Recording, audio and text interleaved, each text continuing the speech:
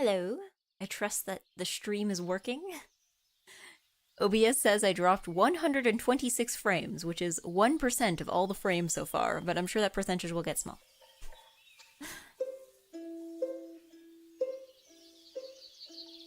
I'm sure that will fix itself. Hold on, just give me like one more second.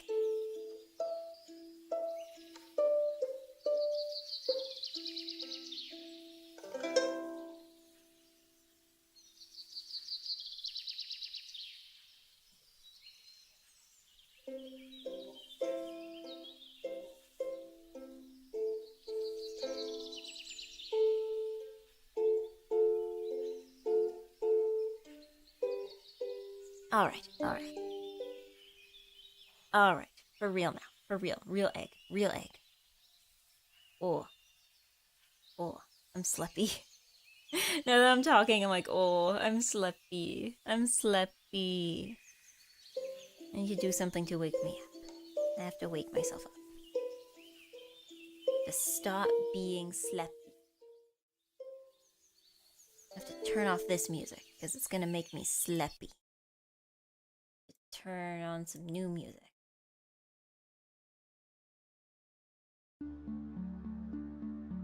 No!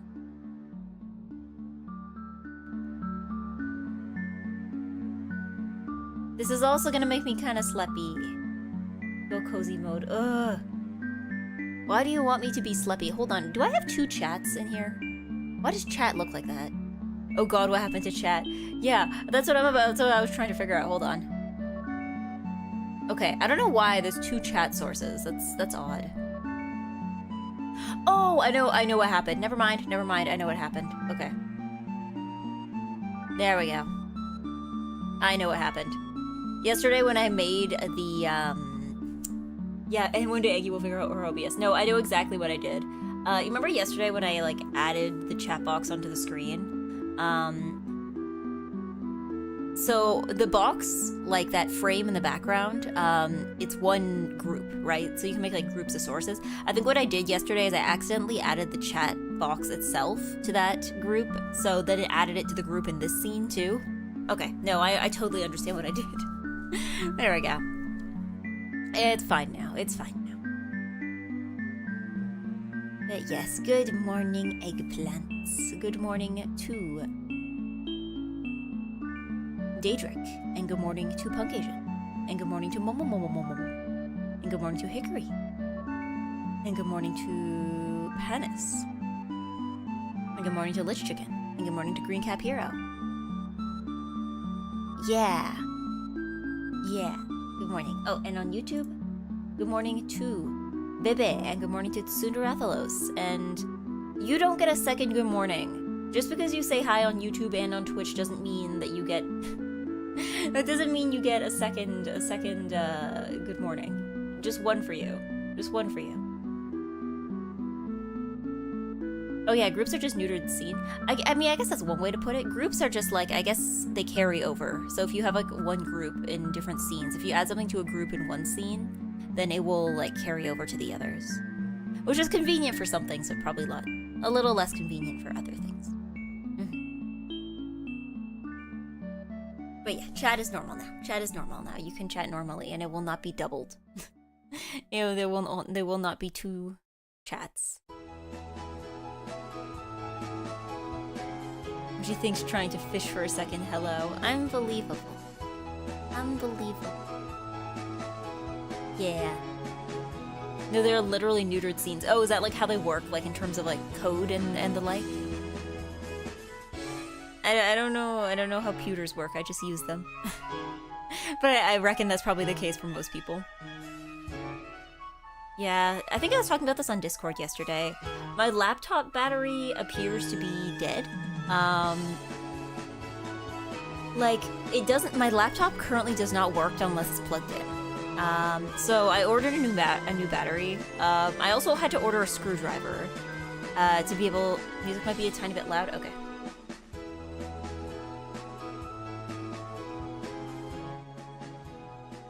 Yeah, I also had to order a screwdriver to be able to open the laptop. So the screwdriver is supposed to come today. I know some people said that like Like, because the laptop battery I've only had for like 3 years, I think. This laptop is, yeah, 3-year-old computer. And they're like, oh, that's a little fast for a battery to die. But I also can't open the back. Like, I don't have the right kind of screwdriver. So I was looking at the screws and I realized they're tiny. So I really hope that the screwdriver I get is like the right size for it. That I can open it without like stripping the screws. But yeah, so then I might have to change the battery. But yeah, no, I mean, the thing is that I can't say I'm especially good for batteries. To be fair, I've had batteries die much, much faster. Which I don't know if that's like a personal problem or if they were just like not very good computers. Like, I think I got a computer in... I think it was towards the end of grade 12. It was like the one that I got after... You remember, have I ever talked about the one that like started emitting smoke? It was after that one. So the one I got to replace that one, I had it for... So I bought it in like end of high school. I think it was about a year later that it started having issues with the battery where it would just randomly shut off. You're making that face. Wait, have I not talked about the laptop that emitted smoke? Yeah.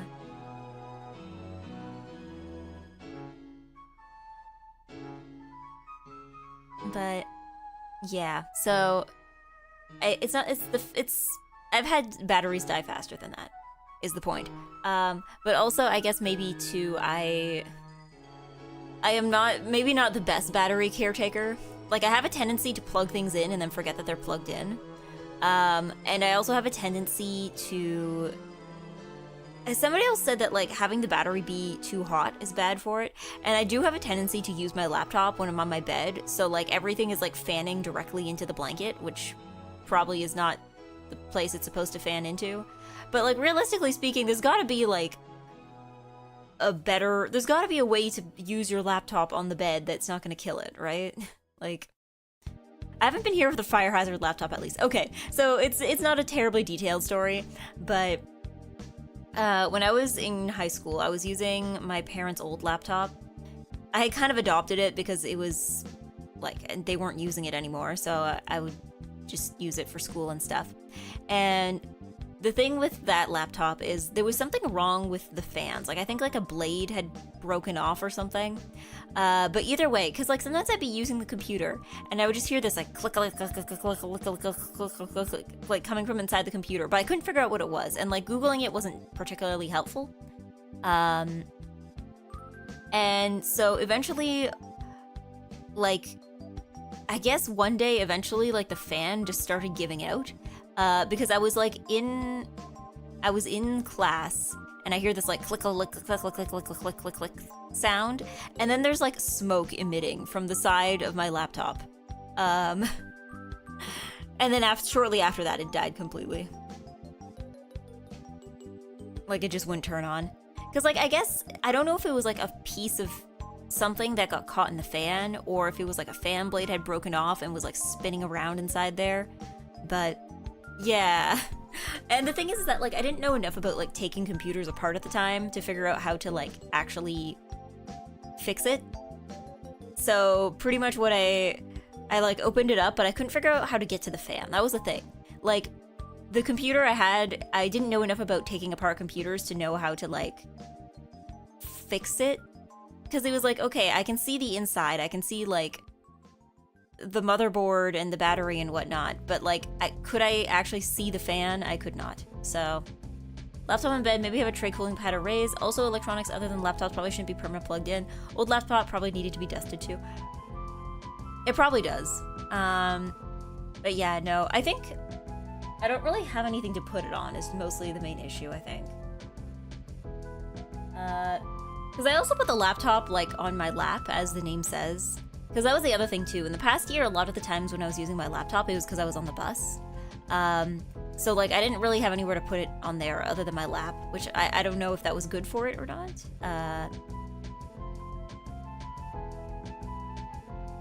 But, yeah, I tend to leave stuff plugged in. But I think that's, like, a habit I got from my phone. Because, again, when I was a kid, like, my mom would have me bring down my iPod Touch for the night because she didn't want me using it when I was in bed. So I would just have it plugged in. So usually I got used to charging things overnight. But the thing is that if you charge something overnight and then you don't use it in the morning, then it just stays plugged in, right? Yeah. Yeah, it depends on where the fans are. I don't know where the fan was on that one. Also, this was like back in like 2016 or 2017, so like this would have been long ago. This would have been long ago. That computer is long dead.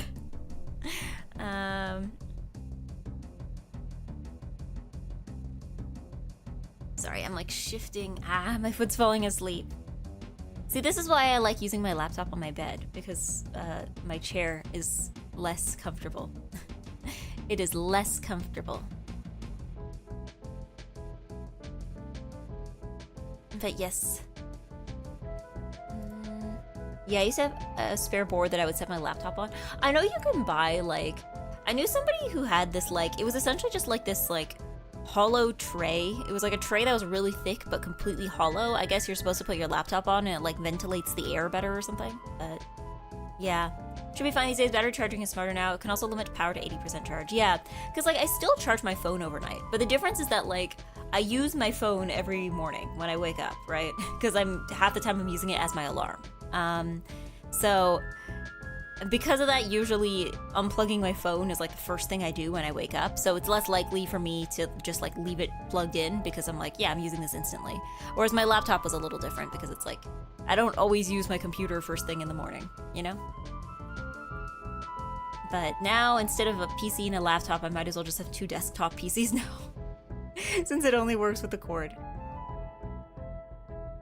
Because yeah, I think right now, what my laptop was showing last night when I was using it was like, even though it had been plugged in, like the moment you take the cord out, it would just shut down completely.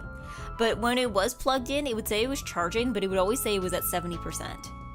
So, I don't know what to make of that. I don't know if that's battery brock or if I need to like reset something. I don't know what it is. I don't know what it is.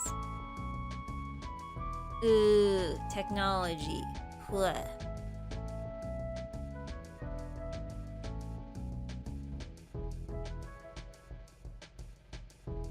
Yeah, it sounds like faulty battery. Which is annoying too, because I remember one of the things that I was told when I bought this computer is that it had a pretty good battery. That's what I was told. They're like, yeah, the battery life on that one is pretty good.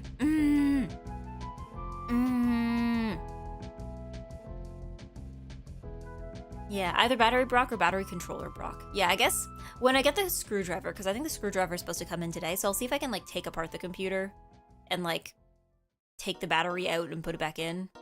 See if that fixes anything. And then if not, then I think my actual battery is coming sometime later this week.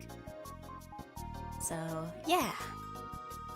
Speaking of this week, actually, schedule will be relatively normal. I was supposed to have plans for this week, but then they didn't really shake out, which was fine because I don't know why I thought they were going to shake out in the first place, to be honest. But, yeah. Everything will be normal. Everything will be normal. I am still in EGGY City. Yeah. Battery life is usually more of a CPU and GPU power consumption thing rather than a battery thing. Ah, okay. Because, yeah, I think I bought this laptop to go to Japan with because again, in another way that I have never had a functional computer. So, my first laptop started emitting smoke, okay? That was in high school. Second laptop I got after that, battery died. It would, like, got to the point where it had to be plugged in or it wouldn't work.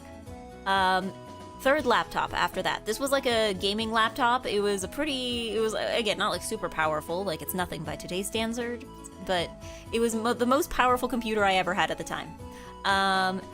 And the one problem with it was that for some reason, the top half seemed to constantly be trying to separate itself from the bottom half. So like, there was something wrong with the hinge. Like, I think there was a loose screw that meant that, like, every time I opened it, like, I'd have to go in and tighten the screw every once in a while. Like, every time I opened it, there'd be a part of, like, the bottom of the case that would try to, like, separate itself. So I'd have to open it very slowly and very carefully. I don't know what was wrong with it. It was a refurbished gaming laptop, so... And the other thing, too, was that it was incredibly heavy. I bought this for school. That was a mistake. It was insanely heavy. It was a really heavy computer. So to go to Japan, I was like, okay, I am not carrying that around with me. So then I bought this one. So that was 2022? That was 2022. Almost exactly 3 years, actually. That was like summer of 2022. Actually, it probably would have been around this time, now that I think of it. I don't remember when it was, because I remember there was like... Because like, I left for Japan end of September, but then there was just a period that I can only call the like, errands period. You know when you're like preparing to go somewhere and you just have that like errands period where it's just like, okay, time to get my passport and visa stuff together. And then I am like, okay, I wanted to get new glasses before I went, so I should probably get that handled. And then like, you know, wrapping up, you know, putting in your 2 weeks at your job. And then like, you know, like, okay, I should get a new computer before I go and get everything with that transferred before I go. It was the errands period, you know? It was the errands period. You're just doing errands. Like, even for shorter trips, you probably have that, right? Like, you're not even packing. Like, I guess I was doing a bit of packing, but it was like, it's too soon to pack, you know? It's too soon to pack, but it's not like far away enough to not be doing anything, you know? So like, yeah, I guess I was in the errands period. I was in the errands period. But yeah, you sure you're not cursed? I don't know, when it comes to computers, maybe. I mean, some of it is just because, like, to be fair, like, the first one was not my fault, because that was, like, a computer I got from my parents. And to be honest, there's a possibility that it was broken before I even started using it, right? The second one was probably also not my fault. I got that laptop because my parents had like a very limited budget for computers, and they were like, we don't want to spend more than X amount on a computer for you, even if it is for college. So I guess it was just a cheap computer. And then the third one, again, that one, I guess it was a refurbished one, and I guess I quickly realized why it had been returned to the store in the first place. But like, I don't know, it was fine if I just kept tightening the screws every once in a while. But after a while, I think like the screw kind of got a little bit stripped, and it was really hard to do that. And then yeah, current computer, which had no issues for about 3 years. And then started to have issues all of a sudden. Egg, hello Jake. I'm complaining about my computer. Today's Eggy Complaints Hour is about computer. Puh. Computer. Yeah, something get used ThinkPad laptop. I mean, wouldn't that be... The thing is I can't get a ThinkPad because I feel like those are really common for work. So if I ever get a job that like gives me a computer, I'm scared that I'm just gonna have 2 ThinkPads. Oh, I can complain. I was knocked dead all weekend with a high fever. Valid reason to complain. Good reason to complain. I hope you are alive and have a normal body temperature now. Alive with normal temperature alive. Slap an egg sticker on the non-work one. Yeah, I'm just gonna cover that thing in stickers.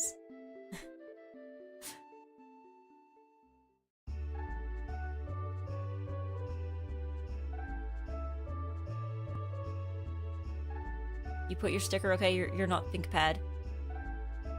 Do not think with this. Do not think with this pad. There is the ThinkPad and there is the zone out pad, I guess.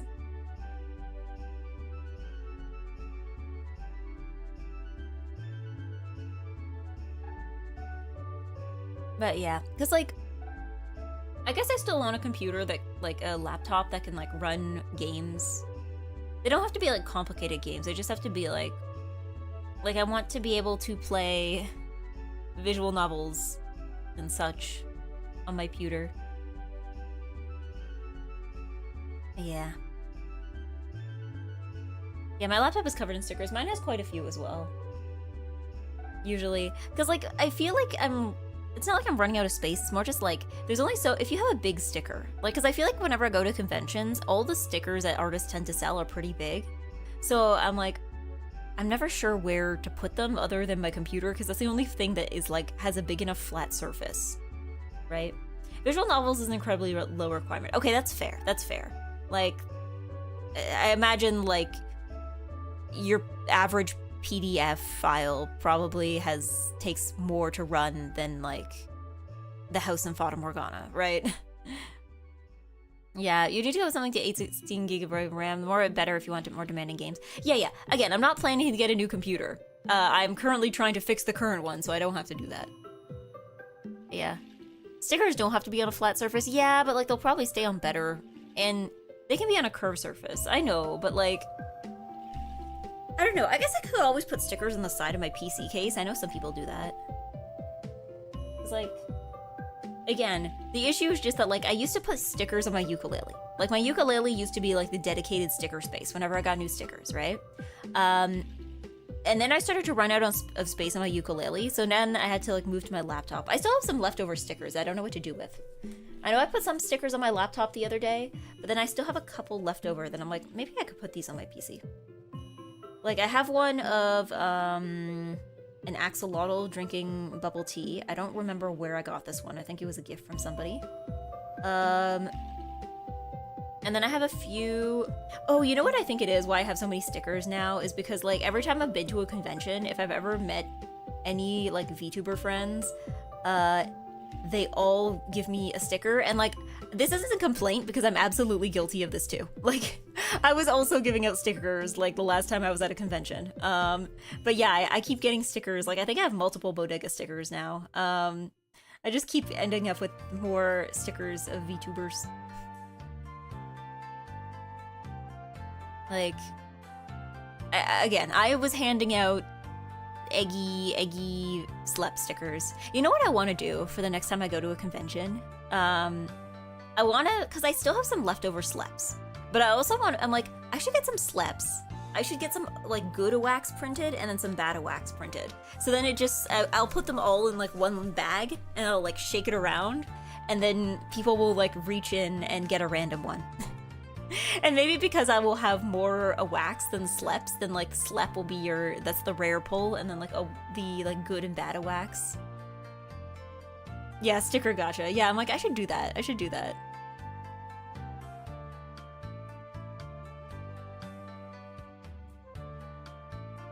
Maybe I should get that done ahead of time, so I'm not... Like, I know, before I went to MagFest, I had a bunch of stickers that I was like, I should get these ready. And I ordered some stickers, and then they almost didn't come in. Like, they got, like, lost in the mail. I've told this story before. I sort of scammed the company into sending me 2 boxes because, I ordered the first one. They were taking a long time to come. I told the company, I'm like, hey, it's been more than, like, the time that you said it would take for this to be delivered. And they're like, oh, sorry, it might have gotten lost in the mail. We'll send you another one. And then, like, literally the next day, that first one came in the mail, and then a few days later, that second one came in the mail. I'm like, oops, I guess I just have, like, double the slep stickers. It wasn't on purpose. It wasn't on purpose. It was just, like, it just kind of happened like that, you know? Sometimes the key to, like, remembering stuff is, like, I feel like, lately with Post Canada, I don't know what's been going on, but I've noticed that, like, stuff that's coming in internationally, for some reason, never seems to get tracked by the Canada Post, like, thing. So, like, for instance, like, I had some Hollow Stars merch that I had ordered that came in a little while ago, but, like, what had happened was that, like, I got an email from like, Geek Jack, and they were like, we've sent out your merch, we've sent out your order, and I'm like, cool.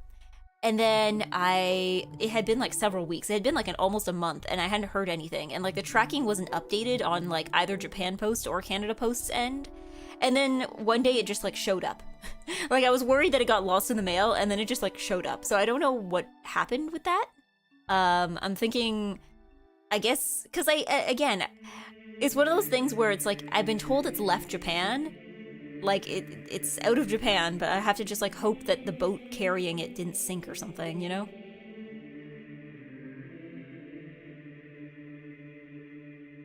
But, yeah. Evil and bad, Eggy. Evil and bad. I didn't do it on purpose. It was by accident. It was by accident. It was by mistake. I didn't do it on purpose. It was not intentional. It was not egg-tentional. But, yeah. At least, random Twitch ad showed me Sanrio Ninja Turtles McDonald's. Sure, why not? Why not?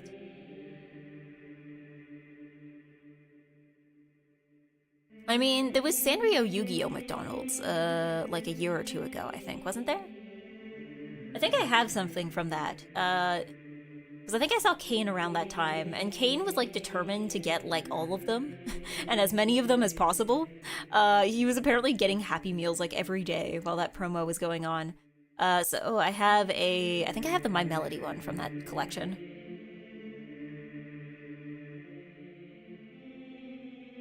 Oof, I think I need to switch to different music.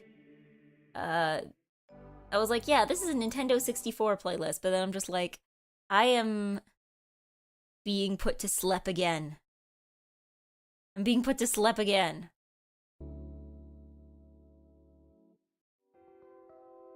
You know what my problem is? This one's putting me to sleep again. Okay, you know what it is? Let's see. This should wake me up. No! I just want the house. I've got an ad!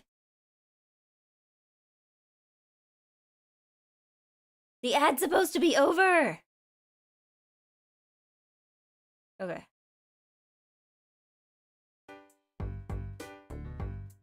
Okay. This is a little bit more a whack.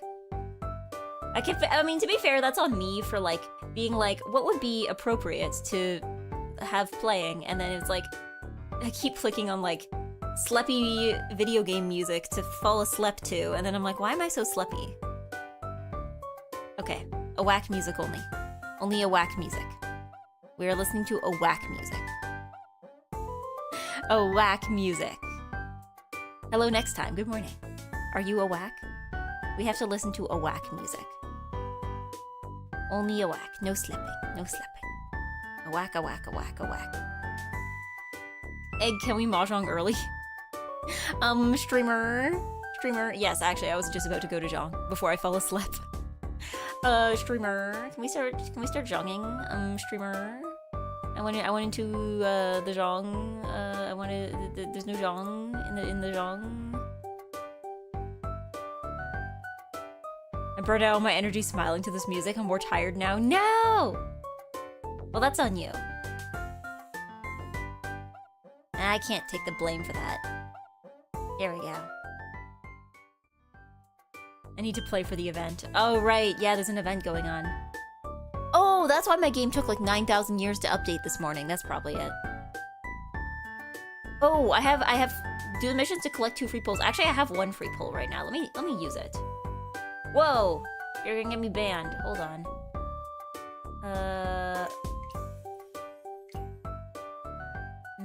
I don't know. Should I use my free pull now? Or should I save it for like another time?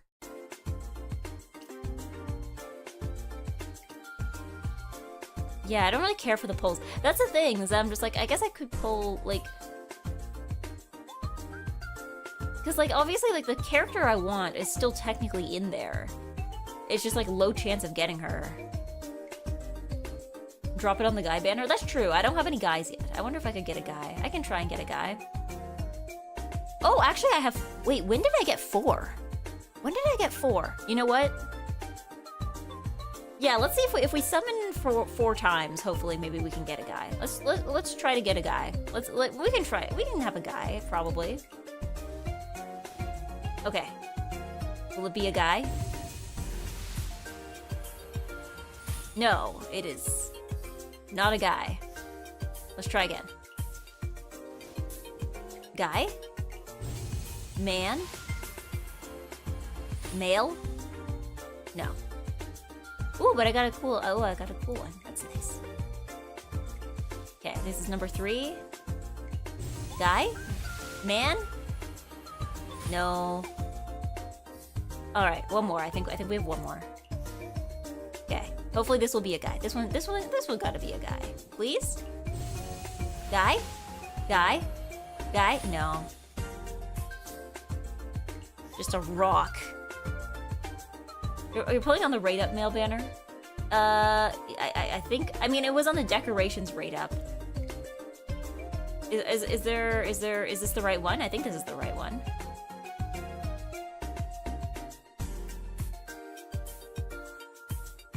Yeah, the limited decorations are good. Yeah, this one is nice. Maybe I might switch to that. What does it look like? Oh, whoops. What did I do? What did I click? Oh, it just shows you what it does. Yippee! Okay. I can't believe we had to load an entire table for that, but okay. Yeah, Bamboo Lush isn't the only one. There's Bamboo Path and Bamboo Lush. Which one is the... Which one... I feel like Bamboo Lush is probably the correct one, right?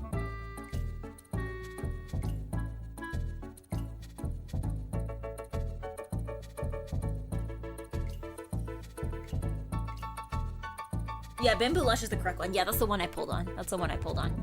So I got a cool decoration. That's okay, I guess. No guys. No guys, but I got a cool decoration, so I can live with that. I can live with that.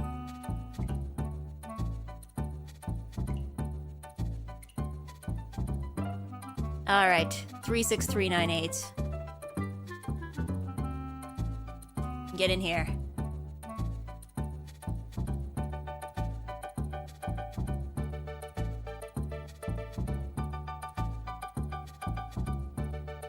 I should probably put that in YouTube too. Alright. 36398. And I will pin that on YouTube as well. Get pinned. There we go.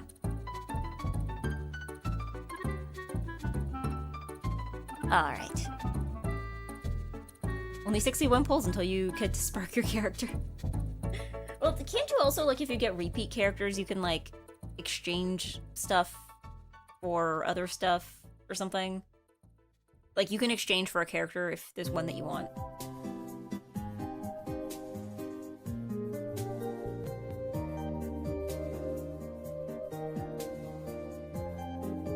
Because, like, actually, now that I think of it, I also have a bunch of leftover jade I could probably pull with.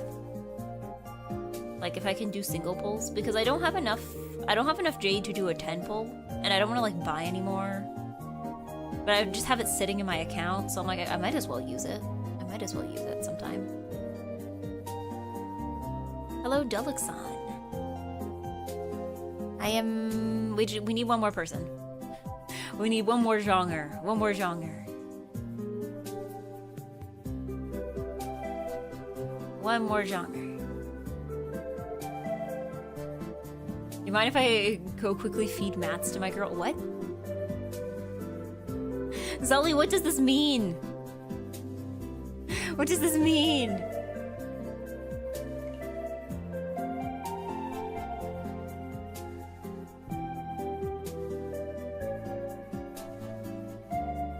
Oh, wait, like... Oh, to raise the bond level. Oh, okay, that makes sense. That makes sense. Oh, materials. I thought mats. I was thinking like rugs. And I was like, because I figured it was probably like a gifts thing, right? Like, but I'm just like, do they have rugs as like is that an item?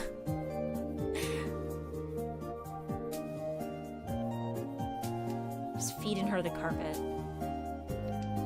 Check it out. And then the house. Like carpet. Carpet.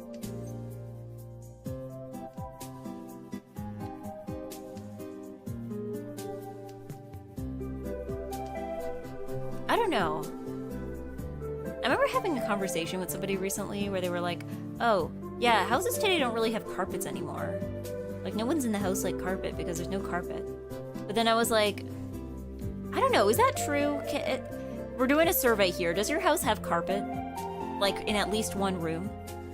I'm not counting area rugs. Like, the carpet had to have been there, like, part of the floor. Like, it has to be part of the floor. I think carpets are neat. Yes, but do you have one?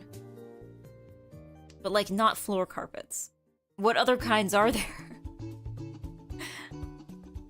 Thought he lived in medieval society and tried to give a girl a carpet as a dowry. Is that a thing that happened? Not my house, but my apartment, yes, and my bedroom and living room. Okay, so they still do have carpets. Because, like, I guess the assumption is just, like... Because I guess when I look at, like, new, more recently built apartments, I feel like I don't see them. But I thought maybe that's, like, a landlord thing, like how they paint all the walls, like, gray-white now. Like, it's all hardwood or tile floor because I guess it's easier to keep it clean. Like, if somebody drops something on the carpet, then, like, you don't have to, like... get carpet cleaners in to fix it.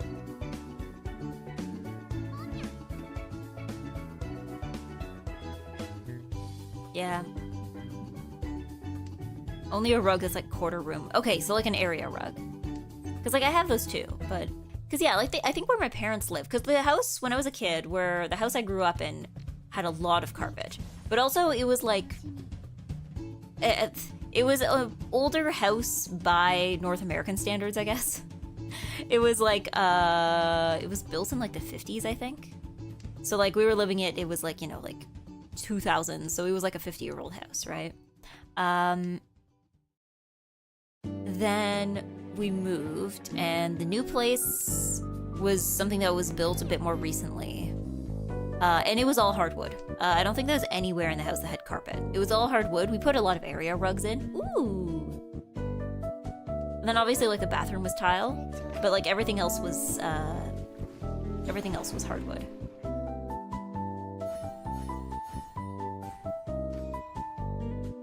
Ooh.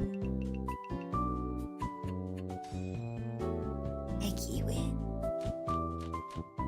Yeah. Back in the day, everything was carpet, including kitchens and bathrooms. Okay, bathrooms is a little wild. Like, maybe kitchens too. To me, I'm just like, anywhere where water is likely to fall, like, that's a part of the point of the room. I feel like any room with a sink should not have a carpet, like a full carpet.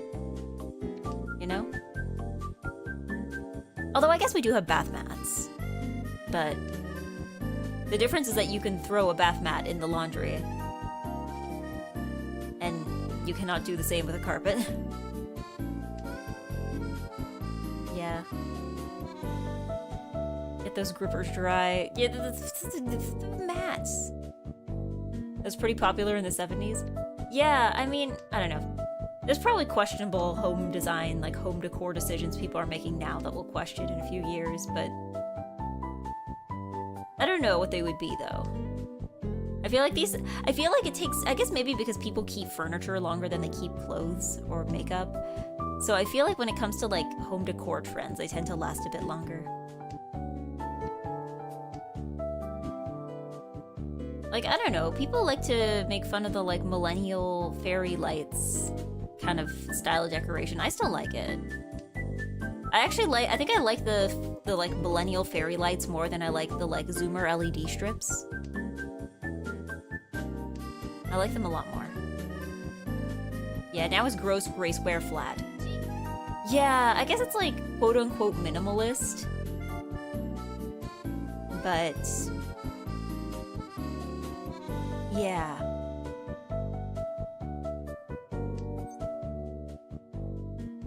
If anything, I think right now maybe the issue is like not decor, but it's like a lack of decor. Nobody lives anywhere long enough to like decorate anything. And then all the people that do are like old enough that they're just using like previous design trends.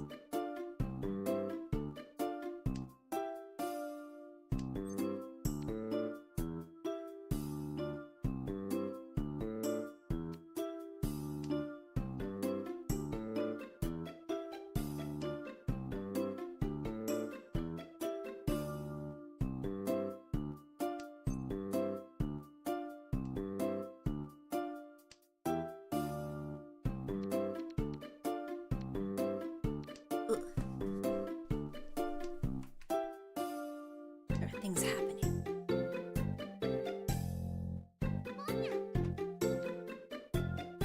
Sorry, there's like a lot of noises going on at once. Something was happening outside. I think next door neighbors are going somewhere. And then like I could hear my grandma upstairs. I can hear her like steps on the ceiling, and then my phone buzz at the same time. And then somehow that just like 3 noises happened at the same time. This shuts down the EGGY.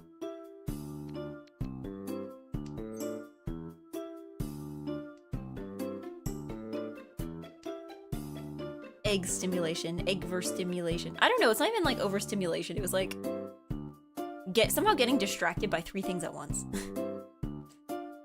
Well, it's like, I don't know, like I listen for noises because like that's the only way I can know what's going on in the house. But I'm just like, you know, not every noise is something I need to hear. Nah. Well, it's not my problem. Oh, it's really not my problem. I'm still EGGY winning. I'm still EGGY winning. Everyone look, EGGY's a baby who cannot multitask auditory processes and she gets distracted easily. Ah! I'm trying not to. To be fair, I mean, I think I get distracted because I feel like... Because, like, I guess, like, when I worked at an office, there was a lot of noise. But I feel like, I can't say I was getting, like, super distracted. Maybe sometimes, a little. But, like, I think some of it was just because, like, you know, if someone's having a meeting, like a Zoom or Microsoft Teams meeting next to me, like, most of that doesn't concern me, right? Like, they're talking about something that I don't know about or that is not my job, so I don't need to hear about it, right? So I felt like I could kind of tune it out, but the thing is, I guess now is that, like, with the exception of the noises that happen outside, I feel like any big noise is, like, something that I would have to, you know, attend to, you know? So that's why I keep, like, always keeping my ear out for noises, you know?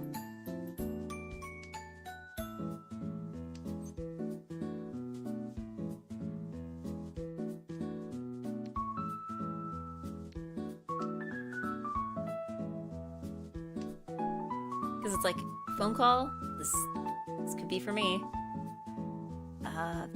I don't know. I guess if my grandma falls over, I would probably hear it. But, yeah. That's the thing, I'm just like... feeling a sense of responsibility for noises. Although, to be fair, in the office, some people really did talk very loud in their calls. Like, some people, I don't know. There's some people I just think, I remember having like 2 different coworkers who were both very loud, and I remember just thinking, I'm like, it should be illegal for both of them to be working in office at the same time. Like, they can keep their jobs, it's just they need to take turns working from home. Because, like, if they were in a meeting and they were both in the office, it was just like, one of them was on one side of me and the other one was on the other side of me, and it was just like incredibly loud.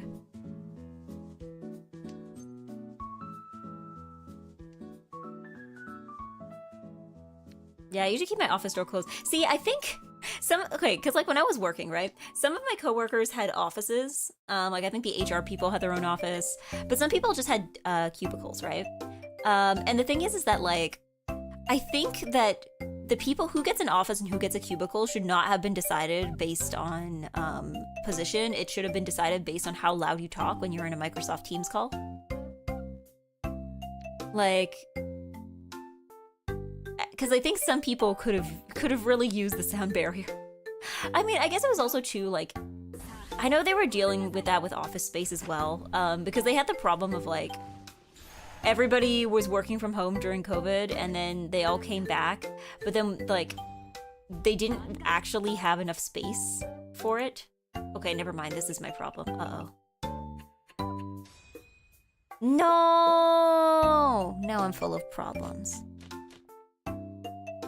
Yeah, so there was also the case of the fact that, like, you had people who would, like, work from home for, like, 3 days a week, but they would still, like, occupy an entire desk, because they needed somewhere to put their stuff down when they were working in office. But the problem is that, like, you know, 3 out of 5 days a week, nobody's there, right? Or, there was another cubicle that, like, IT, I think, had just taken over to just, like, put their stuff down on. And it was like, okay, well, we're hiring more people, so can you move that elsewhere? Like, Yeah. Because, like, if I hadn't quit, I think... Because it was a guy who started shortly before I quit. And I think if I hadn't quit, I think he just, like, wouldn't have a desk. He would not have, like, an actual desk. Because I think he took over my desk when I left. But he just wouldn't have one. I had the job where the guy next to me in office had the Final Fantasy X laugh. Like the, ah ha ha ha ha ha. Like that.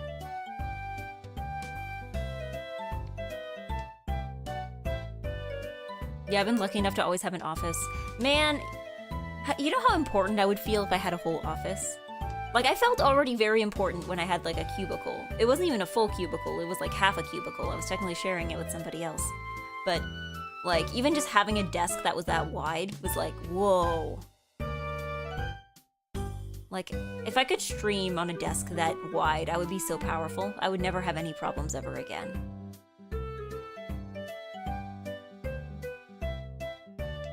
Like, that was a huge desk. Like, if I had a desk that big, I could probably, like...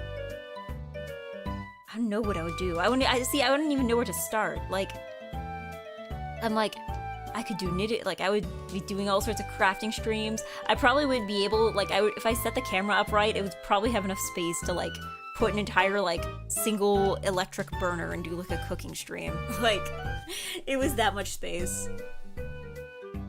Yeah, I left that job where I've strangled the life from him. Oh my god. I mean, okay, I know for me, there was one guy who, he had the problem of, like, okay, he was very loud, but he was also very intense. Like, he would talk very fast and very loud and very intensely, like, regardless of how urgent the topic actually was. Like, sometimes I'd be listening to him on call, and I would think that there's some big emergency, and he's actually just, like, talking about something very normal. So, like, that was... It was one of those things where it was, like... It wasn't just, like, loud, it was also, like, stressful. Like, it was stressful to work, like... I think his cubicle was next to mine. It was, like, stressful to work next to him, where it was just, like... This is stressing me out. Everything is so intense with this guy all the time. Like, I'm sure he's good at his job, but it was, like, so intense.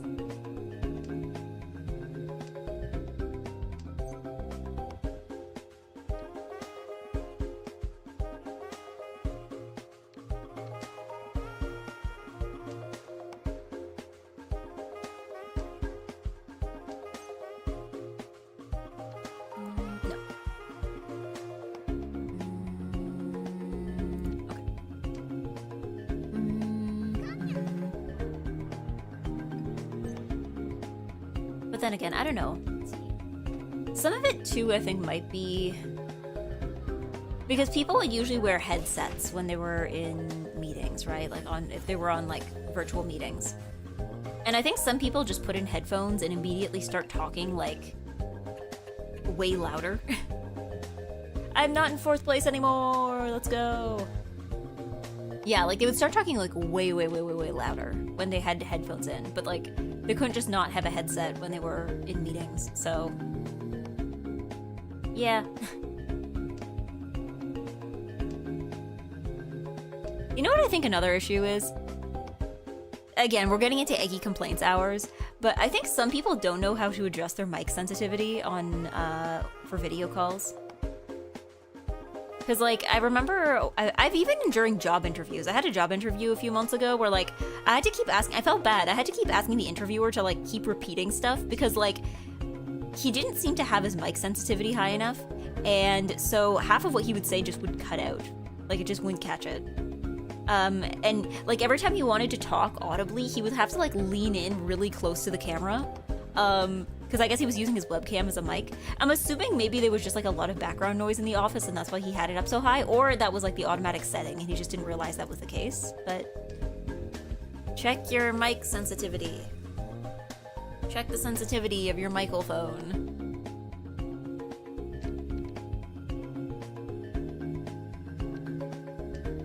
Check your microphone. That's why having audio monitoring is actually important. I mean, yes and no. I actually don't, like, are you talking audio monitoring, like being able to hear your own voice in your own ear? Because personally, I don't like that. I would go insane if I had to do a call like that. I would go insane if I was hearing my own voice. Because, like, it has to be, the thing is that there has to be zero lag. Otherwise, it will just become a speech jammer. Even with a no latency version of the interface, like, again, I would go insane. I would go insane. I would go absolutely insane. The cost of Ricci. Really? Yeah. Kinda, yeah.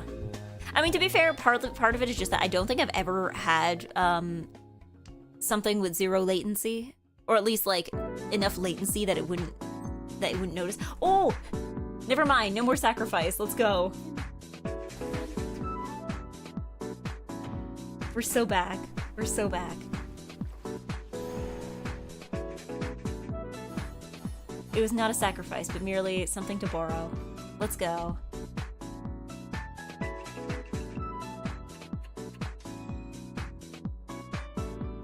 I didn't win. Good job, Zully. Did you enjoy your early Zhong? Did you enjoy your early Zhong? Let's go. Congratulations to Zully. GG to everybody else. GG. Thank you for playing. Thank you for being nice and good. You're welcome for starting early. You're welcome for starting the Zhong earlier on. Time to write that job app I procrastinated for a week. Yeah! You gotta do that before, like, the application period closes. I have made that exact mistake, where it's like, you see a job posting, and you're like, oh, this could be interesting, and then you forget to check where the closing date is, and you're like, okay, it's late, I think I'll write this tomorrow, and then you check again the next day, and it's like, oh, actually, it's closed. The deadline passed, and you're like, oops. Oops, oops, oops, oops. Oops, oops.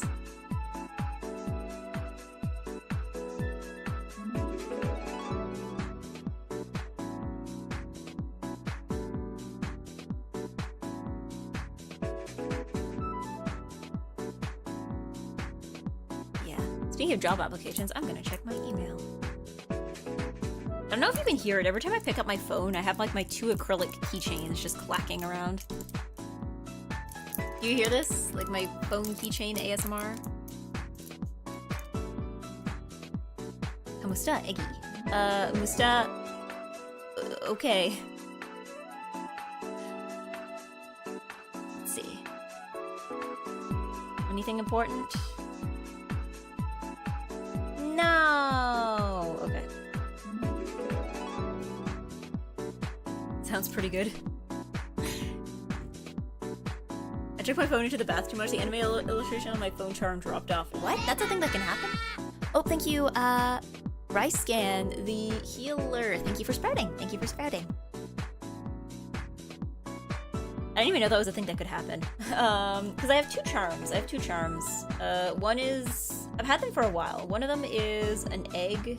A little egg one Bodega got me once. And then another one is a yellow Pikmin that I got at Oshi Konbini.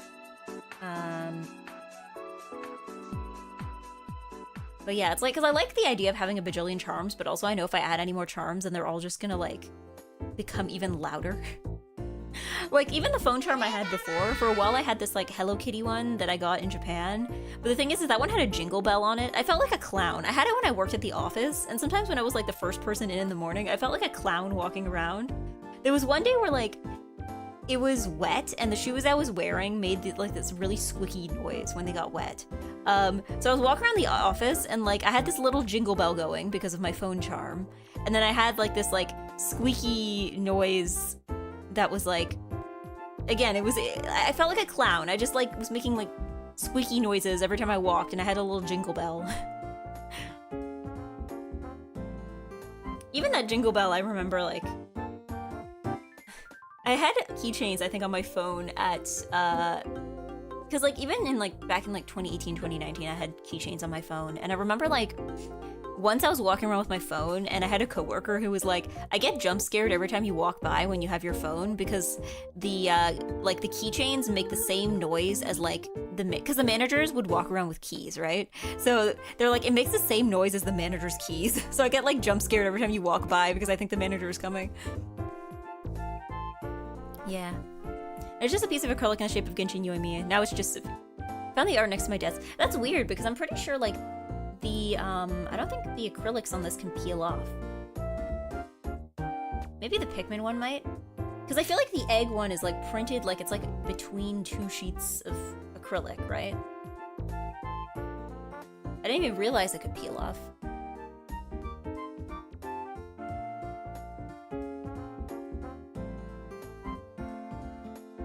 But yes, it should still be pinned.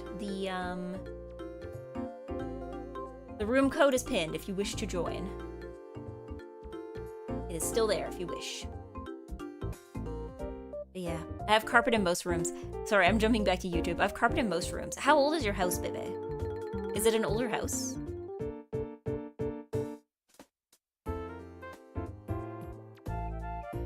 Because, like, I don't know. I'm trying to think, like, for newer houses, because I think a lot of people now consider carpets to be kind of, like, I don't personally consider them to be dirty, and, like, obviously if you vacuum often enough, they won't be dirty, but, like, I guess some people consider it, like, less sanitary. Although, I don't know.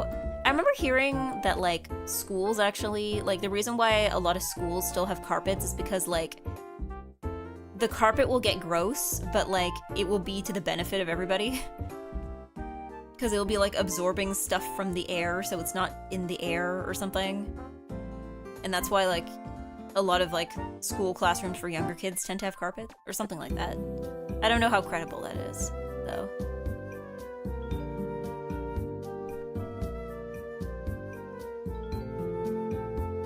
But yeah, I can't even take my phone into the bath if I wanted to, Zully. I don't have a bathtub. I only have a shower. I miss taking baths. I don't remember the last time I took a bath. I only have a shower. Yeah. I would have carpet if I made sure all outside shoes stayed at the front door. Yeah, that's true as well. Your grandma's house doesn't have a tub? Yeah, the bathroom downstairs that I use only has a shower. The bathroom upstairs, I think it used to have a bathtub. But then she got it changed out for just a shower because, like, when my grandparents were getting old and it was getting hard for them to, like, get in and out of the, like, bathtub shower, so it got changed for just a regular shower. Why would you own a house without a tub? I don't know, it's pretty common here, actually. Like, having just, like, a shower unit that's just a shower and there's no tub. It's pretty common. Like, in houses, but also in apartments. A lot of the apartments, like, last year, when at one point I started looking at apartments, they almost all of them, I think very few of them had, like, bathtubs. They were just, like, yeah, like a walk-in shower. Yeah, like, it's just a shower. They would only have showers. I guess showers maybe are, like, easier to install than bathtubs. But yeah, like, there's a lot of places that just don't have bathtubs. Yeah, apartments without tubs are just criminal. I don't know, I guess here... I don't know how often people take baths, I guess. Like, I think, like, I don't know what it's like in other places, but, like, I feel like here, like, you might have a bath occasionally to, like, relax, or, like, if you're not feeling well or something, or maybe you're, like, you bought a fancy bath bomb and you want to use it. But, like, I feel like here it's, like, baths are considered kind of like a children's thing. Like, you know, this is a thing for children, this is how children wash themselves, and we big grown-ups only take showers. I feel like that's kind of the mindset that people have here. Because even the bathtubs, I think, are not especially deep. I noticed that when I went to Japan, I'm like, because Japanese bathtubs are like size for adults, right? Because adults in Japan actually take baths, right? So like I could sit in a Japanese bathtub and like submerge my entire body, right? Like everywhere from like the shoulders down. But like in a Canadian bathtub, it's much shallower. So like I get the issue where I'm like, okay, if I like put my knees under, then like the top half of my body can't go in, and then if I put in the top half of my body, then I have to like bend my legs, and now my knees are out of the water. Like, it's like that, right? Like I can't be totally comfortable in such a shallow bath. because there's not enough space to put both like my upper body and my legs. Yeah. I dream of a concept of a wet room, but in practice I don't know how annoying it is. I think it's more like a wet bathroom. I think is just like mine was terrible and dirty, but that's because I didn't know how to clean it. I had never cleaned a wet bathroom before. The main thing from it apparently is more about keeping it dry than it is about like scrubbing at things.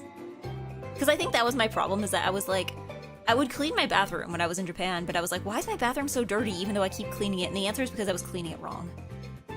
Like, it's more about like ventilation and drying things off after you use them.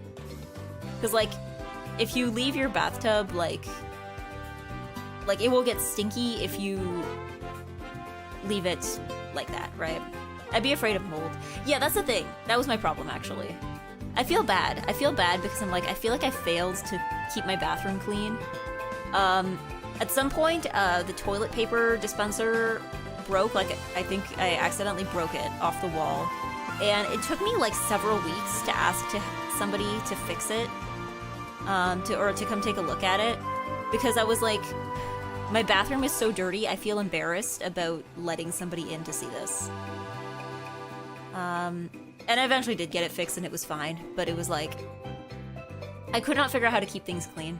Also, you have to clear out, because usually most drains will have this like thing on top, like it will have like a shower drain filter, which is useful, but you have to remember to clear them out. That's the thing. The drains don't clog as much, but you have to actually like clear it out so that it doesn't clog. But yeah, that was a point of failure. That was a point of failure for me, is I did not know how to clean my bathroom. And again, it's another thing of like, if I talked to literally any person, I probably would have figured out how to fix this issue, but... Because, I mean, keep in mind, I also had mold in my room at one point because I didn't realize you're supposed to open the window. So... Yeah, like... I guess I was not performing at my full, like, household duty potential, I guess. But I don't know, I guess wet rooms do have some advantages. Like, the air vents are on the ceiling instead of on the floor, which I think is just like a smarter idea in general. Like, my parents' house has water damage in one part of the ceiling. Because once the toilet overflowed in the bathroom, and there was like an air vent right next to the toilet, and some of the water that overflowed went into the vent, and then it basically like stained the ceiling from the vent, because for some reason there's an air vent in the place where water goes. So yeah, I think having a drain on the floor is very smart, and having the like air ventilation on the ceiling is probably the smarter idea, rather than having air ventilation on the floor where water can easily get in. And then just like not having a drain. So it's like, because that was a nice thing, right? Is that like, at least with a wet bathroom, like if there's like some kind of flooding, at least it can go down the drain. Whereas like, if anything overflows or floods other than like anything outside the bathtub, it's like, oh, did your sink break? Is your sink overflowing? Well, you're gonna have to clean that up. Toilet, you're gonna have to clean that up. Like, I guess the bathtub has a drain in it, but like if that drain gets clogged or something gets overflowed, then like you're gonna have to clean that up. But at least that's the nice thing with the wet bathroom, is like the drain is on the ground, which is a place that makes sense for it to go.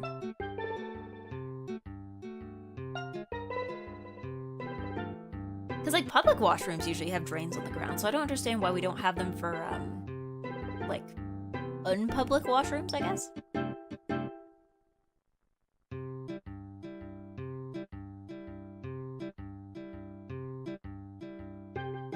But yeah, I did get mold on the windows though, because it turns out you're supposed to open windows.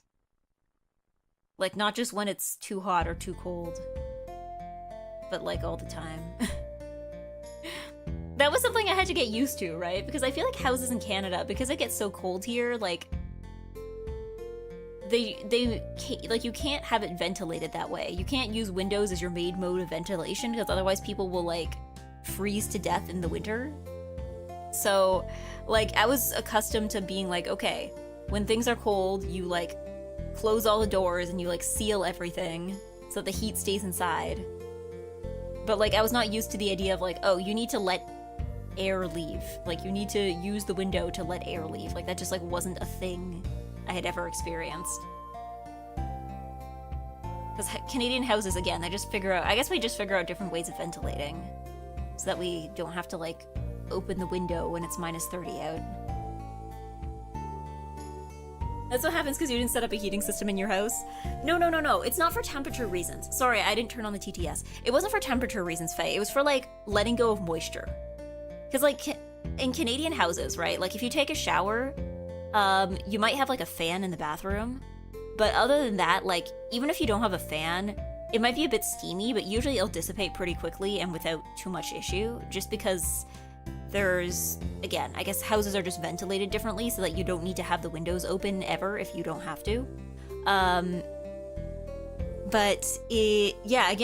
Houses and I guess apartments in Japan, you have to open windows and doors. Because that was why I started growing mold on the window by accident, is because I would take a shower or a bath, and then I would get out of the bath, and then I would just not do anything. I would just keep the window closed because I'm like, oh, it's cold in here. I don't want to like make it colder. So I just wouldn't open the window. And then eventually, one night I looked at it and there was like all this like black stuff on the window, and I was like, this is mold, isn't it? I heard Japan is pretty humid too. Well, yeah, the area I was living is pretty close to the water as well. Yeah, I got all the oil from the kitchen. You know what? Probably that too. Yeah, lack of ventilation is how I ruin my GPU. Because, like, I mean, we also had, like, because in our rooms there was, like, a unit that, like, a heating, cooling, dehumidifying unit. I didn't realize, actually, that it had a dehumidification setting because the remote was all in Japanese, and I only learned the word for dehumidify, like, partway through my vocabulary in kanji class. So I was there for a good couple months before we learned it in class, and then I looked at my remote one day and I'm like, wait a second, I know what that means now. So, yeah, I didn't even realize that was a setting. So eventually that's what I used in the winter, was like after taking a shower, I would just like run that for a while, so that it would just like, I wouldn't have to open the window, but it wouldn't like cause mold to happen again, you know?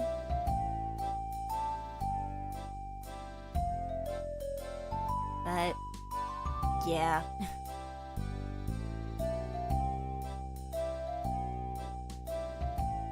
My many errors.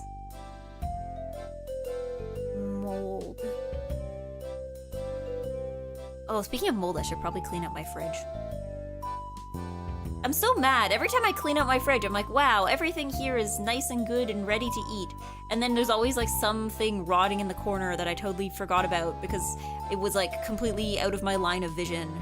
I found a bunch of month-old expired eggs because I put them on a different shelf than I usually put them, and then I just like didn't see them. I don't know how many were in there. I think I might have wasted an entire carton because I just put it in a place that it was at an angle where I didn't see it. Or, I don't know, because I don't put stuff on that there. So maybe it was like my parents, when they visited, they needed to make space in the fridge, so they just like move stuff around. And they put it there. But yeah, no, there's like a carton of eggs that are just like expired, and I didn't even see it was there. Like, again, I have fridge object permanence issues, I think. Cause like, I will put stuff in the fridge. I almost all put it, like I barely use the crisper drawer for fruits and vegetables, because every time I put something in the crisper drawer, I forget it there.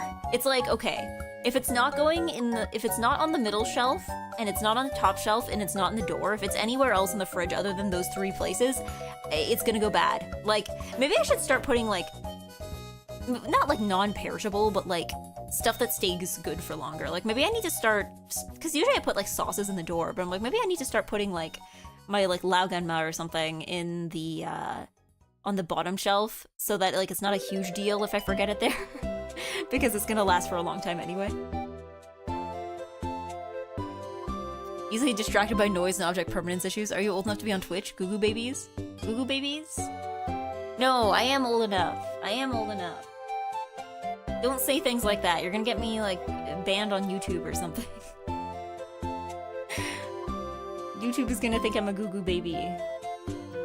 Despite the fact that all my watch habits are, like, very much those of an adult. How'd you end up in Japan? Oh, I had done a semester there. I had studied there. For school.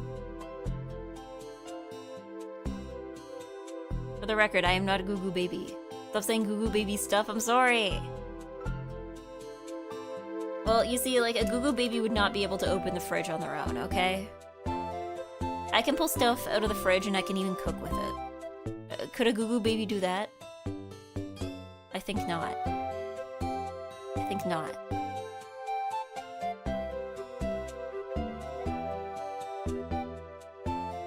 Like,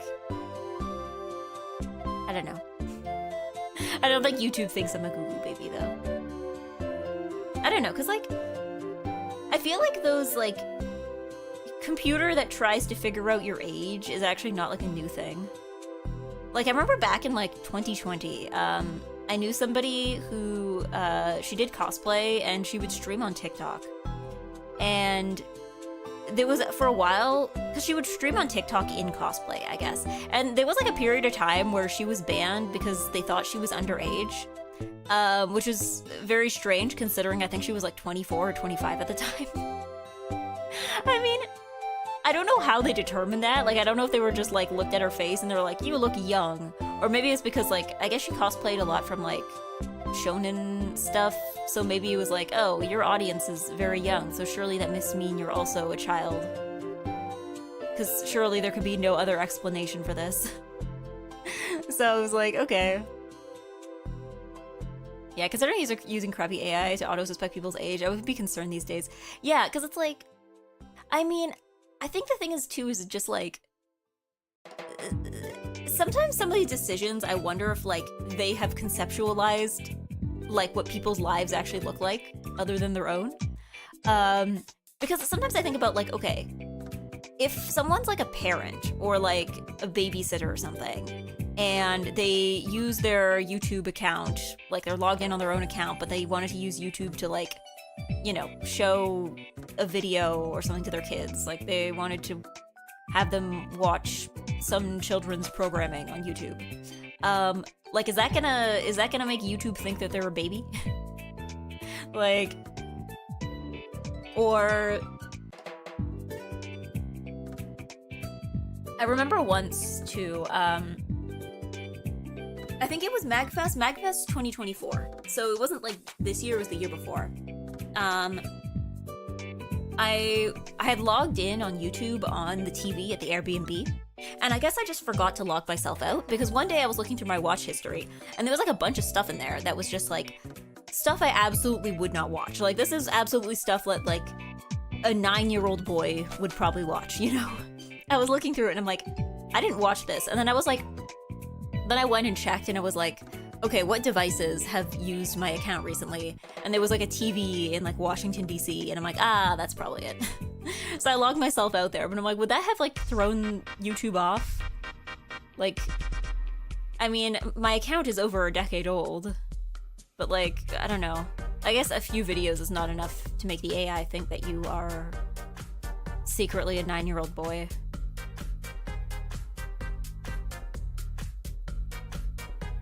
But also sometimes I feel that too with like, for instance, like the auto dub feature or like auto translation. Sometimes I think I'm like, are some of these sites aware that some people speak more than one language? Like, I think at one point, was it Twitter or something? They had like a feature that would just like, if a tweet was from another language, it would just automatically show up in the language of your choice.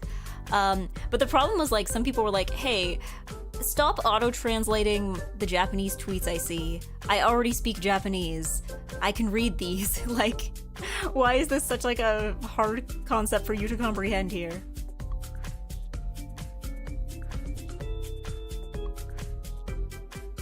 Yeah. I'm either a chronically ill young person or just a chronically male hag in the algo. I don't know how old the algorithm thinks I am. It would probably get it about right. Because, like, I guess the account's over 10 years old, so it knows that I'm probably an adult.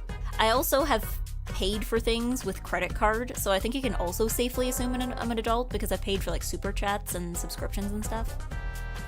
So, like, at the very least, I don't know about my my VTuber account, but, like, on the very least, my viewer account, I know that it probably knows I'm an adult, because that one's old and full of credit card information. But I don't know, viewing wise, I guess I do like,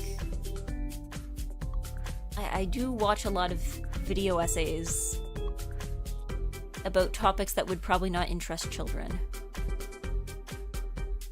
Yeah, I'm probably safely in the adult zone. I don't know how old it thinks I would be, though. It's probably would get it about right. Because I don't think I have, like, old person watching habits, and I don't have baby watching habits either, so... I think I have watching habits that are... maybe not average, but, like... expectable. Expectable? For a person my age, I think. Yeah. Not a goo-goo baby can drive stuff on a high shelf. Literally goo-goo baby. I don't know. Could a goo-goo baby turn on the stove? Could a goo-goo baby, make a marinade? Could a goo-goo baby, do ingredient prep? Could a big goo-goo baby do all that?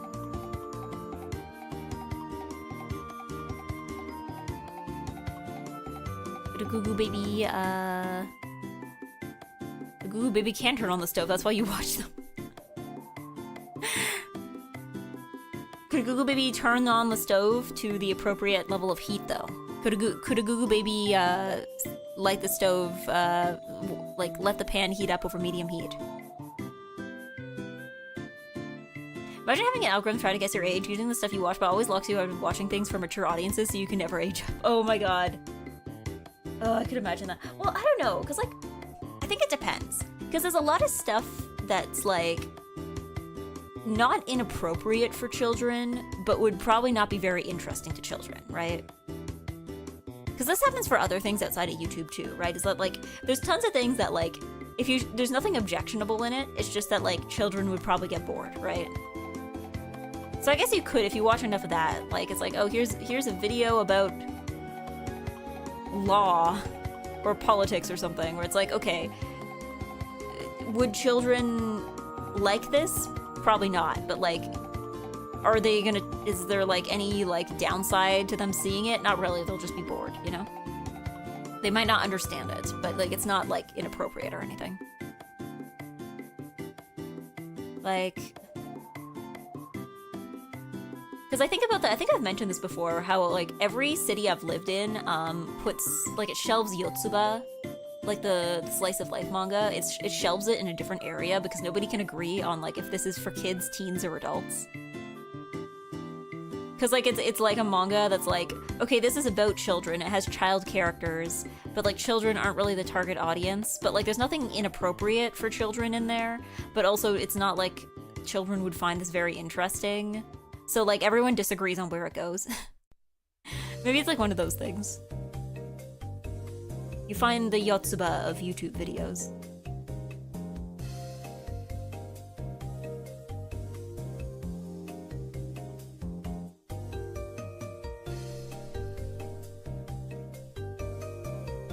Yeah.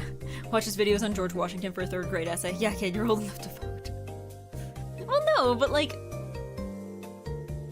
a video about George Washington that a 3rd grader would be watching would not be the same video about George Washington that an adult would be watching, you know?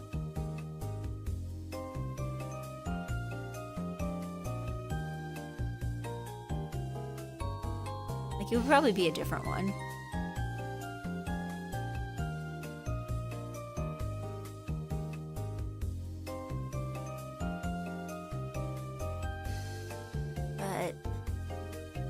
Yeah, because, like, not everything adult is, like, sex and swear words, you know? There's more to being an adult than, sex and violence and swear words.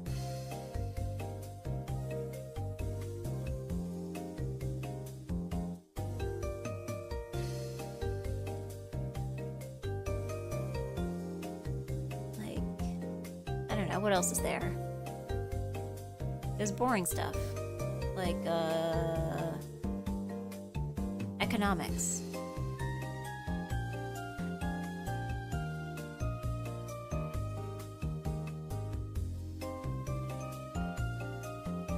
Let me see what YouTube is doing. Yeah. Eggs are still usually good for a long time after the expiration date. I know this, baby, but I'm not gonna test it out. I'm not gonna test that out. Yeah, sensei for ecchi doujin artists being translated to teacher sends me. Oh yeah, well, cause like there's a lot of memes too that like don't translate directly, right? So either you need somebody to give you context, or like, you know, be able to do like, you know, cause like yeah, there's a lot of like stuff that just like it doesn't translate over. Well, cause like think of like how many Japanese artists have gotten confused when people call them the goat, or like they describe their art as goated, right? Or they say you are the goat, and then the like if there's any auto translated, it translated as goat, as in like the animal, and then they're like, what? So the reverse probably happens in Japanese quite a bit too, right? Where somebody uses some kind of like meme speak, or some kind of expression that doesn't translate literally, and then it translates it literally, and you're like, okay, technically this is like correct, but like this doesn't have quite the right connotations, you know?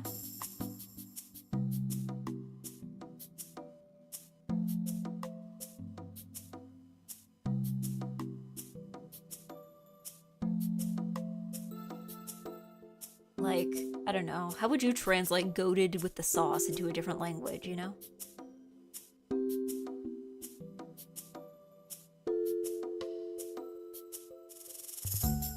Alright, we need one more person. Do we have one more genre?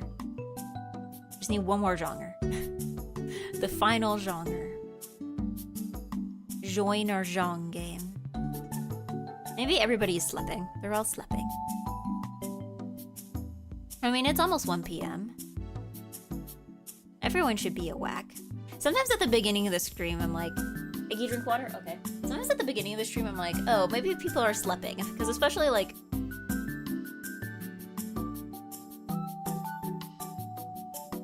especially when I would start earlier, like, if I would start at, like, 10 a.m., I'm like, okay.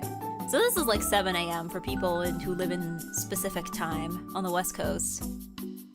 So I was like, okay, maybe they're still sleeping, or at least they're just awacking. They're not awake enough to see a stream. But then it's later on, it's like, come on, they gotta be awake. They don't sleep, they have jobs. No, but like, I don't know. I mean, I'm counting waking up as part of sleeping, which I know sounds paradoxical. But, like, you know when you're, like, awake, but, like, you're not in a position to watch a stream? Like, I'm assuming that most of you do not, like, roll out of bed and instantly turn on the EGGY stream. Like, you have to brush your teeth and eat breakfast and such first. And then you roll out of bed. Or I guess you roll into your chair. Maybe you commute first. And then you turn on the EGGY stream.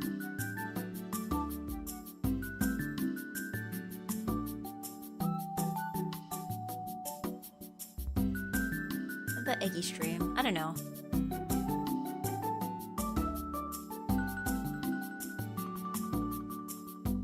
The EGGY stream in the EGGY morning. Oh, why am I EP again? No EP, no EP, no EP, no EP, no EP. I did stay up late last night though. That was a poor decision. It was a poor decision. Waking up as a part of sleeping. What an interesting sentence. Yo, but you know what I mean, right? You know what I mean, right? Let's see. Mobile users turning on the EGGY stream after rolling over in bed. Yeah. If you're on your phone, you're like awake and you're like, oh, EGGY time. I just try to find a chill stream for background noise as I work. Yeah, but you have to start working. You have to get to work and start working in order to do that, right? Like, I mean, to be fair, I guess usually I don't turn on streams in the morning, but usually I might turn on like a YouTube video when I'm getting out of bed so that I have like something in my ear going to prevent me from falling back asleep. Because like, but usually, I don't know, I feel like in the morning I prefer something more structured. I usually, maybe depending on what the stream is, I feel like I don't watch a lot of morning streams. I feel like I end up watching more streams later in the day. I feel like in the morning I want something a bit more structured, you know? Rather than somebody just like yapping without direction.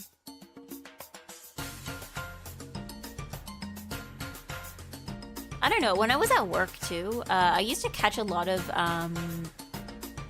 morning karaoke streams from, well, they were morning for me. But like I used to catch more karaoke streams back when I would wake up early for work from Japanese VTubers. Because for them, it would be like the evening time, but for me, it was like 7 in the morning. In fact, I think when Aqua graduated, I think the only reason that I caught her stream was because I was a whack at the time, and I was like, actually, I think I was running late. I think I had like missed the bus or something that day, and I called an Uber, and then that was the morning she graduated, and I was like watching her graduation stream in the Uber. But yeah, I think that was, it doesn't happen as much now, but that, like, I used to run into that a lot when I was at EGGY work. But I don't know.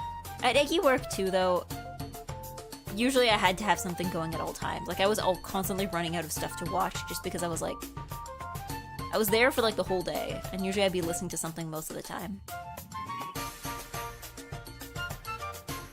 And like, I don't know, at some point, I think my manager tried to get on, like, he tried to ban headphones in the office because sometimes he'd try to talk to people and they wouldn't respond. But like, I would usually just have one in. I would only put in one, I would never put in both. And like, I don't know. You can't have people, you remember earlier I was complaining about loud people in the office? I'm like, you can't have people this loud in the office and expect us not to use headphones, right? Like, even if I just want to like cancel noise, like...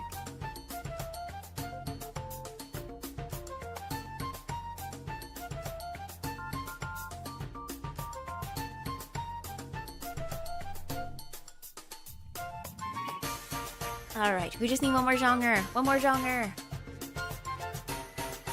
This is what I get for starting too early. Everyone's still sleeping. They're all still sleeping. Even I'm sleeping. Even I'm sleeping.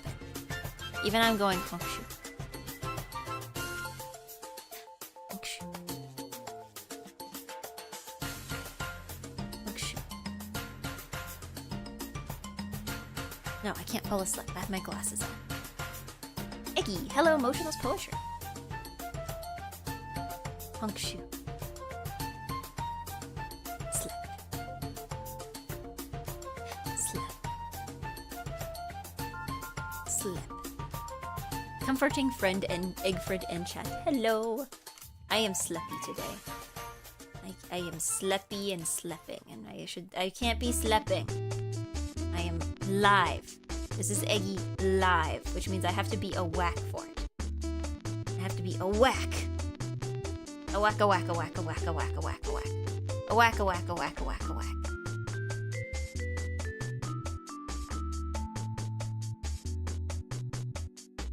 I have to be a whack. You can't stream if you're sleeping. That's against the rules. Motionless poetry, do you want to join the Zhong game? We're waiting for a fourth person.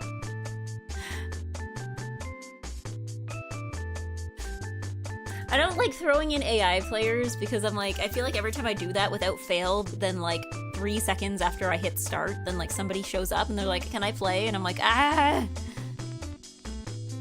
I'm not good, so I will sit out. It's not about being good. Okay, hey, with ad, so if you ask a question, I missed it. No, I'm just saying, please, if anybody wants to join, please go ahead.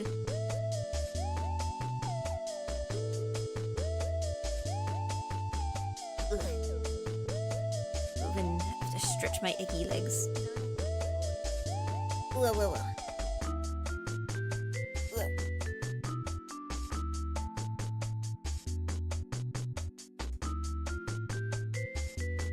Yeah, how long have you been streaming for? Like today or like in general? Oh, you had one for a second? Are you guys trying to like synchronize your characters? In general?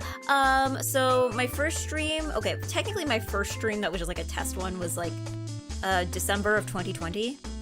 And then I started streaming regularly, I guess like spring of 2021. And then it's, I don't know, I've taken some breaks. Like when I went to Japan, I was there for like 6 months and I saw Fourth pop in and out. Are you sure it wasn't just like the two who are currently here just like changing their character?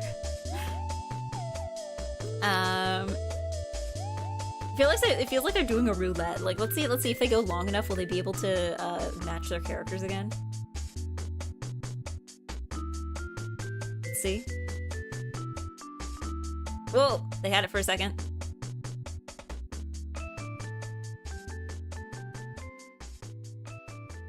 Oh, there we go, we got it.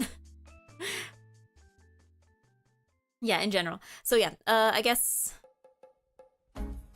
from, yeah, since 2021. I stopped for a while. Like I took one extended break. And when I was in school, I think I was a little less regular with it because I was in school. I didn't stream as much last year as I would have liked to either, I think. But that was due to extenuating circumstances. There we go. Hello. Do not get me banned on Twitch.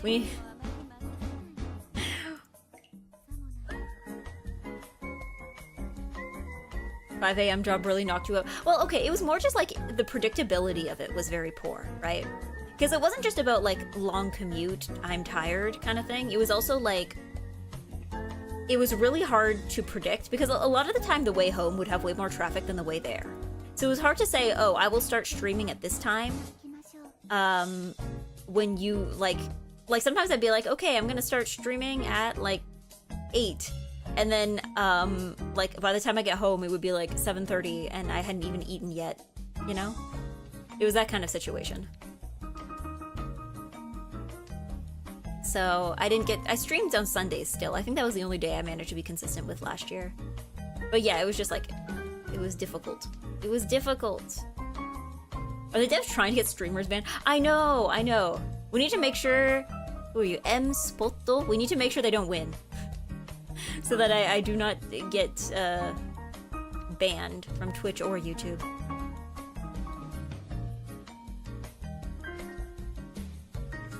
I wonder if Mahjong Soul has some kind of like streamer mode that would like makes, I don't know, censors the boobs or something so you don't get like kicked off.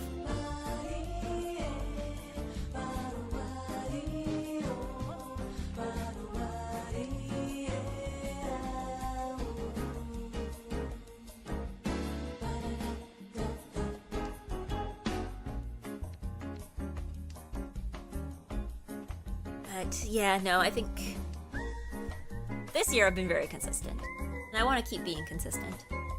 I think I can get, I had the thought earlier on, I'm like, you know, I want to get to 3,000 by the end of the year, because I'm very close.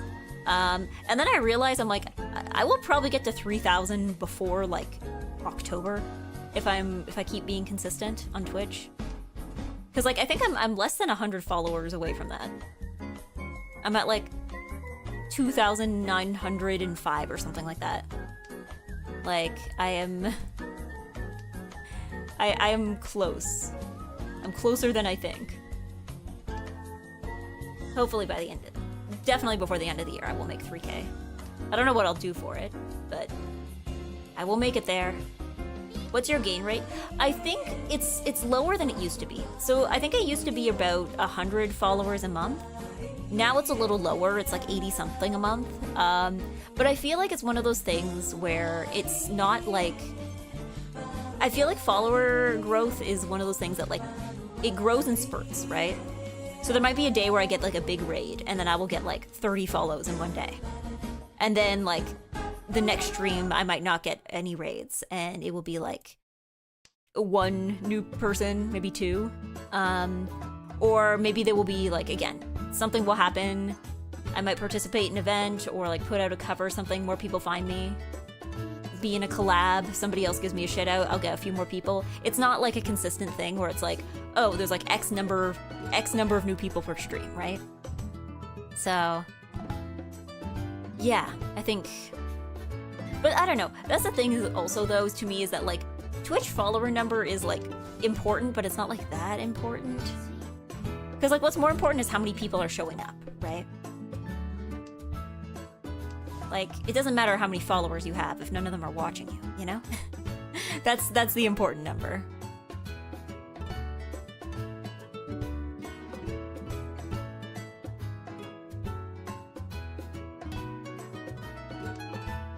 I'm also... I don't know, I think if I keep multi-streaming, because multi-streaming seems to be working out so far in terms of YouTube stuff, so I think I will hit YouTube partner eventually. It'll take a while, I'll probably have to like chip away at it, but I think I will be, it's doable, I think, is the point. No!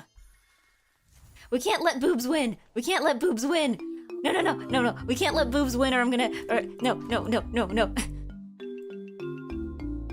We can't let boobs win! Otherwise it's okay, hold on. This is new goal. We can't let boobs win, otherwise I'm gonna get in trouble.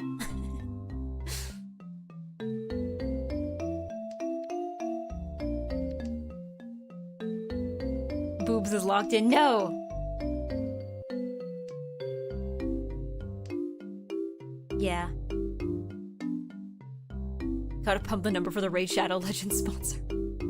Well, that's the thing too, is that like, I'm at the point where I'm like, okay, even if I got bigger, what would I do once I got there? And I'm like, okay, that's a different thing to think about. Yeah, lock in to not get banned. Yeah, we all need to lock in. We all need to lock in.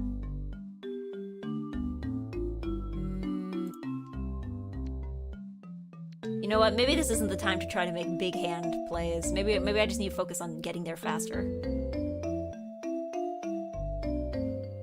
Yeah, so many people put, oh, I see, recognize the effort you put into your channel, then hit follow, turn off notifications, and you never see them again.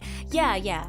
Or I think it's not uncommon to have people who are like, hey, you're streaming this game that I like, and then they follow, and then they watch you stream the game, and then they stay following, but like, they don't necessarily come back. Which is also extremely common and understandable, right? That's very common. Do you already have a community Discord? I do. I believe the link should be in my about. I do use it. I do use it.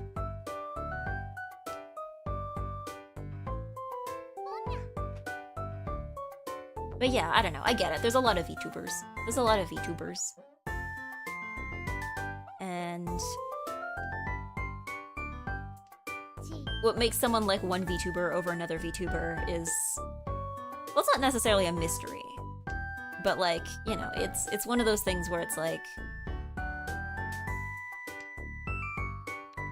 it's kind of arbitrary, right?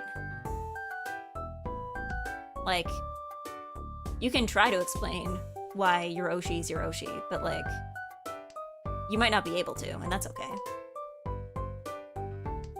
Sometimes these things are a little less tangible than we'd like them to be, you know?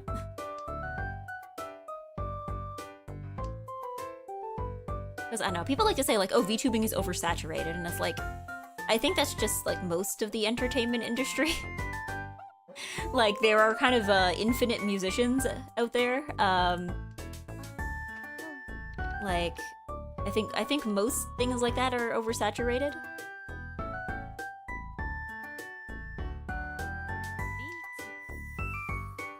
I don't know, I guess it's one of those things where it's like, it's not like it's not a problem, but it's also like, let's not pretend that this is a problem exclusive to VTubing, I guess is my point. But that's how I think I feel about a lot of things, where people are like, there's this thing is, like, VTubing is full of problems, and you're like, again, bold of you to imply that all these problems are... Okay, we locked in. I did it. I locked in. We're safe from boobs. We're safe from boobs. We're safe for now.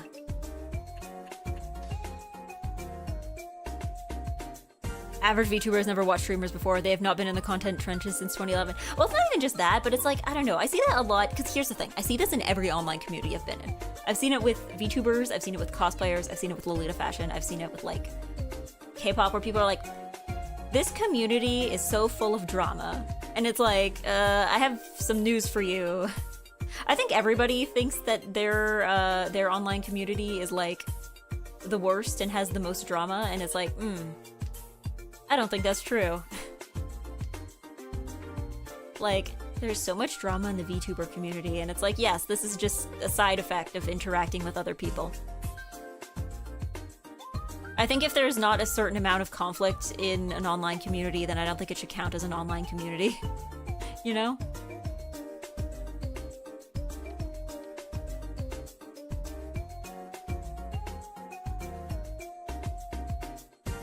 Like, if anything, I don't know, I think... I mean, I guess VTubing can attract, you know, people who want to cause trouble, because this is, like... Streaming is a thing that's entirely, like, personality and reputation-based, right? But, yeah. You've only made it if you show up on r/hobby drama. Yeah.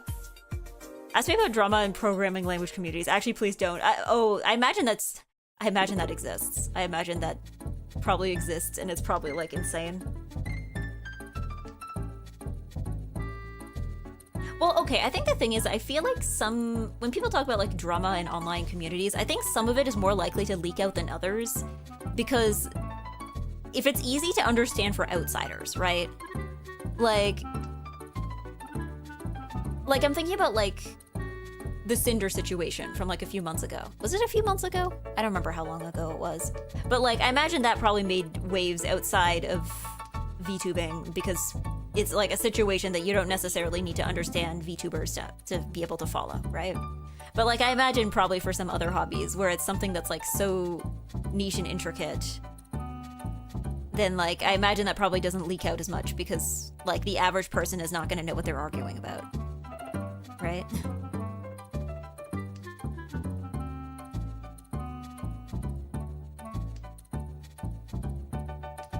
Eggy, hello Nanada. Yeah, I think it was toward the beginning of the year. I don't know. I feel like it was like... I know it was recently, but not that recent. Like, I don't remember what order things happened in this year. The only thing I can remember is, like, VShojo collapsed last month. That's, like, the only notion of time I have with these kinds of things. Let's go. We are once again safe from boobs.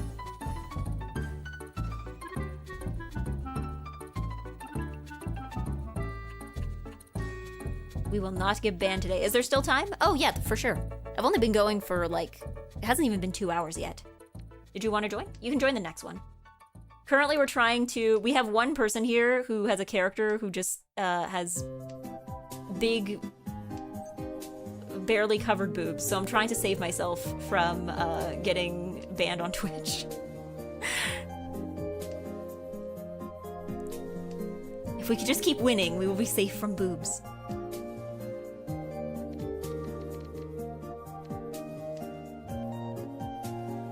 Yeah, VTubing has its own Clover sideboard. Yeah, but, like, lots of things do. Like, doesn't cooking as well? Like, I don't know. I'm sure there's drama in the cooking community. That absolutely happens. Like...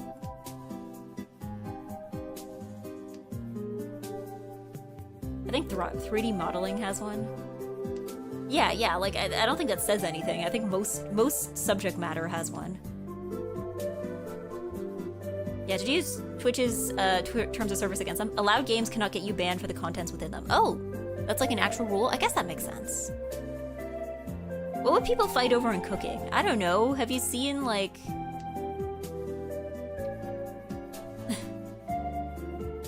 You'd be surprised. You'd be surprised. I think the thing with cooking is because cooking is, like, a very personal thing. Like, everybody has their own personal tastes, but also there's, like, a lot of, like, societal functions to cooking, right? Because you have, like, oh, this is, like, food that comes from different cultures, or, like, food that's associated with different age groups, or, like... So I think because of that, like, food can actually become a surprisingly sensitive topic.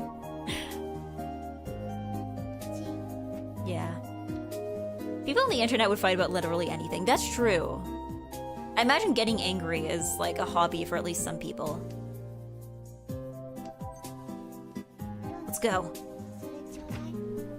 We're safe for another turn.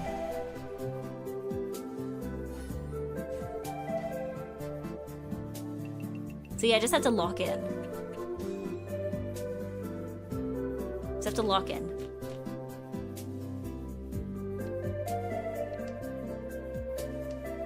Yeah, why do you hate waffles? Exactly.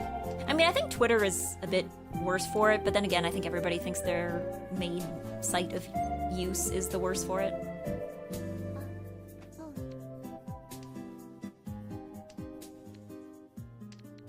Because, like, I don't know. I think my view on it is just that, like, I think that place, Twitter and, like, Twitter similar places like Blue Sky, I feel like they tend to be a bit different because the main thing is that it's like, I mean, you can add like videos and images and stuff, but like it's mainly a text-based thing, right? Like the initial content was like short pieces of text, right?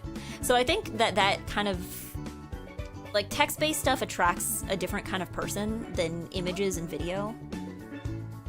Because like I think the thing is that like if your platform is based around pictures or around videos, if you want to post something, you kind of have to either have to make something or you have to like basically give out a piece of yourself, right? Like your voice or your face or like something in your vicinity, you know? So I think because of that, the kind of drama that happens is going to be different than if it's just text, where all you have to give is just your thoughts. Like you can do that completely anonymously. I think text-based stuff is where you kind of have to give the least of yourself, you know?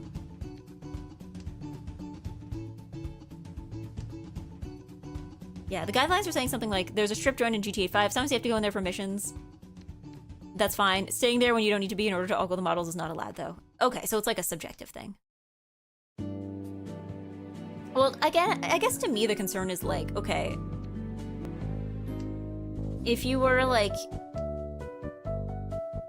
if you were in like a game with like a public chat and for whatever reason you didn't have the option to turn it off and then someone starts saying like inappropriate bannable stuff in the voice chat, like would that be able to get you banned? Like, yeah. Instagram is unusable. Yeah. Oh, speaking of Instagram, should I make one? I had the thought the other day. Should I make an Eggstagram? Because, I mean, maybe it probably would be good to at least make an account so nobody else takes the username. Because, like, I don't know, I was kind of going back and forth on it because I don't use Instagram that much anymore. And on one hand, it would be very useful because, yeah, maybe for clothes stuff. For fashion stuff, yes, but the other thing, too, is that I've noticed that a lot of, like, live events and convention stuff and, like, Kaigai Idol stuff, like, a lot of it is on Instagram. Probably more so than on Twitter. Like, there's a lot of it on Instagram. So that's why I was like, okay, maybe I should probably at least make an account. Because that was the other thing I noticed, like, when I performed at Oshi Konbini, when they made the Instagram post, they had nobody to tag, right? Because I don't have an Instagram account. So I'm like, I should maybe at least have, like, some kind of presence there so that, like, if I'm invited to events and they post about it on their Instagram page, they at least have, like, something to link back to. So, yeah, that's what that's one of the reasons I was thinking of making one. But yeah, the main thing was just, like, first of all, I don't know how likely it is, because, like, Twitter doesn't do this, really. TikTok does it sometimes, but, like, the idea of, like, is the NiceEggy account gonna get tossed into, like, the people you may know of my friends and family?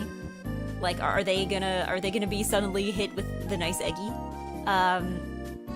So there was that concern. But then there's also, like, because Instagram is something that people do. Because, like, on Twitter, people typically don't make, like, usernames or profile pictures with their real name and face, whereas on Instagram, they're more likely to. So I'm like, are people gonna feel weird about, like, following the virtual anime girl with their real name and face? Yeah. Might have to make a Twitch Insta for myself because my Insta is my full legal name and pictures of my IRL self. Yeah, exactly. That's what I'm saying. I'm like, I mean, I guess to a certain extent you have to be. Eggy win! Oh, I'm so good at Zhong today. I'm so good at Zhong today. I'm so good at Zhong today. I am safe. I protected us all from boobs. I will live to stream another day. Let's go.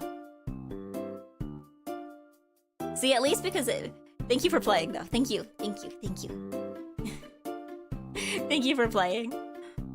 At least I had the thought, I'm like, see, at least if boobs shows up though, then I can prove to YouTube I'm an adult. I'm an adult. I got absolutely bullied by Eggy. I know, I locked in. I'm like locking in today somehow. Joining, let's go! Yeah, I don't use it at all, but yeah, German Congoers seem to be addicted to Insta, which is incredibly annoying. I don't use it at all, but I made it in case I have to interact with anyone. Yeah, I think like the last time I went to a convention, I remember I performed in a talent show, and like there was another girl who was like, oh, I love your performance. Do you have Instagram? And I was like, I don't know. I gave her my Twitter. She followed me on Twitter. But yeah. Yeah, I do have a cute picture of my meow meows when they were kittens there. Yay! Meow meows. Oh, thank you, Doron Tobashimasu. Thank you for sprouting. Thank you for sprouting.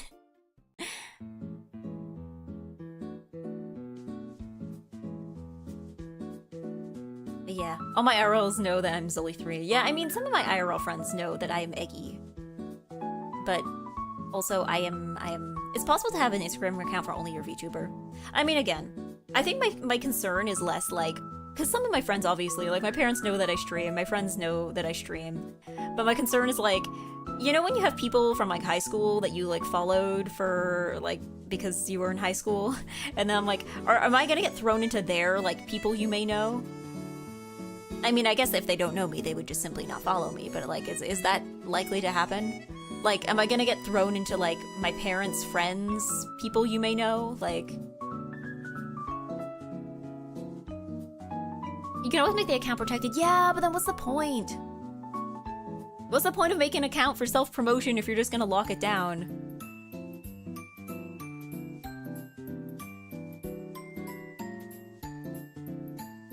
Because I think my other accounts I have locked, but again, those are like my normal accounts that I've had for ages. Why for self-promotion?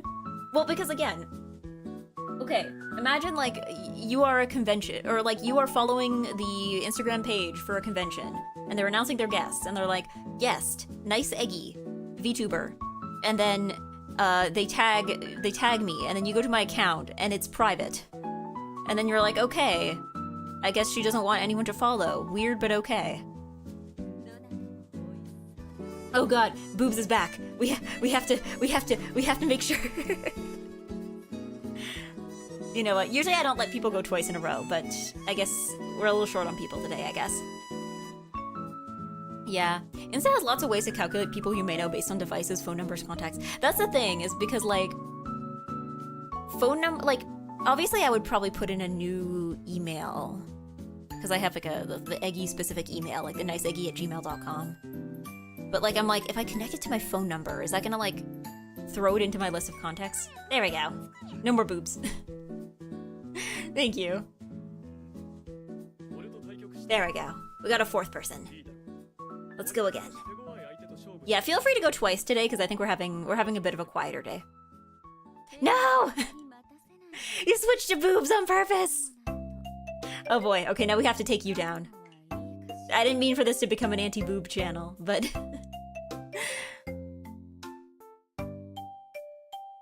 Do you need to attach a phone number? No, but I don't know if it automatically attaches, like, whatever phone number you have. Because I know you can use your phone number if you wanted to log in instead of your email, but I don't remember if it's, like, required.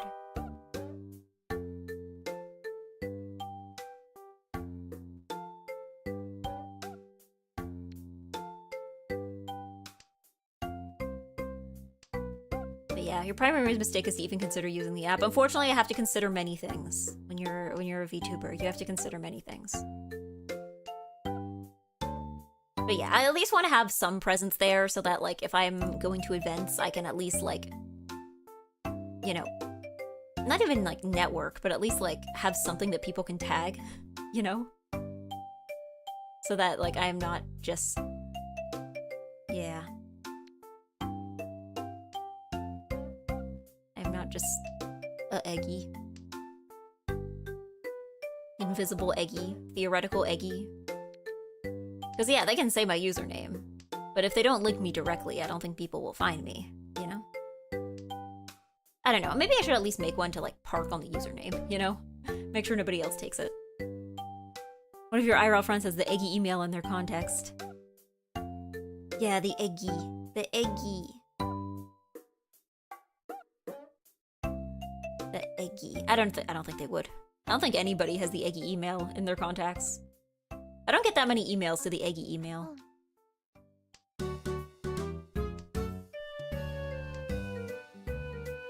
Eggy Gmail. Now I'm gonna say that. Like the email address is in my Twitter bio. Like, occasionally I'll get, like, hello, we are game dev. Would you like to try our game? Here's a Steam key. I'll get some of those. Occasionally I'll get... I feel like I get a lot of spam lately. Scab will be like, hey, here's some artists you might like. Here's some artists you might like. And VGen will be like, here's some artists you might like. I feel like that's the bulk of the emails I get. I'm trying to think if I've gotten anything else important recently. I guess it's important to have when I've, like, applied for stuff. Like, for events and stuff. So you never respond to my weekly newsletter? Unbelievable.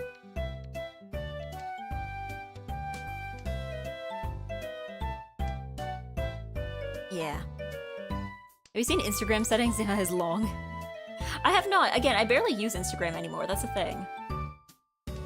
Like... every so often I'll check up and see what my friends are doing, but, like, that's about it.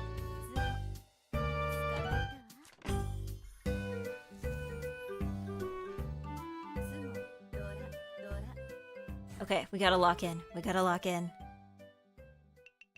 I've already won twice. We gotta lock in for a third time. But yeah, this double-edged sword of VTubing I've noticed. You kind of need to have some sort of presence on things like Twitter and Instagram. Yeah, yeah. And I guess that's, like, one of the upsides I've noticed is that, like, VTubers who work for companies, like, if you have management, you can get management to handle those, right? Like, I imagine there's probably some VTubers that probably, like, barely touch a lot of their, like, social media accounts and probably just, like, let somebody else handle it. Which, like, if you are in a position to do so, like, that is absolutely fine, I think. You know? That is absolutely fine. Take full advantage of it.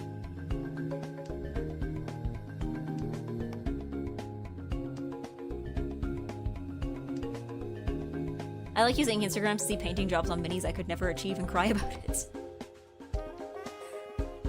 Understandable. I mostly use Instagram to see how my friends are doing and cry about it, and then look at cool outfits and cry about it. So that's valid.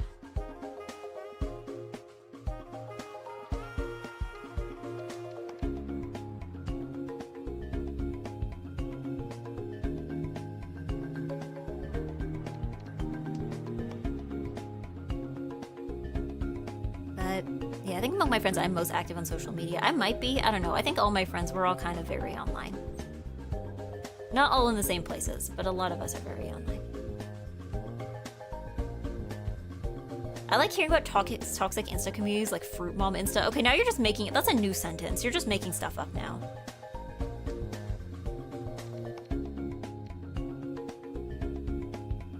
You're just making stuff up. That can't be anything. You know, you can just take any two words and put the word Instagram at the end, and you can tell, I'm sure it exists.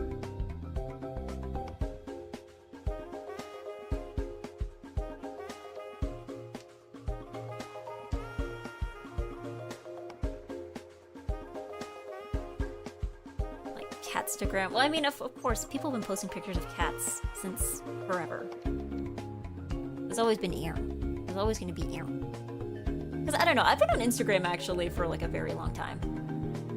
Like I think when I got my iPod Touch way back in like grade 6 or 7, like Instagram wasn't even really much of an app. Like there wasn't that many users yet, but I had it really, really early on. And then it became popular like more when I was closer to like high school. It became more common. But yeah, I think after a while I just kind of fell off. I remember I used it a lot in high school though. But after that, I don't know. I think it became a little too Facebook-y for me.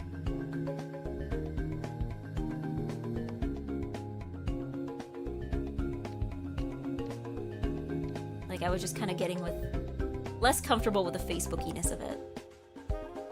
I've all been abandoned Facebook for Instagram at this point in my life. Still don't have Twitter. Yeah, I have Twitter and I should probably be using it less, and yet I am not. I mean, I still have my Facebook account because I needed to talk to my parents. But that's pretty much the only reason I still have it. I don't think I've used it for anything in a while. Every time I like log in on PC, like the first thing it does is like, here's a bunch of videos about weight loss, because I guess it probably figured out from like my search history or something that I'm trying to lose weight. So they're like, here's a bunch of videos about weight loss. And I'm like, cool, thanks. But that's about it. That's about every time I go on Facebook, it's like the same thing. Like, here's a person who was bigger and now they are smaller. And I'm like, good for them, I guess.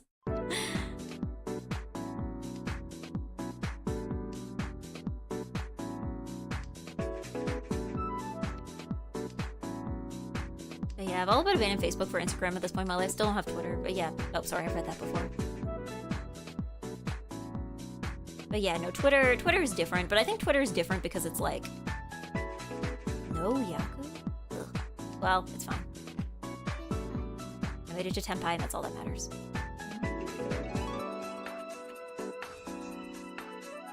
But I think Twitter is different. Being text-based is nice. Yeah, I don't know. Being text-based is like a double-edged sword. But yeah. Yo, it's an egg playing Mahjong Wild? An egg in the wild playing Mahjong. Hello. Hello, Henry. Sorry, I popped over to YouTube for a second. How care for cast iron free for all? Oh yeah, talking about community drama. Yeah, that's what cooking drama would be. Yeah, I like how much people post text on Blue Sky, honestly. Yeah, I think again, text-based I think is a double-edged sword, because I think that like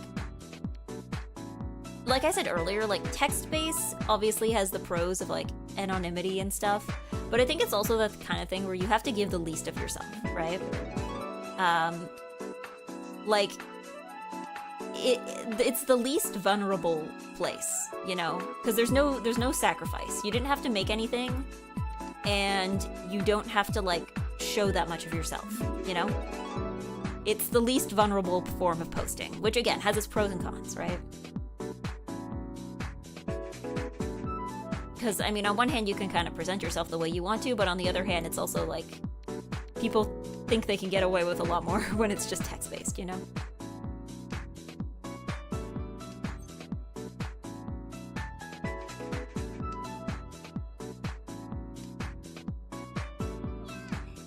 But I think also because, yeah, photos are just a picture. Yeah, but I just think because text-based is usually...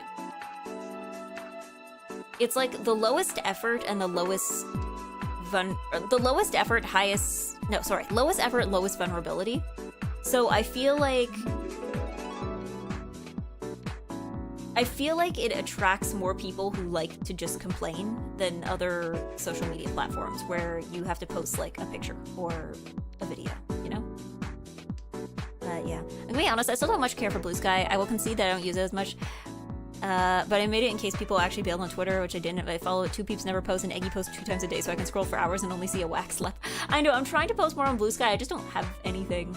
Again, I need to find some extension that lets you post on both Twitter and Blue Sky at the same time.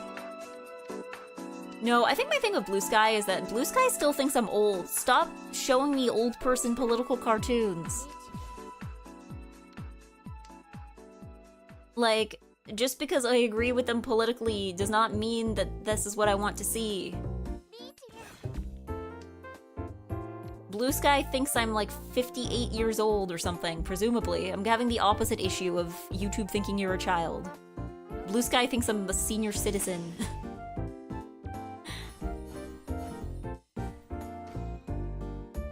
Eggy politics. Well, I don't know. I think the thing is I feel like whatever algorithm Blue Sky is using can figure out, like, roughly where you stand politically and show you stuff about that. But the problem is that, like, just because you agree with it doesn't necessarily mean you want to see it, right?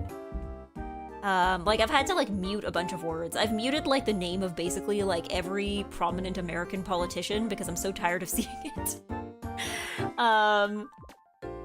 And even then, it can't get everything, because sometimes people will, like, use a nickname, and then I have to start muting that term too. Or I guess I can't control if people post pictures, so if there's, like, pictures, but, like, there's no name or text attached, then it's just like, ugh. Have you tried following more artists? I mean, yes, but I think most of the artists I like aren't really on Blue Sky yet. I think out of like the people that I follow, there's some people who like would post about anime and visual novels. I think a lot of those people did move to Blue Sky. But for other things, like, I guess some people, I don't know. There's not like a huge Lolita fashion presence there. I also find, okay, my other complaint is, I don't like the topic tabs because I think Blue Sky is really bad at sorting them. Like, some of them are okay, like if it's a word that doesn't come up in a lot of conversation, so like Vocaloid and VTubers, you know, usually that stays pretty relevant to Vocaloid and VTubers, right? But like, I tried using like, making like a knitting tab, and it just like does not work. It doesn't work because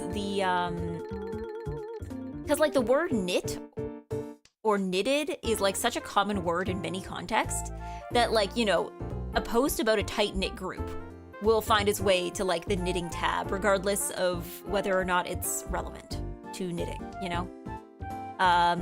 So yeah, it's basically useless in that way. I guess it's just performing a search for like knitting, knitted, or knit, and like just showing whatever's there, but like that's not how language works quite. Yeah. Or like if somebody has like the word knit in their name, even whether or not they knit or post about knitting. Oh, that happens too a lot. It's sometimes people who have an account that is about knitting, but they'll post about things other than knitting. So, but the word knit will still be in their username, but then all their posts end up in the knitting tab, even the ones that aren't like relevant to knitting. So, yeah. What is Blue Sky? It's like, it's a Twitter alternative. It's probably one of the more successful Twitter alternatives. Every so often, whenever Twitter does something, pulls some other nonsense, everyone's like, we're gonna move to Blue Sky, but I don't think there's ever been like one big migration yet.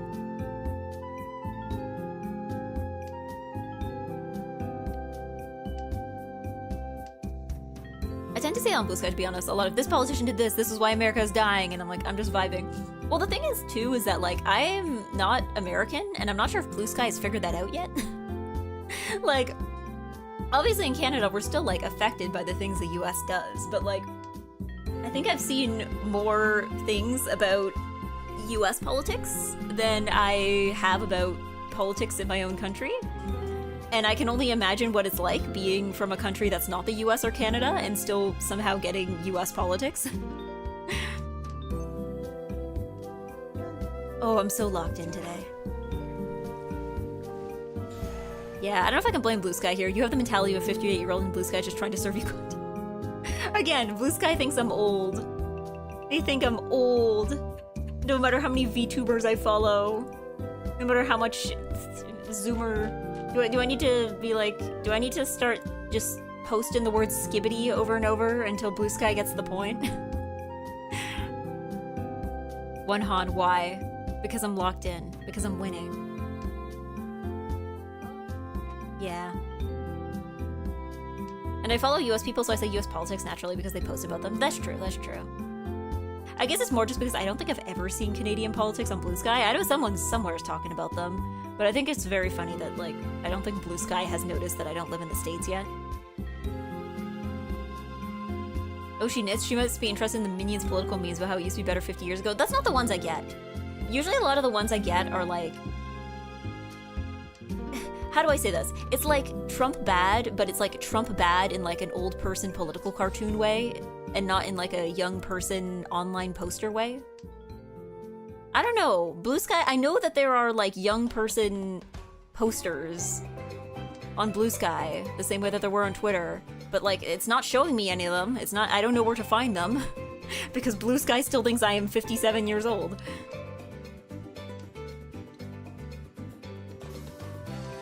Like, yeah, like Blue Sky, I don't know. I don't know how to fix this.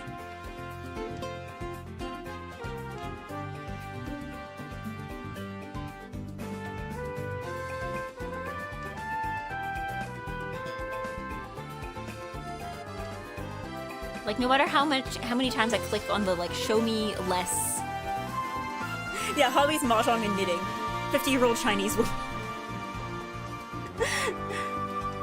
I was like, I don't know. Other than that, VTubing's not an old person hobby. And that's, like, most of what I post about. I'm pretty sure I have the word VTuber in my bio. That's a young person thing. Or at the very least, like, a middle-aged person thing.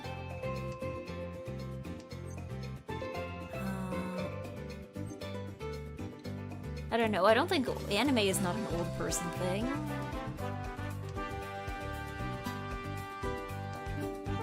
Again, I'm just like, is there a different post I should be making on Blue Sky? I don't know, maybe I should post about like games I'm playing offline. Because I've been doing more of those lately. And to make like short reviews of them or something.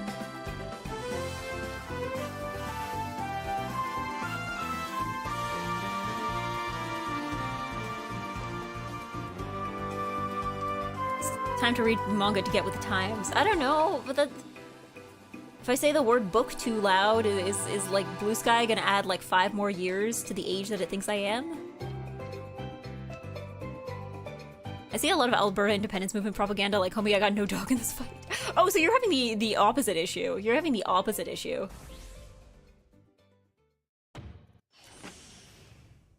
You're having the opposite issue. You're like, I'm not Canadian.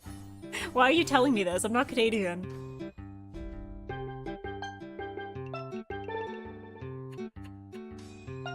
Okay. Oh, I didn't lock in quite enough. Let Nanoda locked in harder. I was too busy complaining. I got too involved in my complaints. You are Canadian. I mean, to be fair, if anyone's gonna, like, if any non-Canadian is gonna get diagnosed with Canadian, it's gonna be Jake.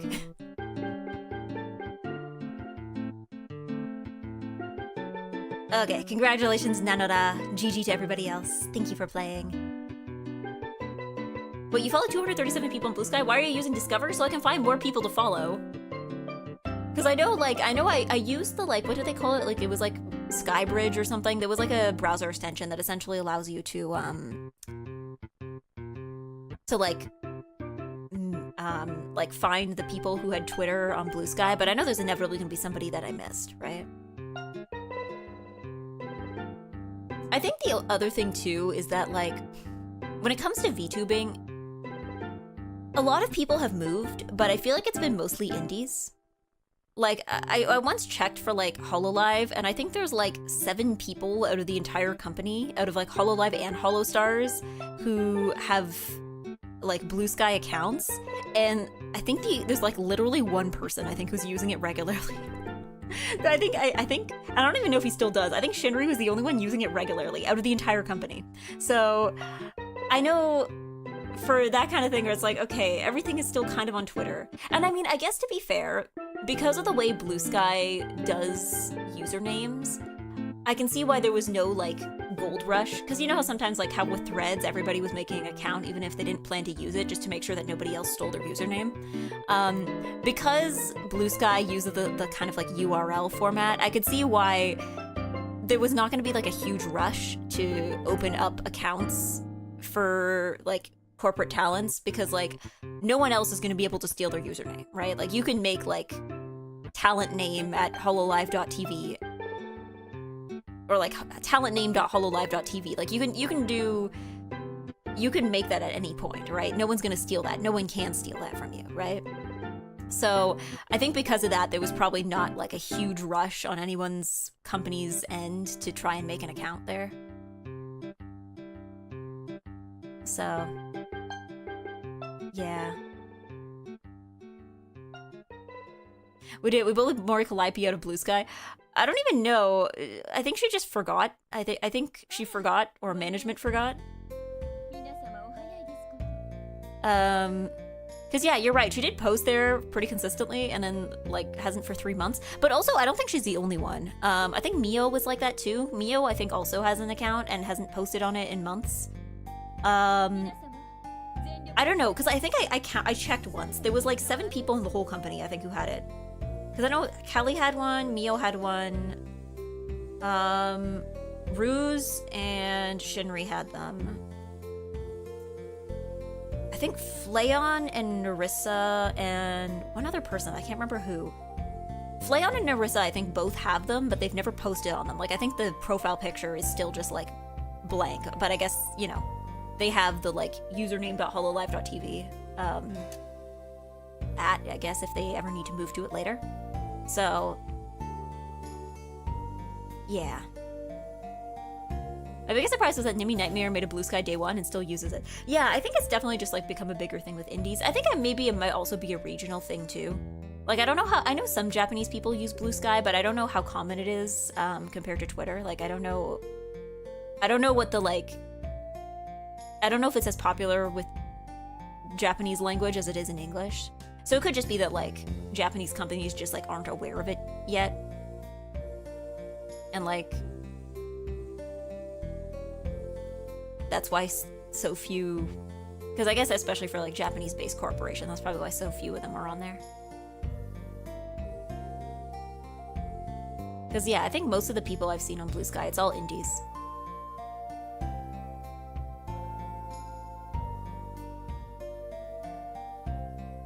But yeah. Yeah, JP users got burnt quite easily on Blue Sky. Oh, was there anything that happened? Was there like a language issue or something? Like, was the Japanese like language support just like garbage? Well, because like I know for a while I did have an issue on Blue Sky where, despite the fact that I had the app set to English and my location set to an English-speaking country, it did not seem to know what language I spoke. So like it would just feed me tweets in languages that I did not speak. So, well, you can't expect people who post NSFW on Twitter just be found on different sides. Oh, okay, yeah, that's true. That's fair. I guess if you're not sure if you're gonna be banned for posting a thing, then yeah, I can see why. But then again, I also had issues.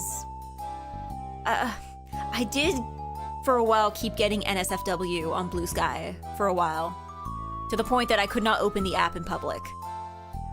And it wasn't like real life. It was like drawings. Like, it was just like people's entire genitals out in art for a while, like to the point I couldn't open the app in public because it was like a Russian roulette of what I was about to get.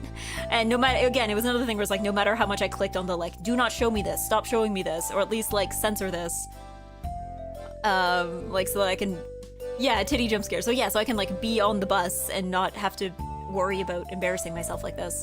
Yeah, unlike Twitter, it tends to have a warning. Yeah, that's true. I mean, on Twitter also has warnings. Like, you can spoiler tag stuff, right?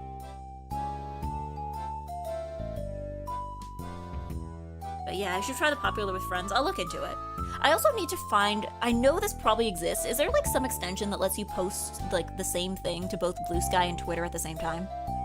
Because I think once I can find that, whatever like extension or program or whatever that is, once I figure that out, my life will be instantly fixed.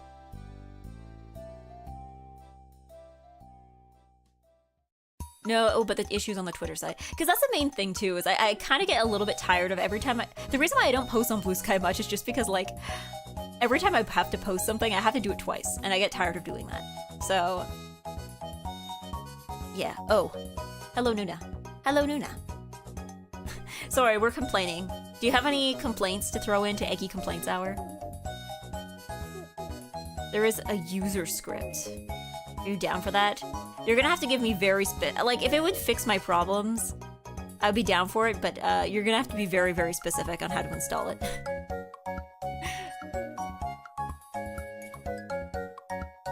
But yes, hello Nuna. Do you have, I don't know. I was saying the other day, I'm like, I need to make Eggy Complaints Hour like a formal thing. Like, people just like submit them through Marshmallow.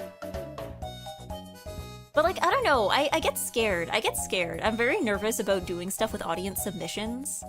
Because every time, like, I guess I just, I lack faith. I lack faith that anybody will submit anything. Or that I will get enough submissions to fill up, like, not even required, but like, enough time.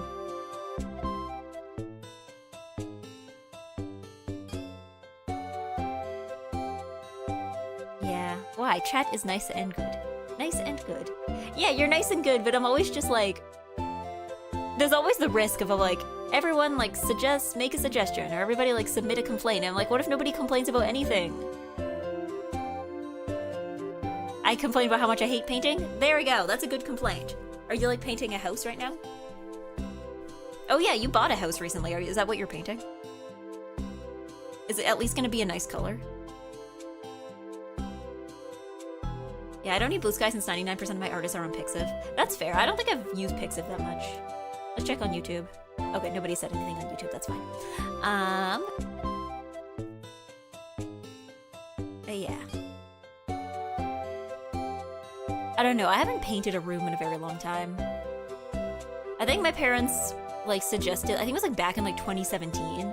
My parents were like, you should paint your room because your sister's doing it for hers as well. And like they planned out a whole bunch, and then eventually I just got to the point where like, I didn't really want to paint my room, but also I was like kind of fine with the like color that my walls were at the time. But yeah. Also, Bird Brain has infected my head. What, like the song? Is that your complaint? Is that your complaint?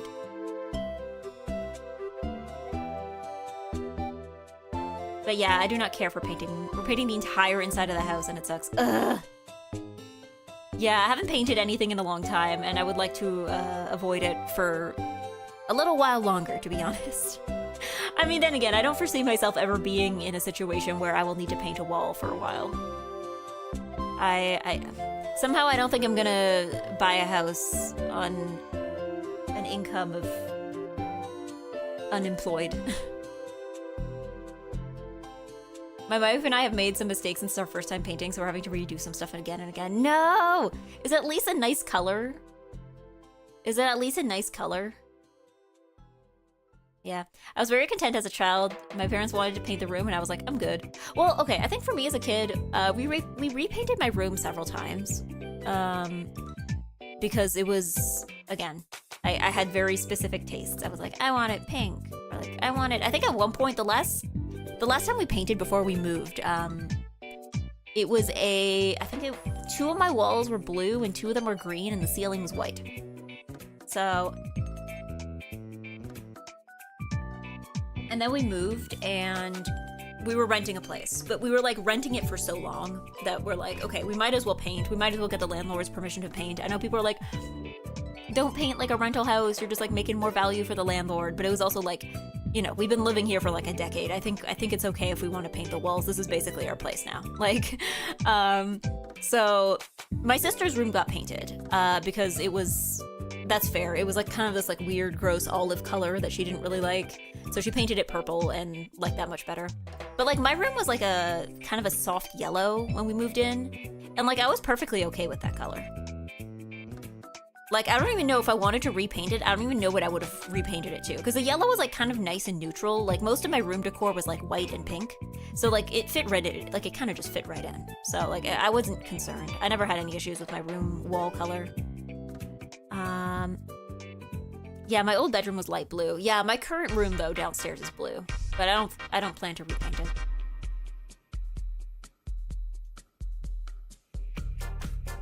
But I'm trying to think of, like... I think my parents also repainted, like, the living rooms a bunch of times and the kitchen. Because I think it had more of, like, a red color scheme. That was nice when we moved in, but I think my mom just got tired of it after a while, so she repainted it to, like, more of a...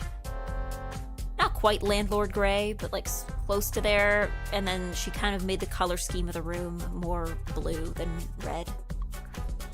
And I think it's still like that. Okay, Nuna, let's see. Oh, okay, those are nice colors. Those are nice colors. Oh, but this is before and after. Oh, okay. Wait, hold on. What order did you send these in? Was the purple the before or the after? Because, like, they're both good colors. Yeah.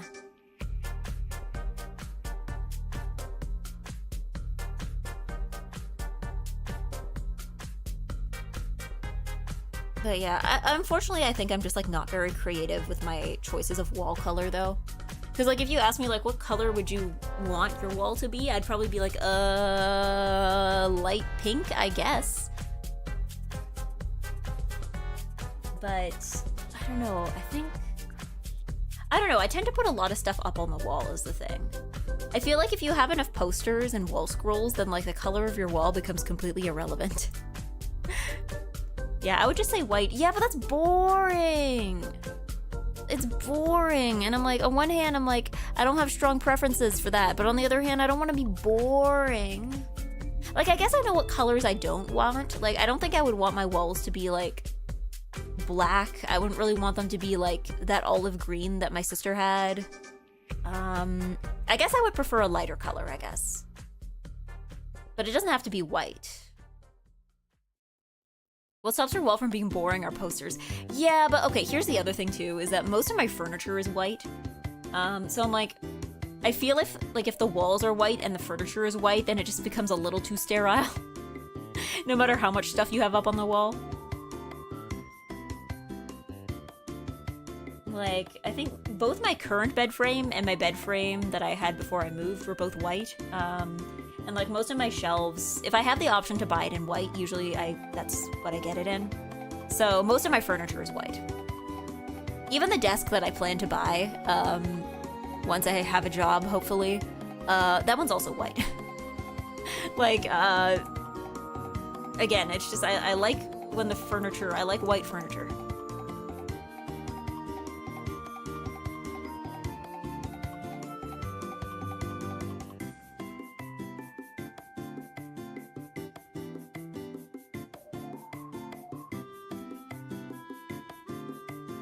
Yeah, white kind of chips in awkward ways. Oh, for the paint on the wall. I guess that's true. I mean, I guess it depends how well you do it, but yeah.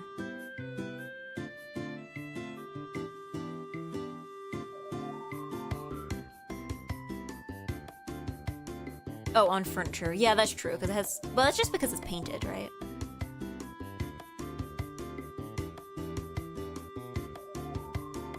But yeah, no, that's my preference usually. So yeah, I don't think I would want white walls with white furniture. It would just be too much. Yeah, let me just welcome to my room. I live in a snowstorm. Merry Mahjong Monday. Hello, Slacking Spiny. It is Zhong Day. It is Zhong Day. It is day for Zhong. We are celebrating Zhong. Zhong. Okay, we back. Hello, Nuna. I was saying, which order did you send the pictures? Because I was like, you were like, some of these are the before and some of these are the after, and I'm like, I was like, which one is which? Just because I wasn't sure what order you sent the pictures in. Yeah. May your zhonging be fruitful. May the yaku be plentiful.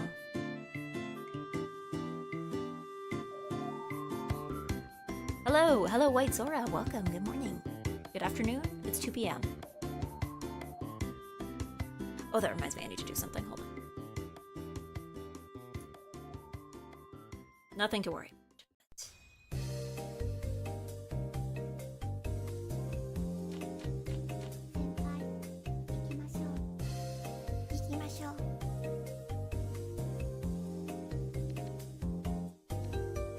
Sorry, I had to grab my phone. And... me scroll.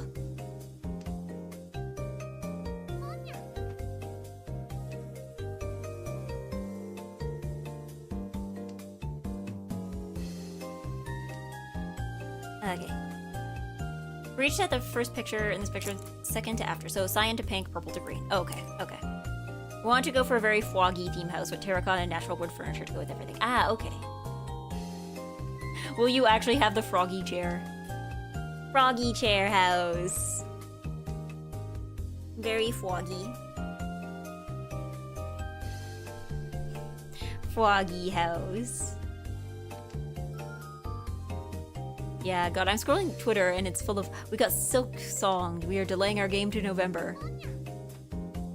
For which game? Did Silk Song actually get delayed?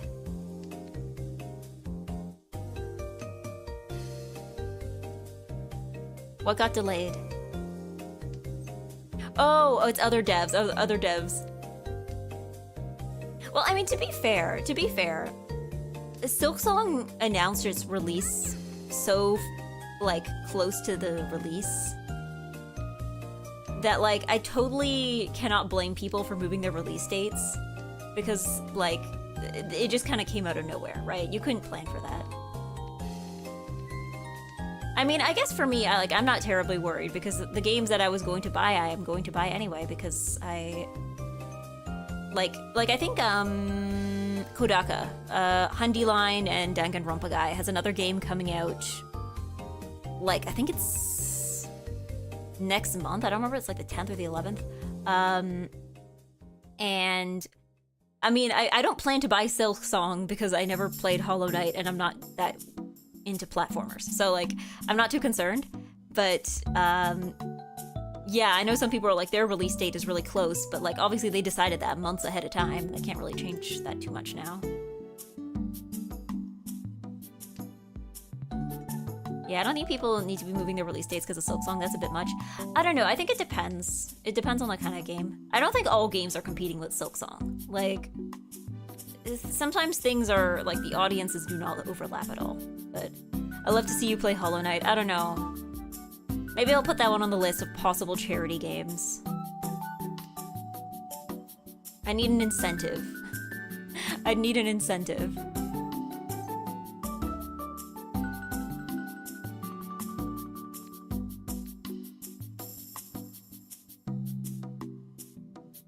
I don't think I'm ready for 2 hours of fighting one boss. It will be 4. You're both right.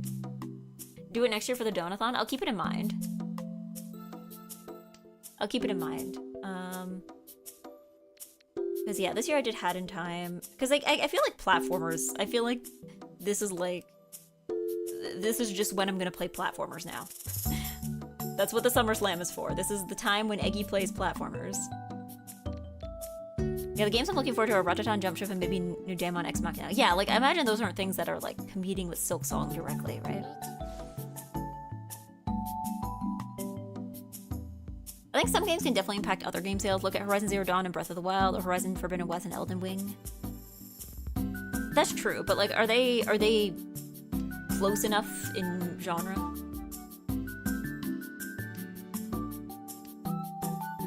Have you ever played Voices of the Void? I have not. Because, yeah, I know this year I was like, what should I do? Part of me is like, I should do Dark Souls for, like, an event. I don't know, maybe I would do Dark Souls if there was, like, some kind of subathon. I don't know if I want to do a subathon, though. Well, because I feel like for a subathon, I would need a goal. I'd have to set a goal. I'd have to be like, okay, I want this much money to do this. And then I would subathon. I feel like that's the only way I would be okay with doing a subathon.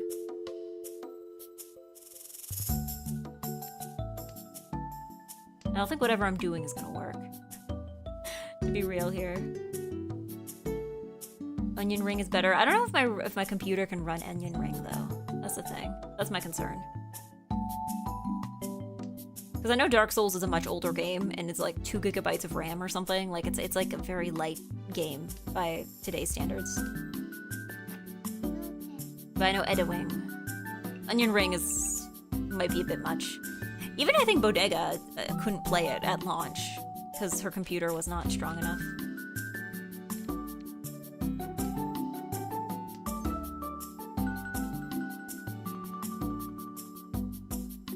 Yeah. was a nice hand, Sag. I know it could have been good if I would have just committed, I think. Hey, if you want to play Dark Souls or don't. I don't know, it's more just like, it's a thing you gotta commit to. I have to be ready for a lot of backseating is the thing. I have to mentally prepare myself to be, like, backseated to death.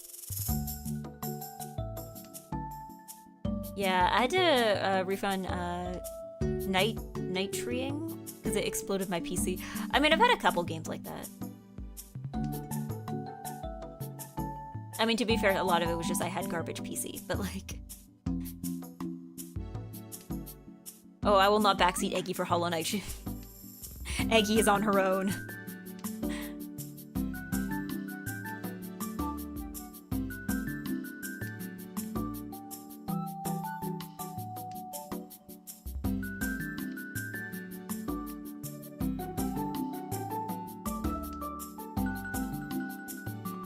You're afraid of me. I'm the backseater. Nuna's gonna, because Zully's gonna backseat half as much so that Nuna can backseat twice as much. Like,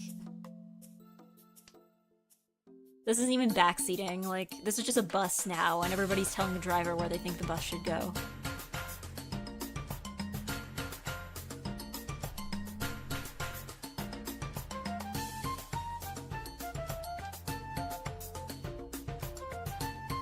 I beat Dark Souls many times with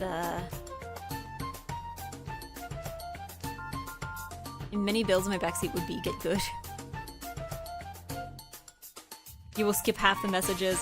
Well, like, I'm sorry. Okay, to be fair, when it comes to backseating, latency makes that hard because by the time, like, I'm in the place to do the thing you want me to do, like, this, by the time your message reaches me, it's too late. So, like, unless I'm doing something very slowly, it doesn't work.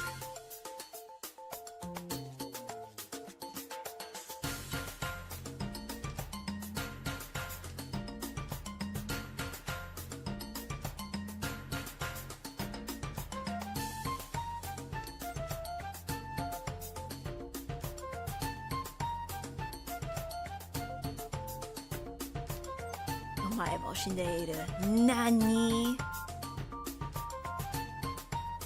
Throw on your big girl pants and figure it out. 16-year-old Jake figured it out. I believe in you. I mean, again, I know that, like, it's a difficult game, but enough people have beaten it, so it can't be, like, that difficult, right?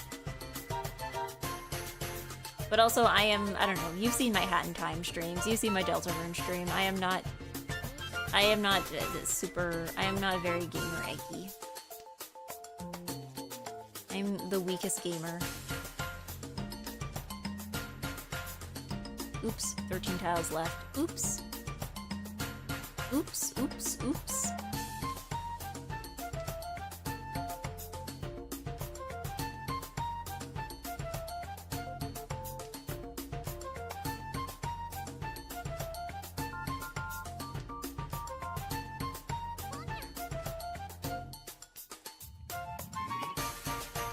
Yeah. Hollow Knight is a game that has very smooth controls, so you can probably make a lot of things work on reaction time alone. Okay. But what if my reaction time sucks?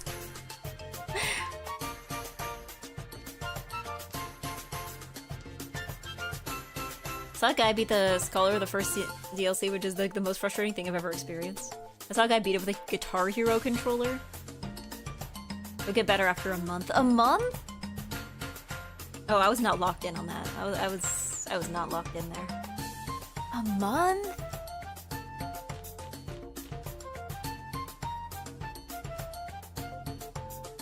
Like, sorry, I'm like... They will never know I was in Foodie 10. I mean, as long as you're in Tenpai by the end, does it really matter? It doesn't really matter if you're in Foodie 10. Maybe? I don't think it does.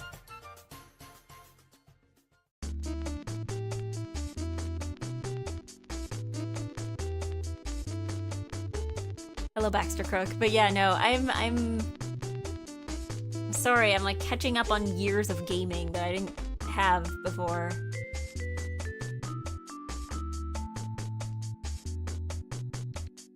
Sorry, I'm failing. I failed gaming school and got held back a couple grades.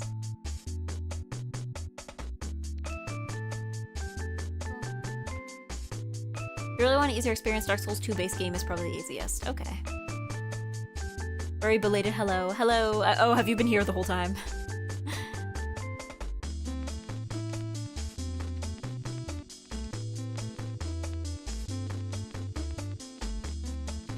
Let me Jeff Cup on YouTube. Okay.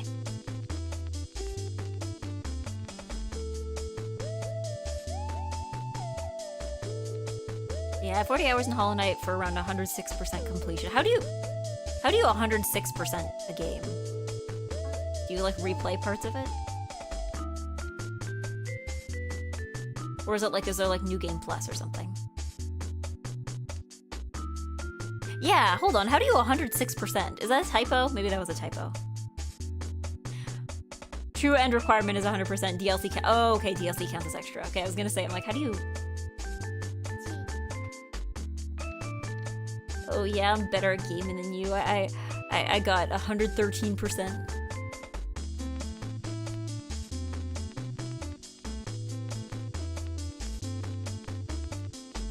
Wow, wow, wow. Wow, wow, wow.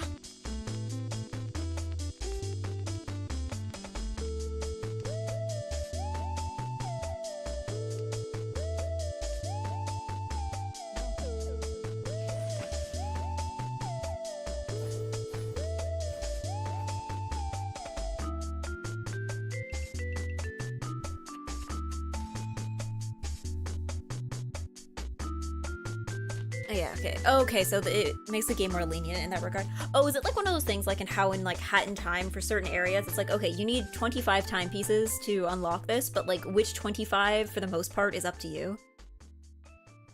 So like, if there's a kind of level that you just don't like if you don't like the mountains, then you don't have to go to the mountains if you don't want to.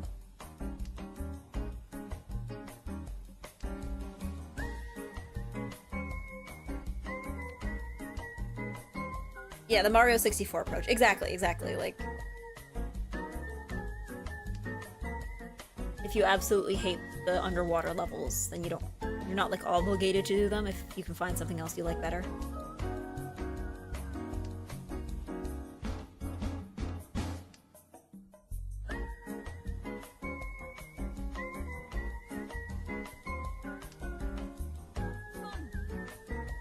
Yeah. For what's worth, I don't think I've seen you play a 2D platformer either. That's true. That's true. I've only played 3D ones. I mean, I have, for the record, I have played 2D platformers at some point in my life. Like, I played Kirby and Yoshi's Island as a kid. Like, I have played 2D platformers before. Was I good at them? No. Oh yeah, I played Super Princess Peach as a kid, too. Did Super Princess Peach ever get, like, some kind of port when I wasn't looking?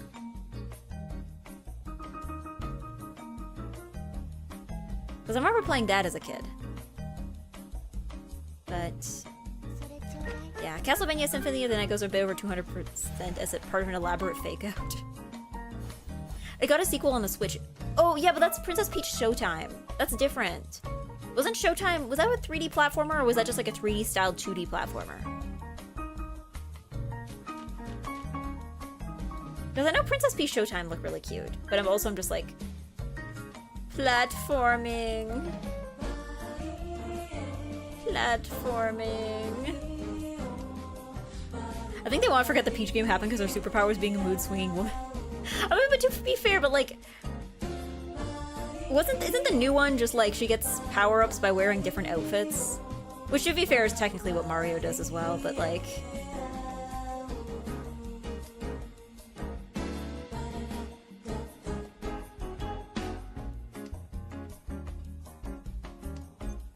wasn't that game like 20 minutes long? What, which game are we talking about here? I'll have you know I struggled quite a bit with Super Princess Peach as a child, but also I was not good at video games, so there was kind of that too. Peach Showtime. Oh, okay. That's how I get power-ups too. Yeah, I just put on better clothes. For stereotypes, I think clothing is better than hysterical, though. I mean, I guess that's fair, but like, I feel like it's not that big of an improvement. To me, I'm like, if you're trying to break stereotypes here, I don't know how much of an improvement it is. I mean, I guess I'm also a woman who likes fashion and clothing, so I guess I'm not exactly dispelling any any stereotypes here. You know, sometimes women really do be shopping. Like, it is an unfortunate truth, but I don't know how much traditional Japanese mega conglomerate can break the norms here. I mean, I guess the thing is with Princess Peach is you want to give her something different than Mario, right? Because if people wanted to play Mario, you would just make another Mario, right? So I guess I have to give her like some kind of gimmick to like set her apart. But like, I don't know. I guess it could be worse. At least Yoshi's Island has the babies, so they don't have to give that to Peach. I think that would be the worst case scenario. Is they're like, oh, what if we made her a mother? Like, I feel like that would somehow be worse than the like woman hysterical emotions.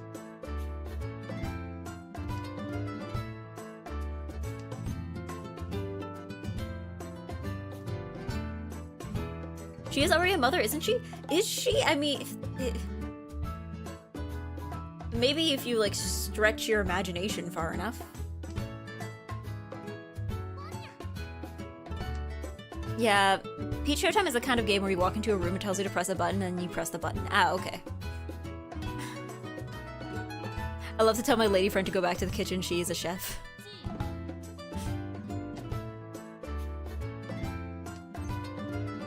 Like, you run a restaurant and you're like, women belong in the kitchen. My kitchen. Congratulations, you're hired. You got the job.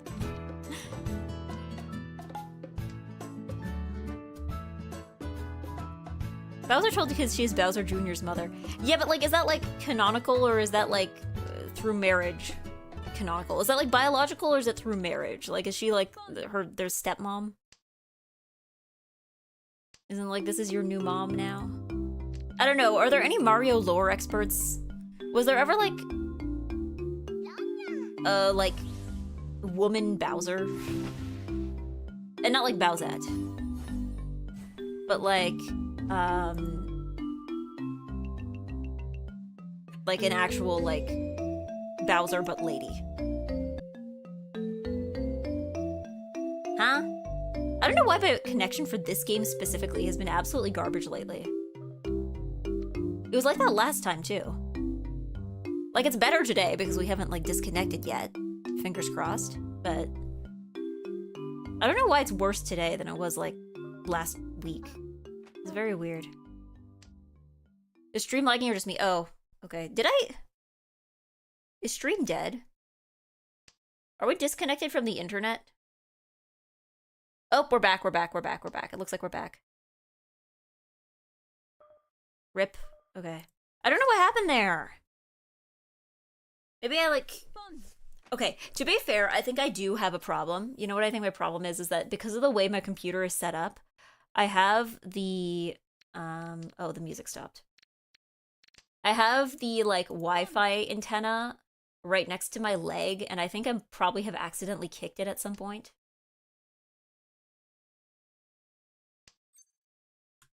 Hold on.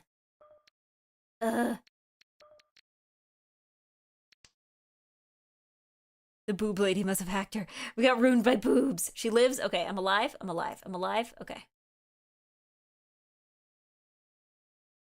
I'm alive.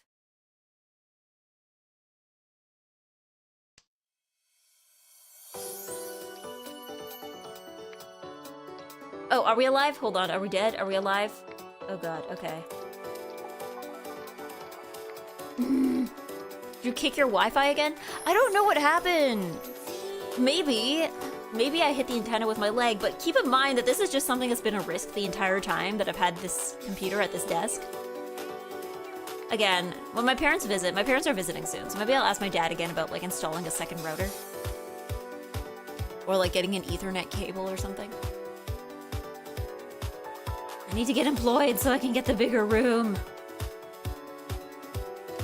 At the beginning of the year, I was like, okay, when I get a job, I'll be able to move into the bigger room, and then I can get stuff more properly set up, and then I just never got a job. Nobody hired me. Back, just refresh. Okay, well, oh. You know what? I think the entire internet just went down, because, I got error messages from stuff on my phone as well, so I think there might have just been like an entire house-wide outage.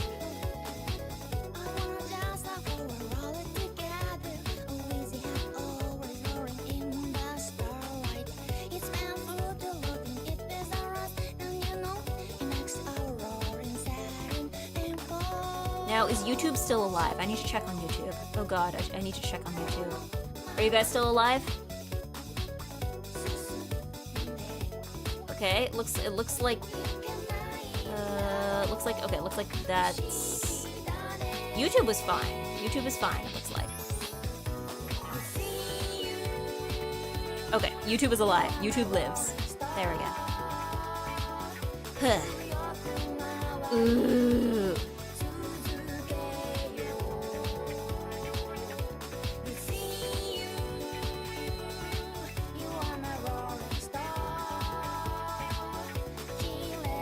Please hire the Eggy. Please hire the Eggy. So I can have proper setup in proper room. And then I will be proper Eggy.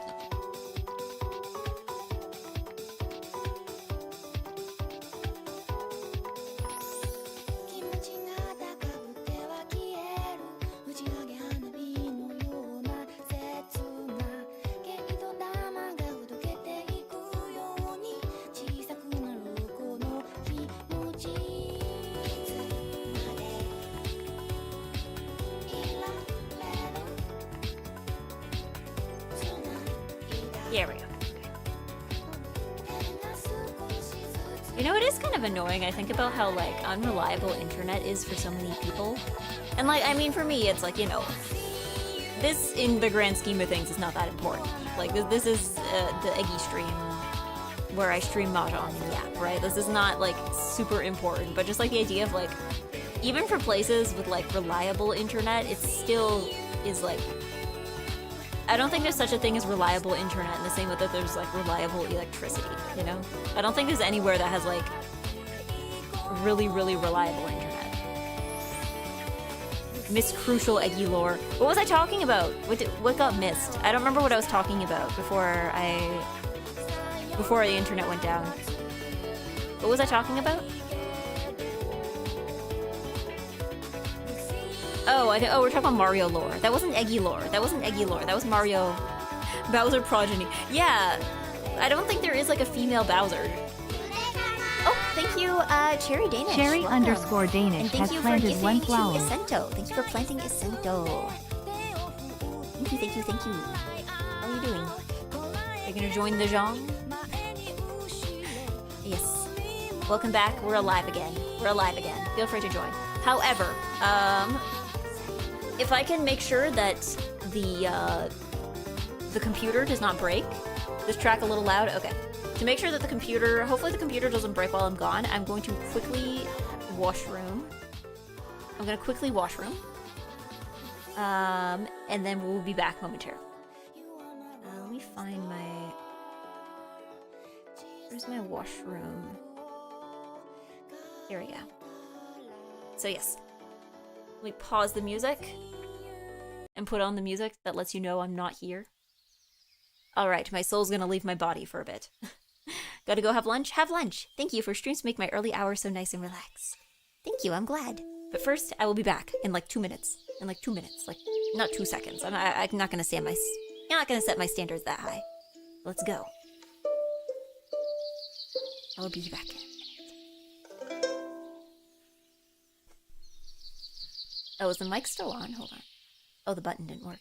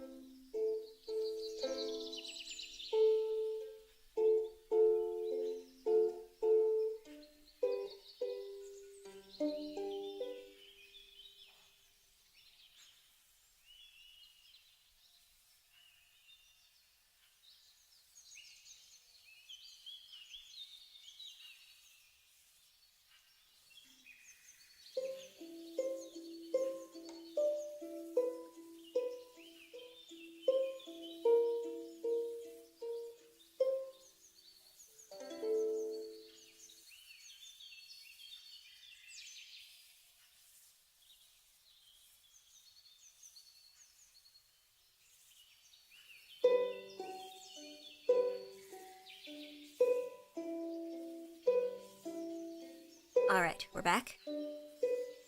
Let me turn off the BGM. Here we go. Here, let me play the music so you know I'm back. Here we go, we're back. We're back. We're back. And everybody knows I'm back. And I also grabbed myself a snack. Hello back, Eggy. Hi, I'm back, Eggy. See, I can't even do like an Eggy's back joke because I don't have a back on the live 2D. If I was in 3D, I could. But I'm not. So you're just gonna have to take my word for it that I have a back.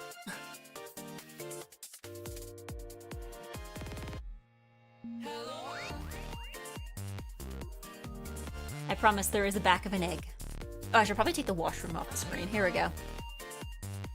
What you snacking on? Popcorn. Just some popcorns. Yummy popcorns.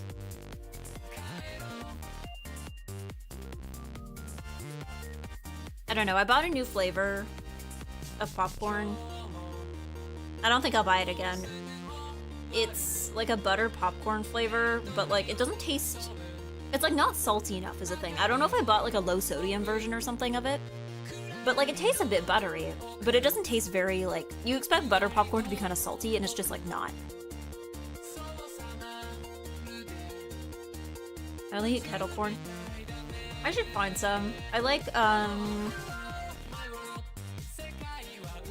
cause like I've had cheese popcorn. I don't know. I like the sweet and salty ones. I like those. Those are probably my favorite. The sweet and salty. Not like the caramel corn, not the Chicago mix, but like just like the regular like sweet and salty, where it's just like lightly sugared and salted. Is the back perhaps cracked so we can't see it? No, I'm just flat. I'm a flat egg right now.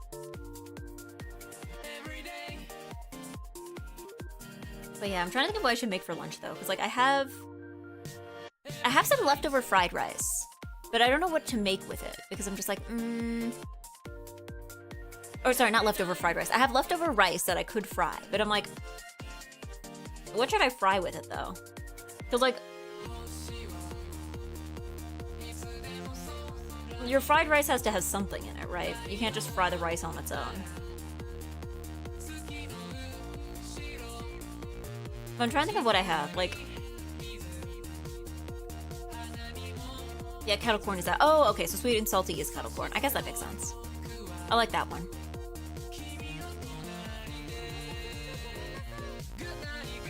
But yeah, I'm trying to think of, like, what I should... You have eggs or are the expired ones the only ones available? Omurice? Yeah, I guess I could, but yeah, but you have to, like, put something in the omurice, right? I have... let me see what I think what I have. I have some meat in the freezer, but like it's like I have some pork chops in the freezer, but it's like completely frozen, so I don't think I could really use it for anything right now. I guess I have some frozen mini shrimps. Those thaw pretty quickly. I guess I could use those, and I could have a shrimp fried rice. I have some Spam as well. And I know Spam fried rice is yummy. It's not like the healthiest thing, but it's very yummy. But the thing is that I don't have that much rice, right? Like I would not be making, like this would be like a single portion of fried rice.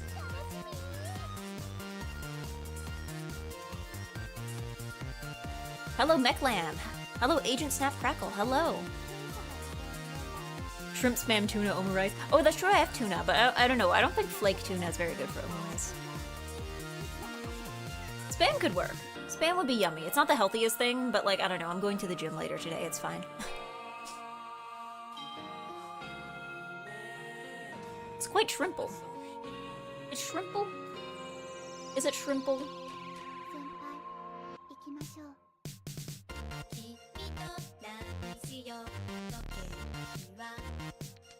Cause yeah, the only thing is, okay, I would only be using a little bit of Spam. Do you guys know how long Spam stays good when it's out of the can? Like, I know the thing is like 80% salt, so like surely it probably like keeps pretty well, but it's more just like if I open this can of spam, I'm gonna have to like commit to it, you know?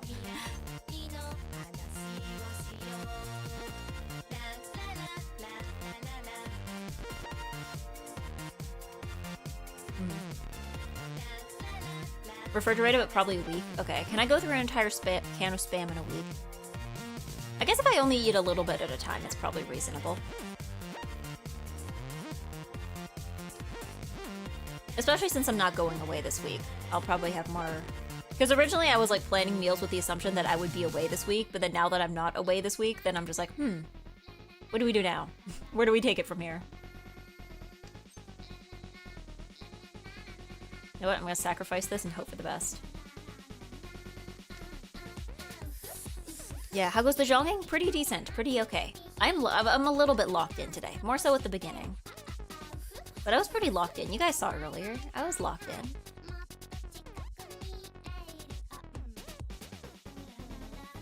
Started JRPG on stream just to never finish it.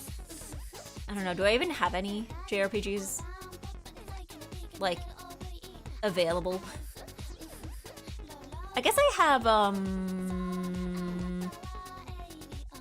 apparently I had Tales of Symphonia installed on my laptop, and I just completely forgot about that. I think I have Tales of Vesperia? Berseria? What's the one with Yuri Lowell in it? Is that Vesperia? I have it installed. I have it installed on my Switch.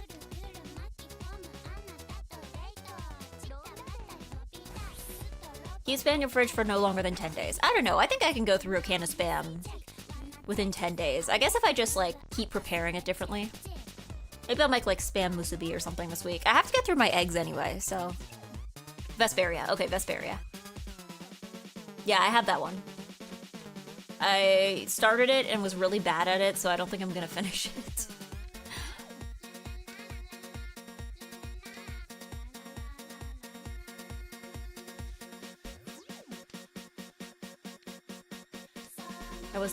I could not get a handle on the battle system, but again, maybe I just wasn't trying hard enough.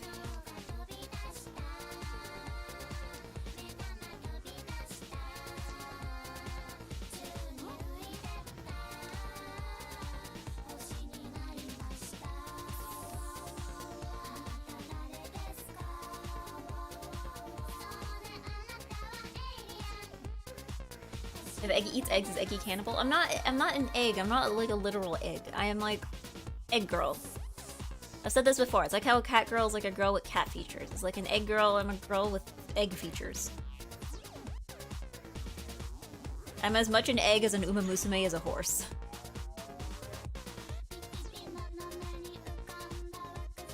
Eggy fighting game arc to prepare for the Tales of series. The Tales of series, it's not a fighting game though.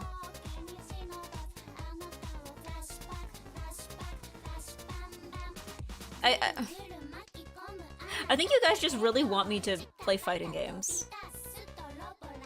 That's not even the first time you brought this up. Are cowgirls allowed to eat cows? I don't know, I'm sure there's like some art somewhere of like a cowgirl eating a steak or something.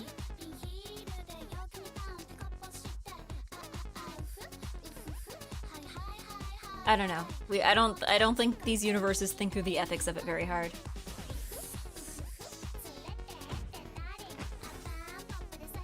Seconding the fighting game arc. Again, I think I just said fighting game and that just like activated a bunch of people. I was like, yeah, maybe I should do fighting games. You guys are like, fighting games? Fighting games? Eggy fighting games? Fighting games? Fighting games?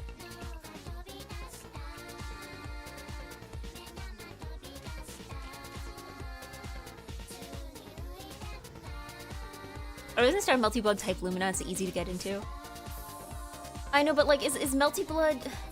Well, first of all, okay, first issue, I am not on an Ethernet connection, which I know fighting game people hate.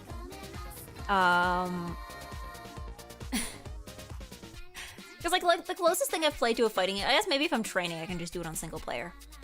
But, like, the closest thing I've played to a fighting game is Smash.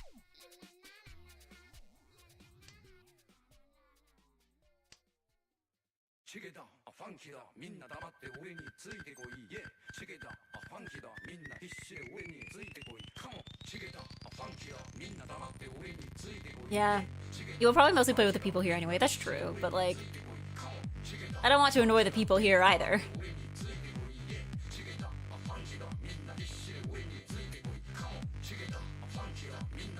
Price call goes for like 20 minutes and never again. The only one I played was Smash.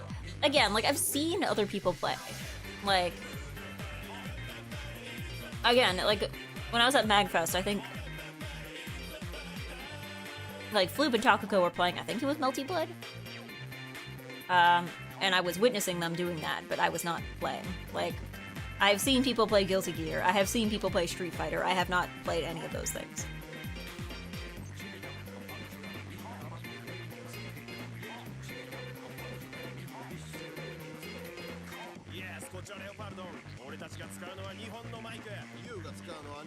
I could go back. Oh my god. What game was she from? Last week when me, or was it the week before, when me and Zia did our, like, Lolita fashion fictional characters review, there was this one character from a fighting game that somebody had recommended, like, that they suggested, and she had, like, a really, really good outfit. And I don't remember what game she was from. She was wearing, like, she was, like, blonde, short hair, she was wearing, like, all black. There was kind of, like, a rose pattern to her stuff. If anybody knows who I'm talking about.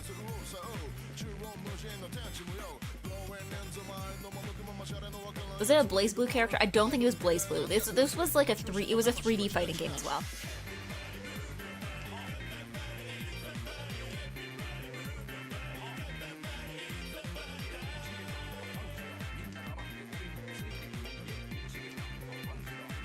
Yeah, no idea where that was from. Because it was a fighting game that I had heard of, in the sense that I know it was a fighting game, but I don't remember which one it was. Ninon King of Fighters. Thank you. That's what it was. King of Fighters. It wasn't Dead or Alive, no. I think Punk Asian has it right. Yeah. Street Fighter 6 is an expansive story mode. It's like its own Yakuza game. Also, I need to check if my computer can run any of these things as well. That's the other thing to keep in mind.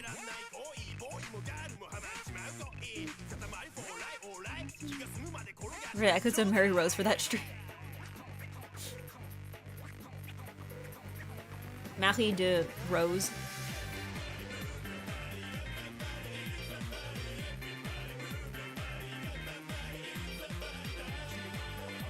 Was Street Fighter 6, was that also one that had like character customization in terms of like clothes and stuff, or am I mixing that up with something else? Oh, hold on. Sorry, I had to like shove a bunch of popcorn in my mouth so I could click the wrong button in time.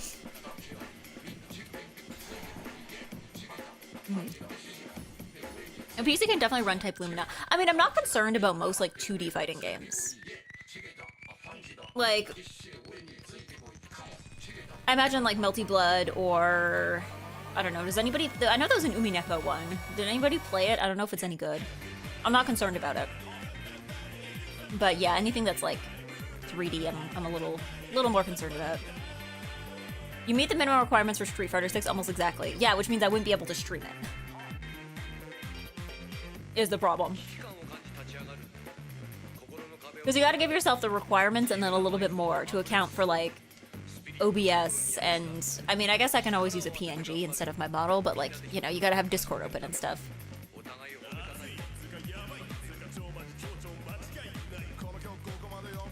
Some god-awful avatars people made for Street Fighter 6. Okay, so there was customization. Yeah.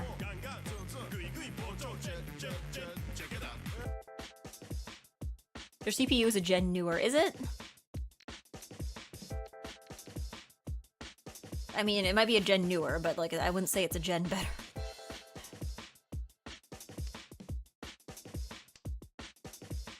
Like my CPU was barely handling Lotto yesterday, so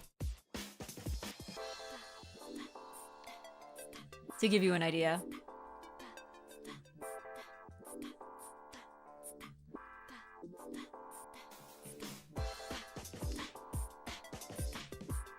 Should be quite the power difference. Okay, yeah, I guess mine is it. Is mine Ryzen 4? I forgot.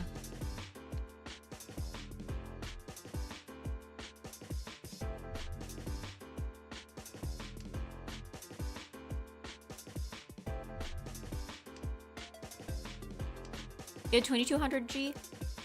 I think I'll have to check.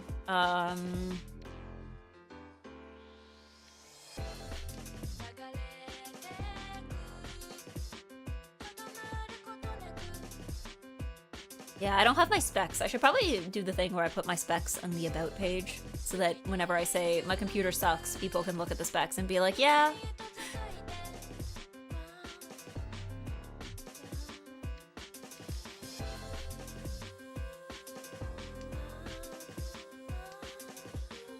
I checked your photo of your BIOS. Okay, I guess the info would be there too.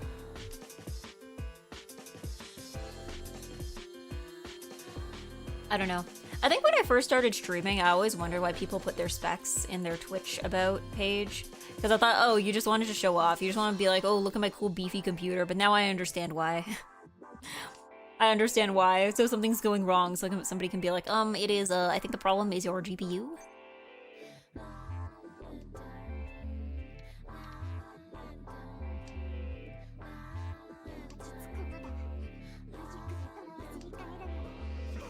I mean, I imagine for some people it still is showing off, but like, you know.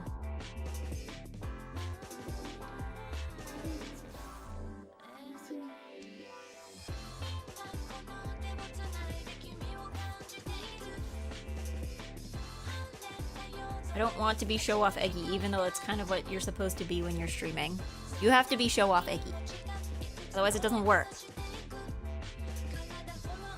What's the point of streaming if you're not going to be a show-off? Specs toaster, streamer, I think I know your problem. It's clearly not an oven. Have you tried upgrading to an air fryer? It is not as powerful as an oven, but it may be within your budget.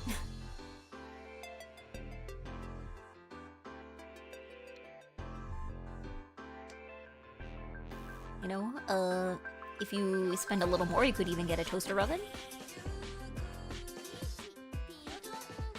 It is still not as powerful, but it will be able to get you a lot further. Whoa, okay. I'm so glad that's not my problem.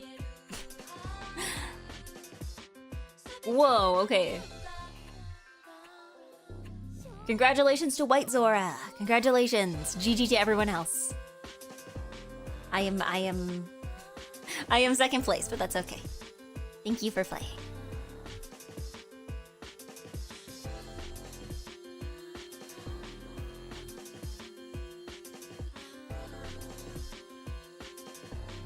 If you put your CPU in the oven, it can improve the performance by 40%. No, do not put your CPU in the oven. Grab an older fighting game with decent netcode for cheap and play that. What are those?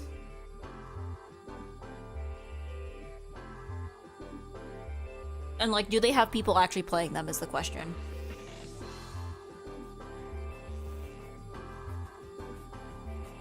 Like, would I be waiting 9,000 years for a match kind of thing?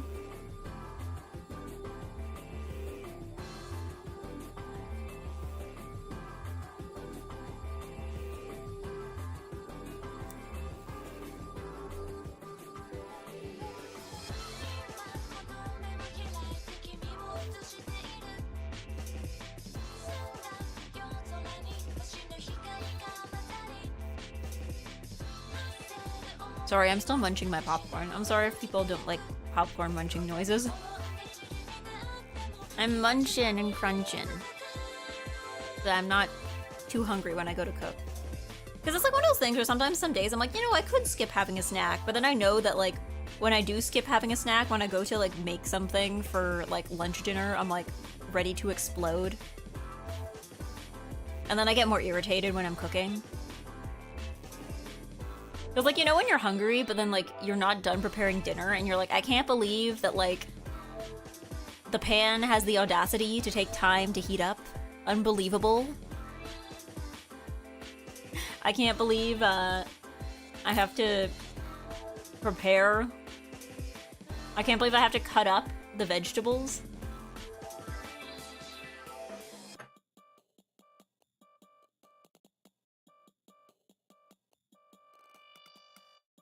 Eat the ingredients as you cook, I guess.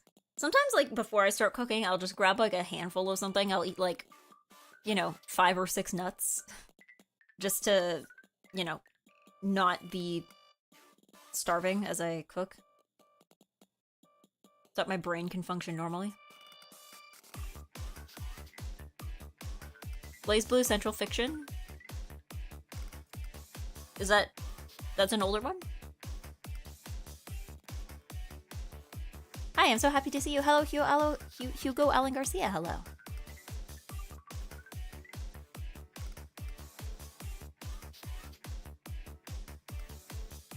This is from 2017 and the spec requirements are so low you're actually far closer than your CPU alone. Oh, nice, okay. And do people actually play it is the question. Are there enough people that play it that I would not be like waiting 9,000 years for like if I want to do a match?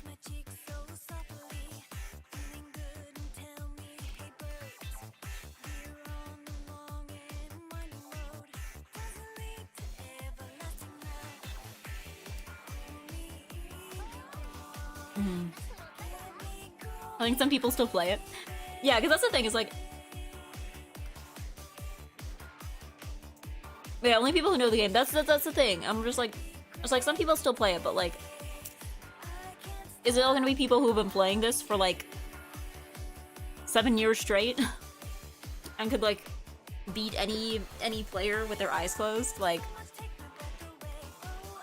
I feel like I would spend a lot of time in like single player training modes. Like just like beating up CPUs, beating up NPCs, until I could get the hang of it.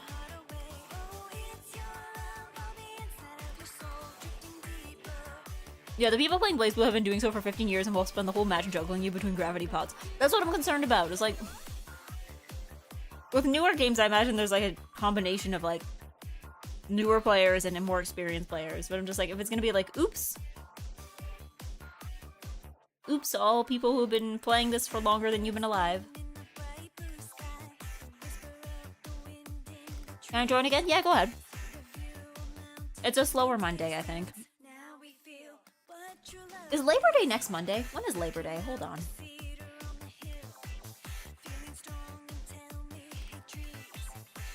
Oh, Labor Day is... Oh, okay, this is the last Monday before,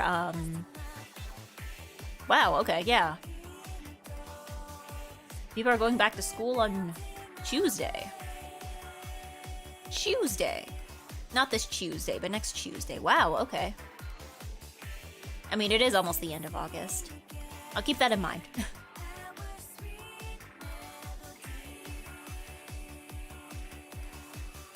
I'll just have to keep that in mind, because I know, like, statutory holidays I feel like are either busier for streaming or empty for streaming, because either everybody is off work and watching streams, or everybody is off work and touching grass, you know?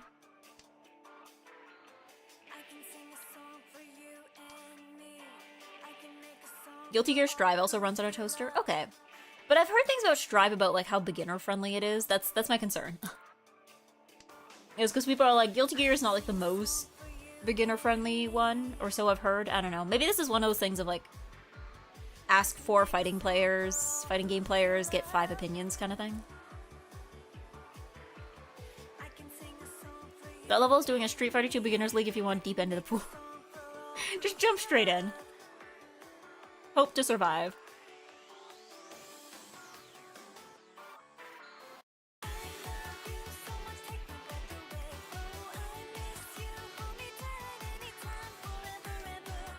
Yeah, there isn't really a beginner-friendly fighting game. Oh, that's true, I guess.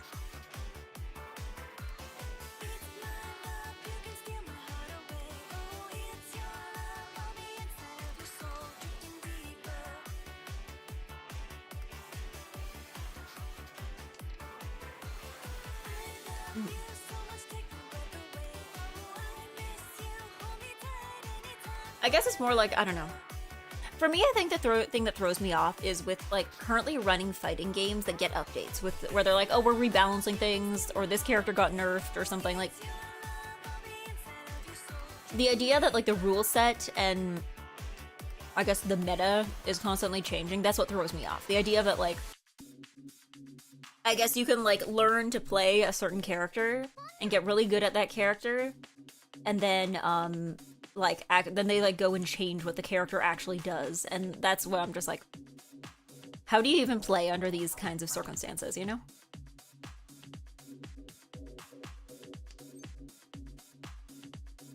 If you want the meta not changing, you want to play older games, that's fair. That's true.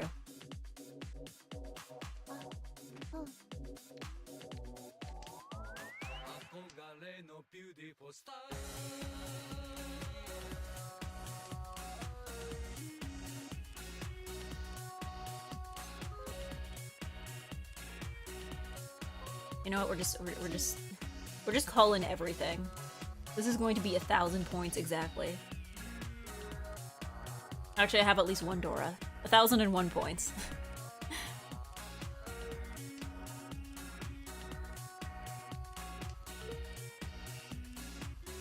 Grand Blue Egg is squarely within the recommended system specs. Okay. Grand Blue Egg. But I'm on Wi-Fi. That's my concern. I'm on Wi-Fi, and that's like the one thing I know that fighting game people like to make fun of. That's like, I know that's like... Imagine if the Mahjong meta were subject to change. Isn't that how like American Mahjong works? Somebody's telling me about that once. It's like, they like change the Yaku every year. So you basically have to buy like the Mahjong season pass. You buy the Mahjong season pass, and then like they tell you all the new Yaku for the year. No! No! Okay, well, that's not my problem. But no, they took my tile!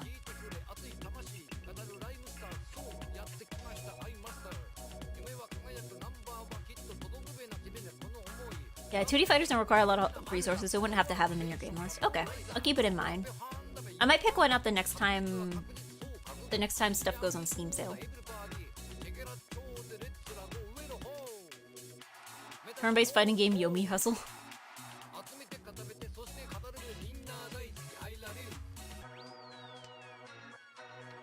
Fighting game egg.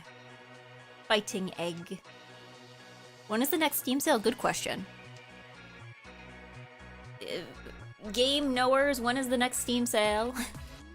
Because I know the summer sale already passed. That was back in June. And I know they have one at New Year's. But like, they gotta have other sales. I guess they have other sales on other stuff in between, right?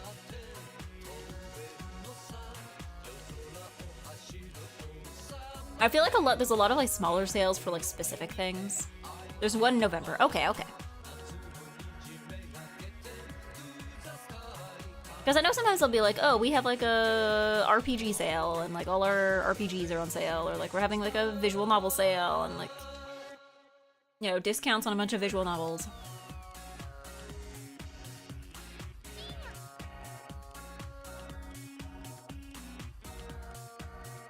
But like to have like a store-wide sale where like not everything, but like, you know, a solid chunk of stuff is on sale. I thought the Big Autumn sale was mostly around Halloween for some reason. I don't remember. I just remember there is one. I know there's one in the fall, because I feel like they have like one per season, more or less.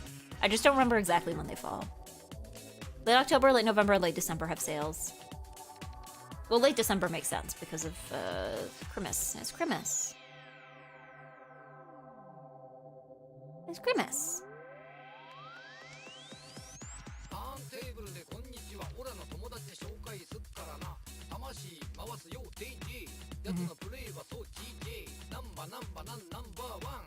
Yeah, I should just put them on your wish list. That's true. That's... Because I'm trying to think of like other stuff I'm waiting for to go on sale. I'll have to check my wish list sometime. Because I feel like my wish list is more like... A lot of it right now is just games that haven't released yet. And I put them on my wish list so that I get alerted when they get released. In case I like miss the release date and they like... I don't know. They come out when I'm not looking. I feel like that's most of the games on my wish list right now.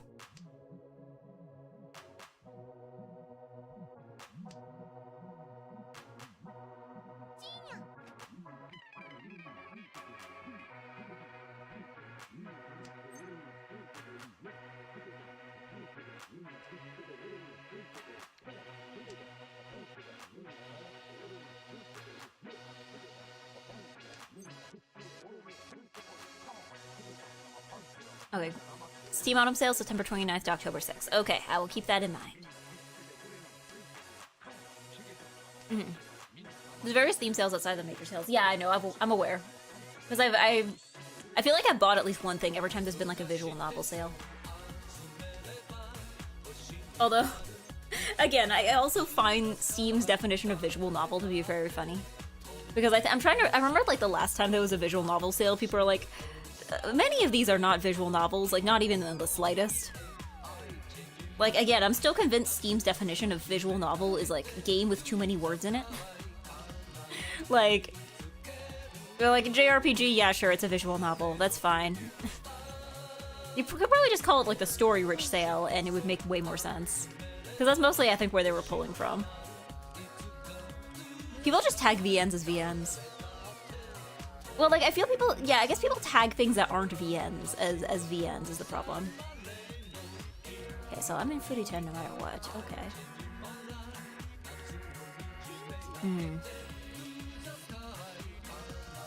Yeah, oh, JRPGs as VNs. Well, again, I guess some people are just like, they just assume anything with a lot of reading involved counts as a visual novel. So yeah, they're like, okay, you know what? That's a VN. Sure, why not? Persona 5 Royal is tagged as a visual novel, which, fair enough. I mean, I guess for certain things, it's like, I understand, because I imagine, like, you know, the connection, like, the people who play visual novels and the people who play Persona, it's probably largely the same people, right? Like, if you're interested in visual novels, like, you'll probably like Persona, even though it's not technically a visual novel, right? So, like, I imagine that, like, that's understandable at least, but I mean, I guess it's just games with a lot of reading in them. Because I don't know, like, if you want to get actually about it, you'd be like, Ace Attorney is an adventure game and not a visual novel. Zero Escape is a puzzle game and not a visual novel. Actually. Yeah, if it has narrative arcs and portraits and character stories and stuff, I'll let that one slide. Yeah, yeah. Well, because I feel like most games at this point have visual novel type elements if your game has any story to it at all. Like...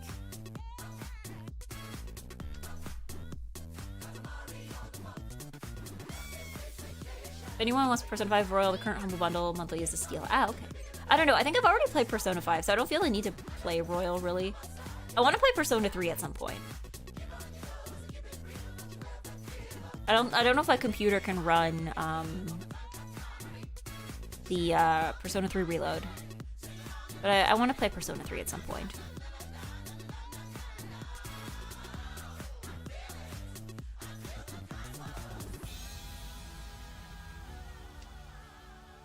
Yeah, P3 is my goat. Well, I want to play it too because, again,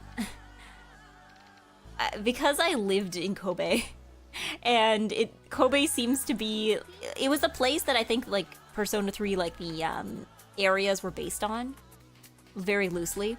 So that's why I'm like, I need to play this just to be like, yeah, I was there, sort of.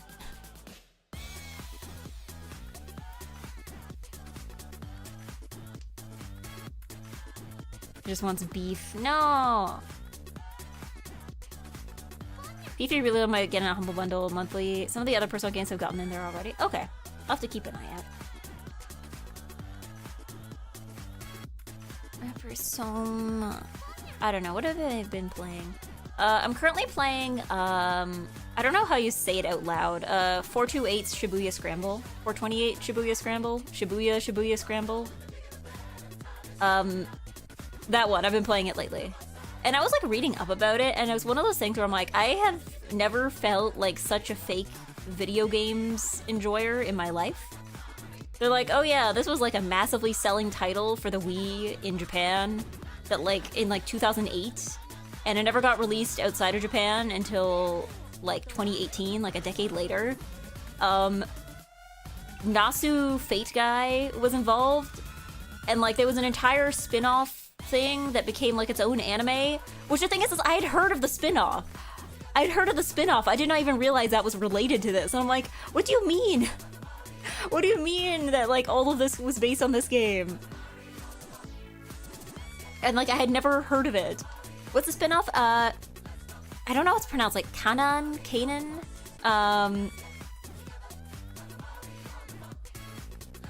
It was like, apparently there was like some kind of like bonus story in Shibuya Scramble that I guess they took the characters from that or something and then they like spun it off into its own story, which got an anime.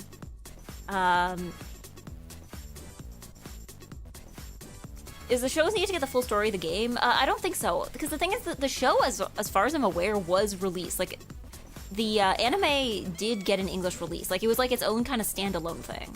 I think the anime got an English release before the game did, if I remember correctly. Yeah.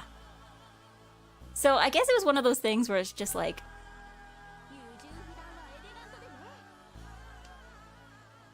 it's like one of those things where I guess maybe because the game was live action and it uses it just uses straight up photos of actors like as their CGs. I'm thinking maybe that's just why they didn't think it would sell overseas.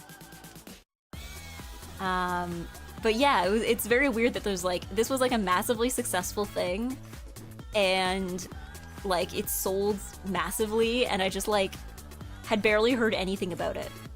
I'm like, I feel like such a fake fan of any, not even visual novels, I'm just like, I feel like the fakest fan of everything now. I'm like, how did I not know about this?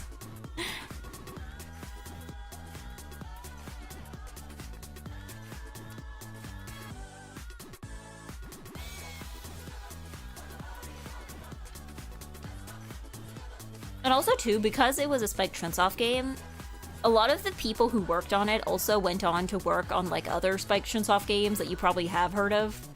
So a lot of the people who worked on it, I think, were later they worked on Danganronpa. They later worked on Zero Escape. They worked on stuff that did get an English release. Yeah. Listen, this world keeps spinning. You're gonna miss some things. This is the nature of life. Yeah, but I don't know. I guess if there's something I want to be if there's something I want to be knowledgeable of it. I want to know the origins of stuff, you know? I need to pick up the what was it called? The Famicom Detective Club, because I know they did remasters of them and they're on whenever they go on sale. I'll need to check when they're on sale. I should probably pick some of those up on the Switch. Because I know that those were a very early I'm assuming that this is kind of the progenitor of Ace Attorney and a lot of other similar murder mystery games of that type.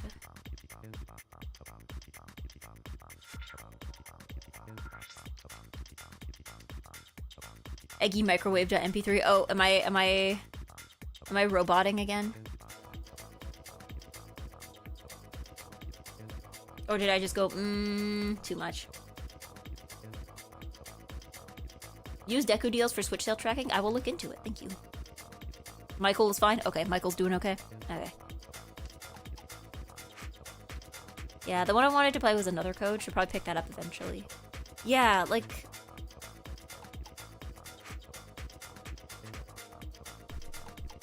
again, I need to finish Umineko too. I need to finish Umineko, and I need to read Higurashi, and I need to... I don't know. I'm not terribly interested in Fate, but I kind of feel an obligation to at least give it another try.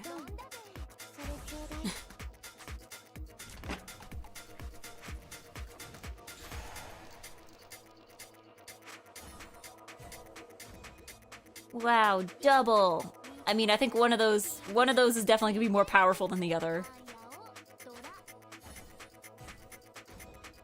I think one of those is causing you more grief than the other, I think. But it looks like we have thoroughly beaten you to death. With hammers. Shadow Realms, going to the negative numbers. Congratulations again, White Zora. Thank you all for playing. There we go, what time is it? 3:13? I think this will be the last one. I think I'll go for one more, if that's okay. Negative score. I feel like that's a victory in a way. I mean, it doesn't happen every game. I guess it is kind of a... I wouldn't say an achievement, but it's a rarity. It's a rarity. Well zhonged. Well zhonged, my friend. Well zhonged. Oh yeah, okay, so I think this will be the last one. We'll go for one more. There's a Fate 4 Mahjong spin-off manga. Why not? Isn't there a Fate cooking anime, if I remember correctly? Was it like a... because I remember seeing jokes about like Fork Stay Night or like Fate Stay in the Kitchen. Something like that. And that wasn't actually what it was called, but that's what people were nicknaming it. And yeah, cooking is the single best thing the franchise has made. I don't know. I kind of... Okay, here's the thing. I need to get into Fate. I need to get into that specifically because I really like the opening for, what was it? Carnival Phantasm. They're like... I really like that song. But I know that you need to be, like, super deep into it to understand anything that's going on in that show, because it's pretty much just, like, parodies of things that happen in the original stories that you need to understand the original stories to be able to follow. Eggy, drink water? Okay, give me a second.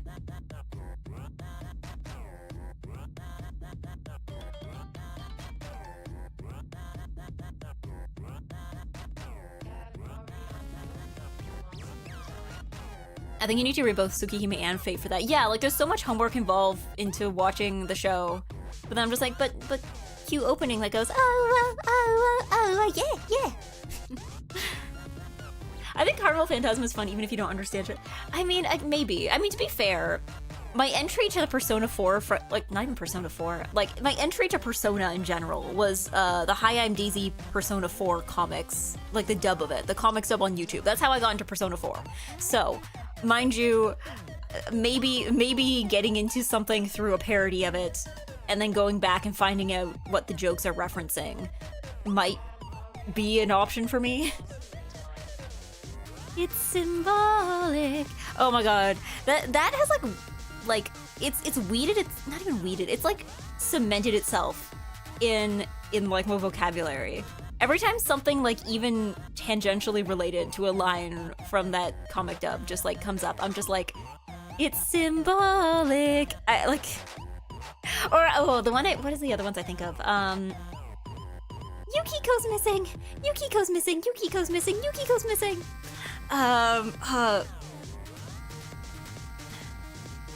The one I keep thinking every time I like make anything with tofu, the like my fried tofu, my fried tofu.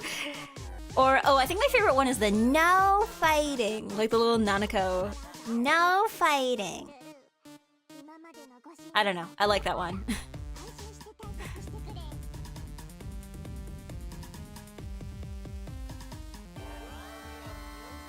Yeah.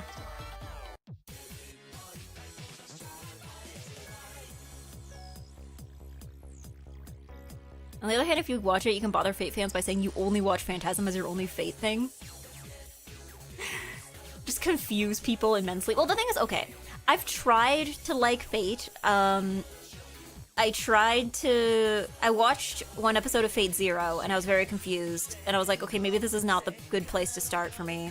So I watched Unlimited Blade Works. I started it.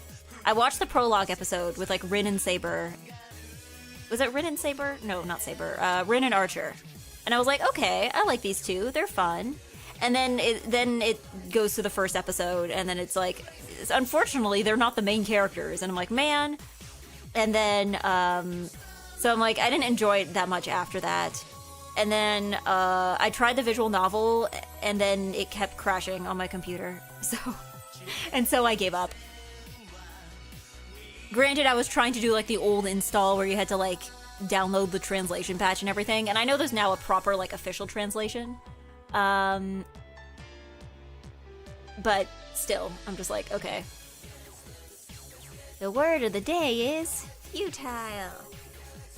Can you think of any other words that start with F? Fistake? Fistake also, I think, is like just a permanent fixture of my vocabulary. Fistake, my fried tofu, Trial of the Dragon. I mean, I guess there's some like less specific ones too, like... You are now friends with Yosuke. Yosuke will now die for you. But yeah, there's an official release now. Yeah, like I know you don't have to suffer anymore.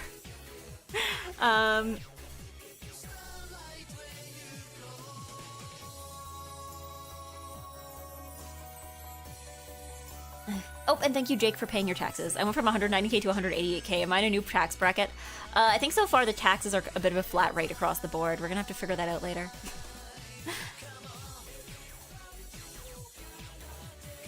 Yeah. The only Fate content I consume is Fate 2006, one episode of Zero, Emiya cooking, and Fate Mahjong. Well, I mean, to be fair, okay, one thing I always found interesting about Fate is that, like, I mean, maybe less so now, but I remember, like, a few years ago, like 2018, 2019, especially around the time I started going to conventions, is that it was something that was, like, popular among both, like... It was, like, popular with both, like, quote-unquote normie weebs and people who were, like, deep into weebery. Like, the kind... Because, like, there were people who were more casual fans who might play Fate Go or, like, watch the anime...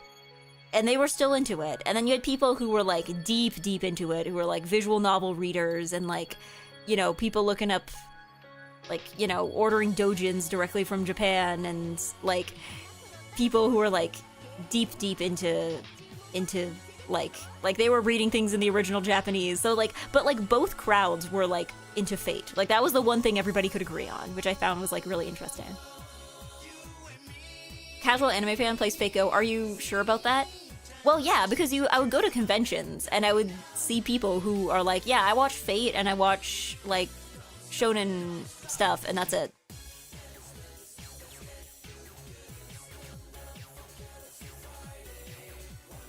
Broke my dad because I'm sick of eating calories, but Donald has TMNT and Sanrio toys. Oh, somebody was talking about that earlier, I think.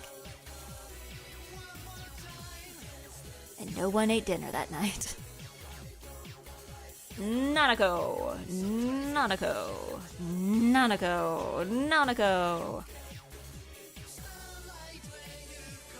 Yeah, those people probably fell a bit deeper than the average Demon Slayer person. Yeah, but I just felt like Fate was like a, I don't want to say like surface level anime, but I feel like for a lot of people who were like not terribly adventurous with their anime, like Fate, at least one of the Fates was like a common one for people to have seen, right? Yeah, I'm an anime rom-com junkie, so Fate is like not even in my wheelhouse. Yeah, like,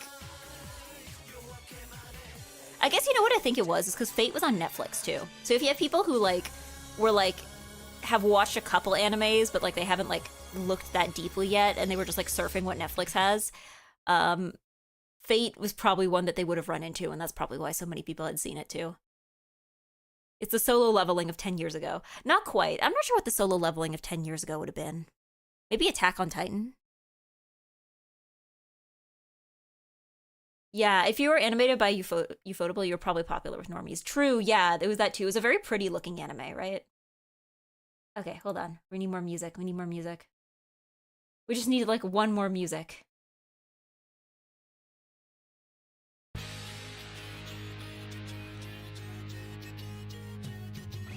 We need one more music and we need one more person. Add Rezzle, join the room. Rezzle is dead! No, he's alive. He's just not around. Might I be allowed to join again to know what else is planning to? Yeah, go ahead. Go ahead. Might as well. Today's been a quiet day, so might as well go ahead. Genshin anime is still MIA. Oh yeah, I forgot that that was supposed to happen. I totally forgot that was supposed to happen. Not that Genshin really needs an anime at this point, but...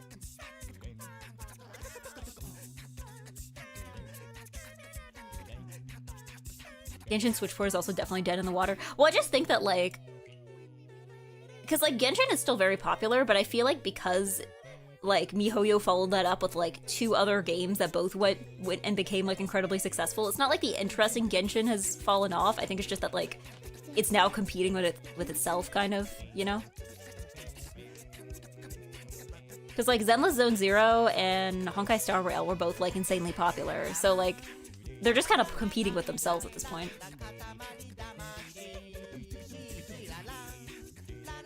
I need to do food prep. I spent an hour cooking something basic. Maybe I should front load all that. Might as well. But when you're cooking, you're not like angry. You're like, why should I have to do all this?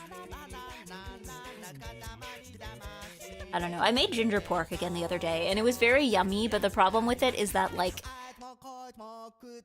the problem with ginger pork is that it's a lot of shredding stuff. Like, you gotta shred the ginger, and you can't do that ahead of time because you need the juice. Like, you're shredding the ginger so that you can, like, get the shredded ginger, but you also need the juice. So, like, if you don't shred it freshly, then some of the juice might evaporate. So you kind of have to do it at the time. And, like, again, it's not a difficult recipe to make. It's just a recipe that you spend so much time shredding. Maybe I just need a better shredder. Ginger juice, yeah. Well, because, like, again, you need both. You need to shred ginger, and then I know the recipe I was using asked for you to shred an onion as well. So it's like, okay.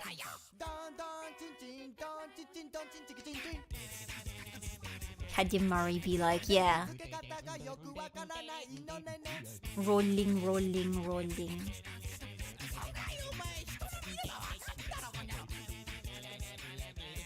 But yeah, because, like, the recipe, like, in the pictures they posted in their recipe, like, they had this, like, ceramic shredder that was basically just, like, this little, it was basically just, like, a bowl. It would almost look like a lemon squeezer, except it had a bunch of bumps in the middle. And that seemed to work better for what it is you're trying to shred, because I know when I was trying to clean, I was using, like, a normal, like, cheese shredder, and whenever I go to clean it, it was very annoying. I did not enjoy cleaning ginger out of the cheese shredder. It really doesn't work very well. Like, it will shred, but, like, the ginger will keep getting caught in everything, because, like, the shredder's not built for that.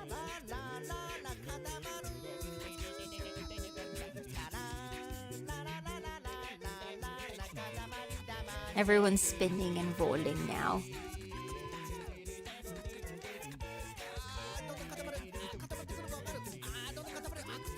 Sometimes I wish there was a way to, like, rotate emotes, so I can take, like, the eggy spinning and, like, rotate it so it becomes eggy rolling. I feel like I'd have to, like, upload a second one. I'd have to, like, rotate the GIF myself, make a new one, and then, like, upload that.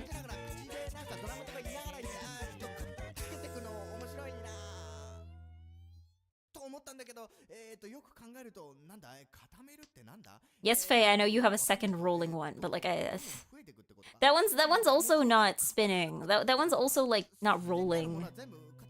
It's like spinning, but, like, spinning. It's still spinning. I wouldn't say that's rolling. Very strong PTSD reaction to a Katamari. A streamer I used to enjoy had a crush on the king and wanted a body pillow of him. In an attempt to gain favor, I Googled and saw horrors beyond my comprehension. Of course somebody makes body pillows of him. Of course they do.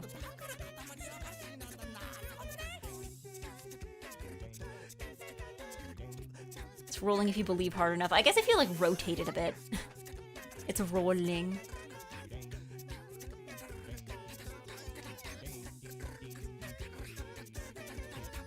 Rolling.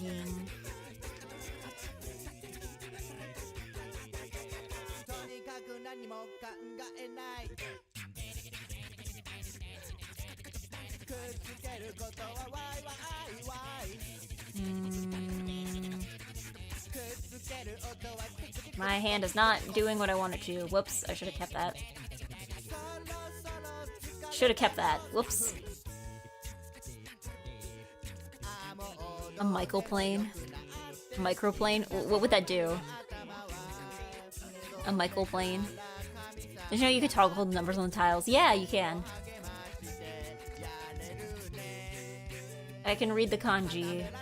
Weirdly enough, okay, I can read the kanji, which makes, like, the, these tiles easier, but, like, when it comes to, like, so, I have to, like, literally count it.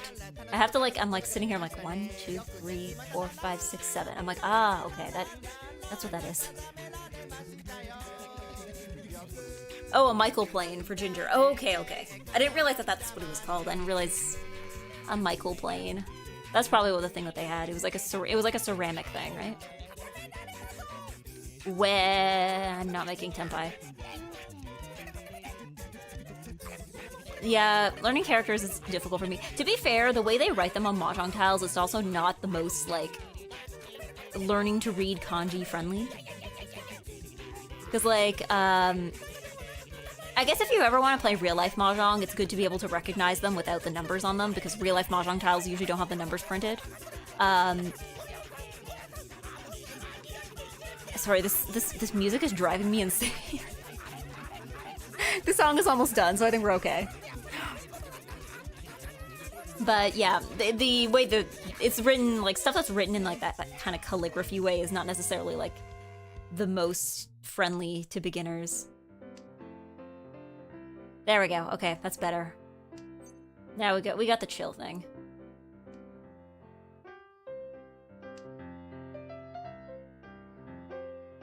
There we go. Now we can chill. We got a nice piano.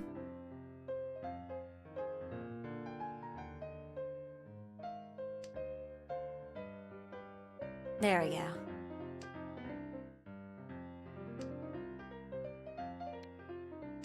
But yeah, no, it's because like I had the same issue with like, I guess like writing like this, I feel like is like the Japanese equivalent of like, you know, when you have like really see brush calligraphy in English writing that's like written in like fancy cursive.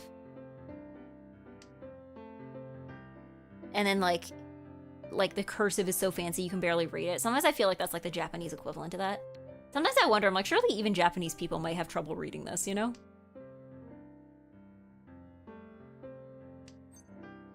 Eitso got me confused early on. Yeah, because it's got like the diagonal one, doesn't it?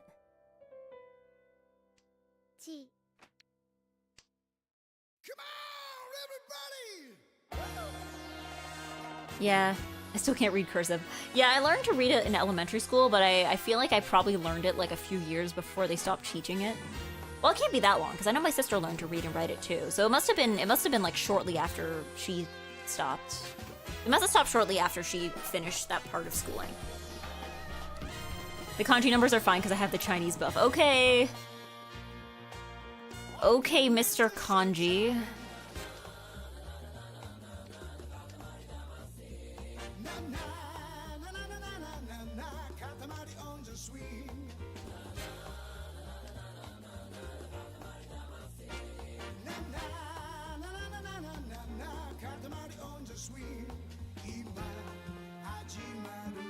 Like, Punk Asian is just sitting there with, like, a brush and paper, and it's just, like, serenely just being, like, just writing, like, poetry and just being like, skill issue.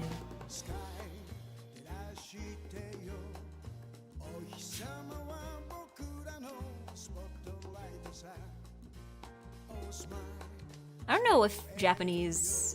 Does anybody know if any other languages have, like, an equivalent of skill issue? Because, like, I know you can translate the words directly, right?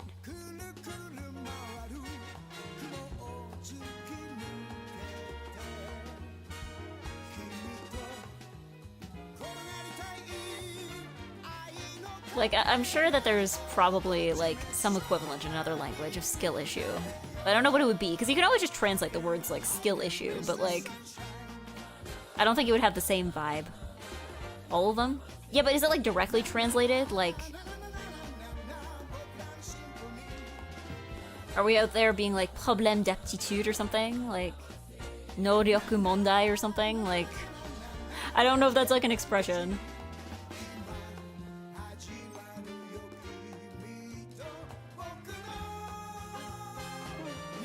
Have you ever tried learning the Native American ones? Get ready for a nice headache with those. With what? Like the characters or the writing or the word skill issue?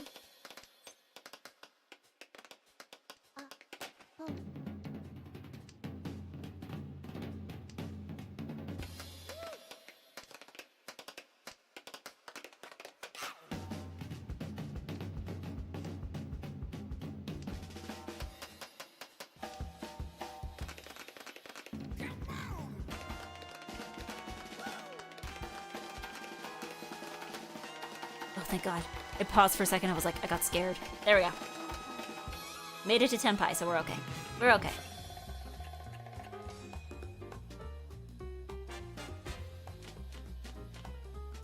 I am still a powerful egg.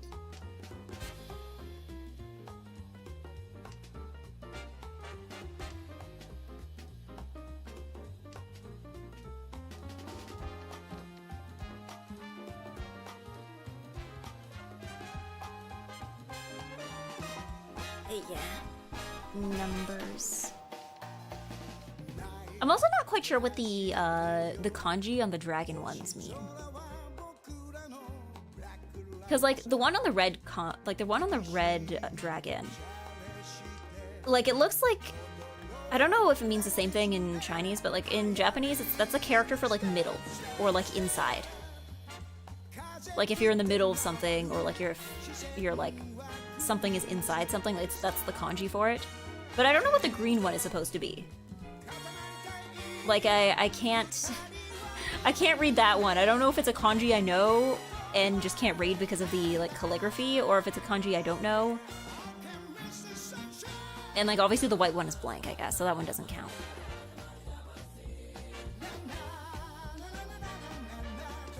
Because like the directions, the winds, those I can recognize, because those are just like north, south, east, west. Those I can read. But yeah. If I remember correctly, some use a graphic language in their clothing. If you know how to read them, you can learn the name of the person, the goal they belong, their city, social status, and more. Ah, okay. I like Chun's design, very emblematic. Sorry, I feel like we're having. Are we all behind? I feel like everyone's having a different conversation. Is the lag that bad? I feel like we're all in like 3 different conversations. Kind of like a presentation card made into a clothing full of abstract forms. Ah, okay. Like a name tag.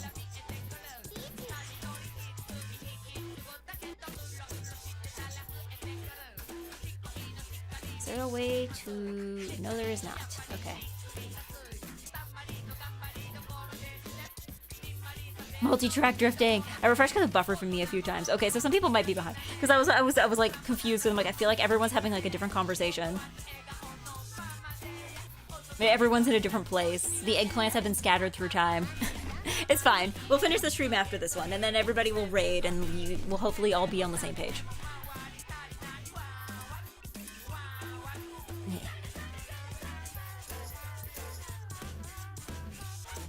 I learned a lot in art history class. The time-space continuum is a fickle beast. I don't know, because like I know that like if the stream lags enough, people will be behind. Like, they'll hear things after I say them.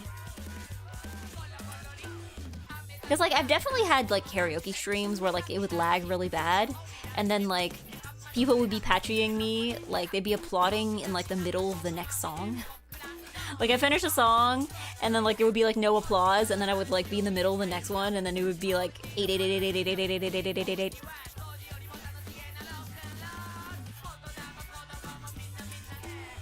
Anyways, kanji expert here. I was horrible in language school, so I can't read most things.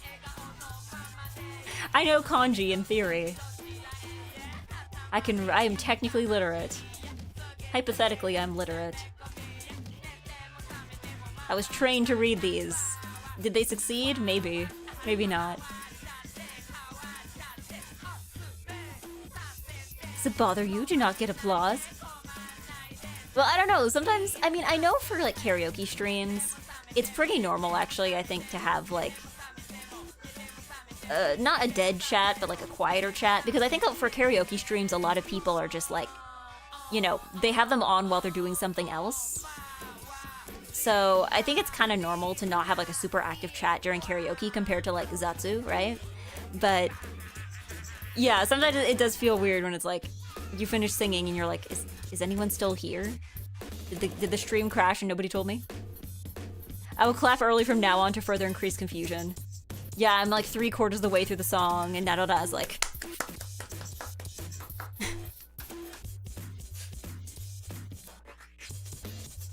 I'll just clap at random times, regardless of, regardless. Or, you know, I had another idea. I'm like, what if you were, like, clapping to the beat? So you just put in, like, 8, but with, like, spaces in between. So it'd be, like, you know, clapping to the beat, like... But it would just be like 8, space, 8, space, 8, space, 8, space. I'll clap it now and you can save it for later. Next time you perform, think of the memory of me applauding. Clapping in unrelated streams. Let's go. Yeah, clapping when the streamer hasn't, like, accomplished anything. Like, oh, you put down a tile in Mahjong?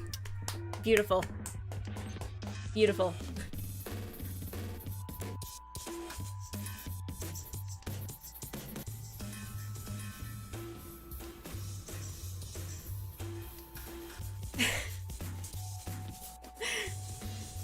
Congratulations, yeah.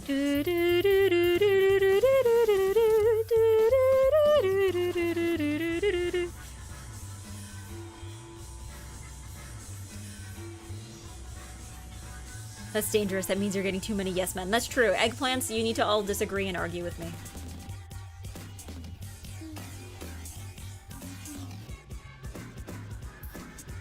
Everybody challenge me on every single belief. Got it. Okay.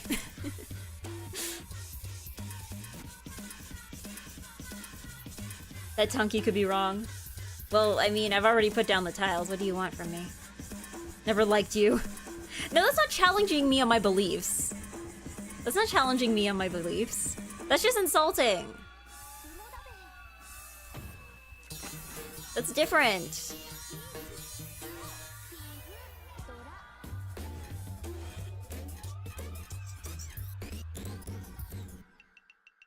Okay, I won't challenge you because you asked me to.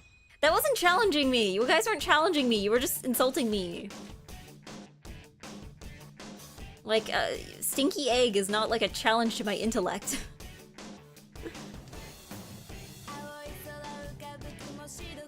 Like, I'm gonna be like, stinky, and I'm gonna be like, that's a ad hominem attack. Actually, no, that wouldn't be an ad hominem attack because that would imply that I actually am stinky. Going back to 4th grade. Yeah, it's like, well, you're stinky. Yeah, you're stinky.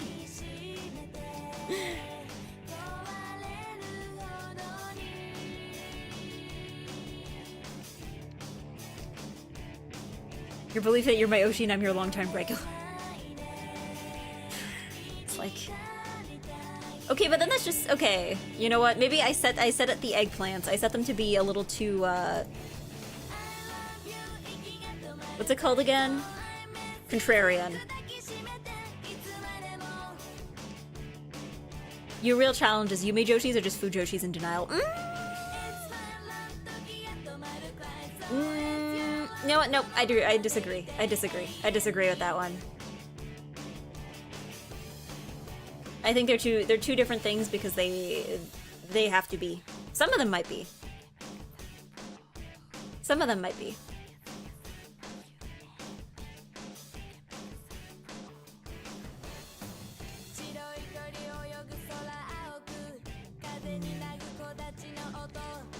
Much to ponder, much to think about. Thinking very hard. Should take off our shackles. It's time to be mean and bad. I mean, you were always free to be mean and bad. In theory, I was also free to ban you, but if you agreed, it wouldn't be a challenge. That's true. That's true.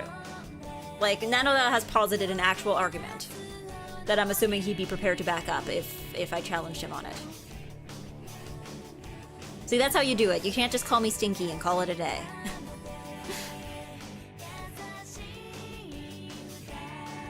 Let's go!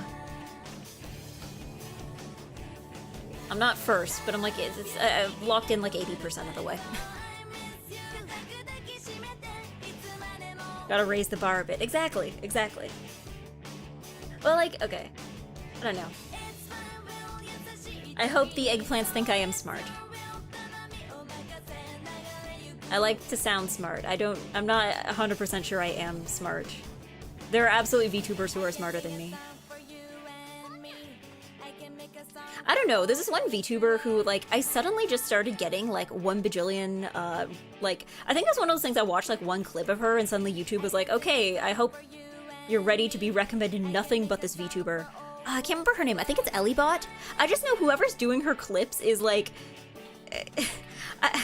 I think they're trying to attract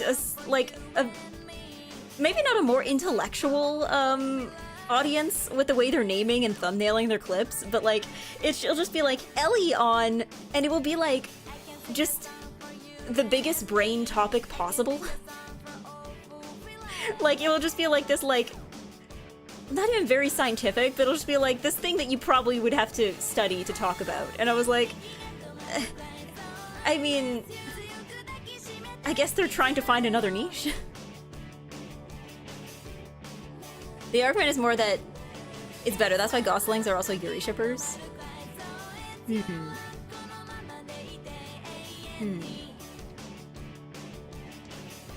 Sorry, Egg, I'm not creative. It's okay, it's okay. You gotta wait for the right take to come to you, right? You can't, like... It's like if someone says, give me a hot take, like, on the spot. Like, I don't think anybody would be able to come up with one. Smartest perspective, you know a lot about Lolita history and fashion. That's true, I guess. Probably.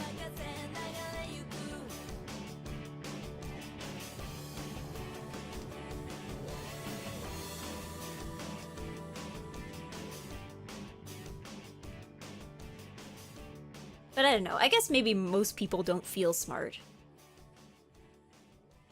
Like, I feel like even people I think are smart probably don't think they're smart. I feel like maybe smart is one of those things where the only people who think that they're smart are like the only people who like truly believe that they are smart are like people who are being absolutely delusional about it, maybe. It feels like one of those things.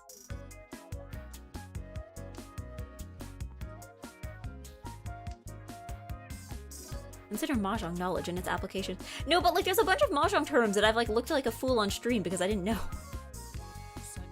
I didn't know what I didn't know what it meant to deal in for the longest time, and then I used the word wrong, and everyone was like, "Eggy, what are you talking about?"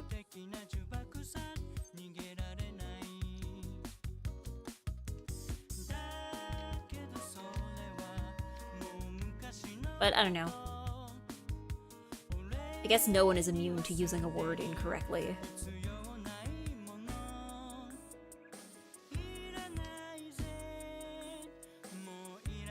Where else outside of Mahjong is that used? Dealing in? I don't know, like gambling? I don't know. You can be smart at math but dumb as textiles. It all balances out. Oh no, oh no, oh no, oh no, oh no.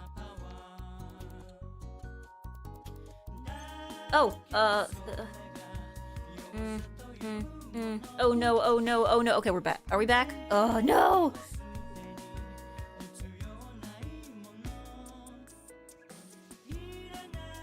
Okay.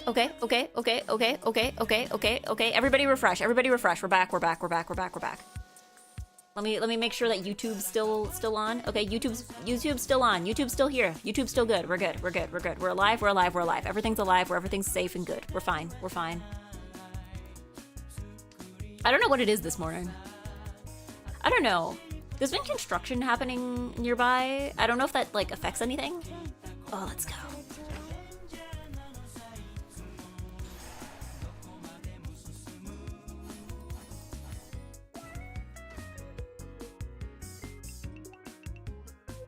And I got 30k points, so that's enough to pull us out of Southwind. Let's go!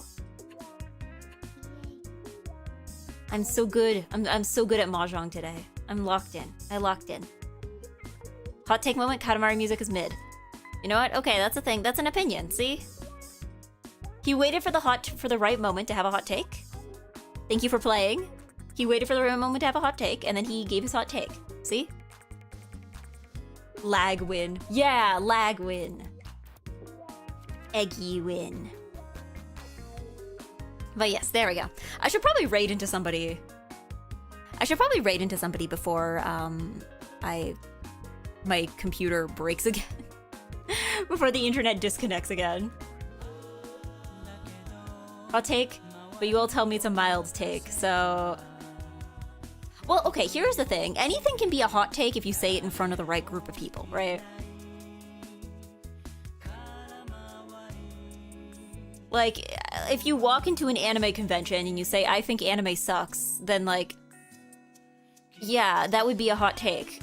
But, like, if you say that in a different context, in, like, I don't know, the Anime Haters Club or something, then, like, I don't know, probably not as much of a big deal.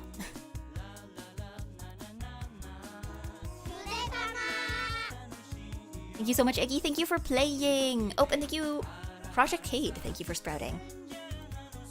90% of anime actually sucks. I mean, the thing is 90% of everything actually sucks. Like, it's like how people say with old music. People are like, oh, music was better back in the whatever pastimes you're trying to, like, make sound better. And people are like, oh, music was back in the 80s. And it's like, well, it's because the stuff that sucked in the 80s got forgotten, and, like, the only stuff that survived and that is still played and listened to today is the stuff that was good. Or at least worth remembering, right?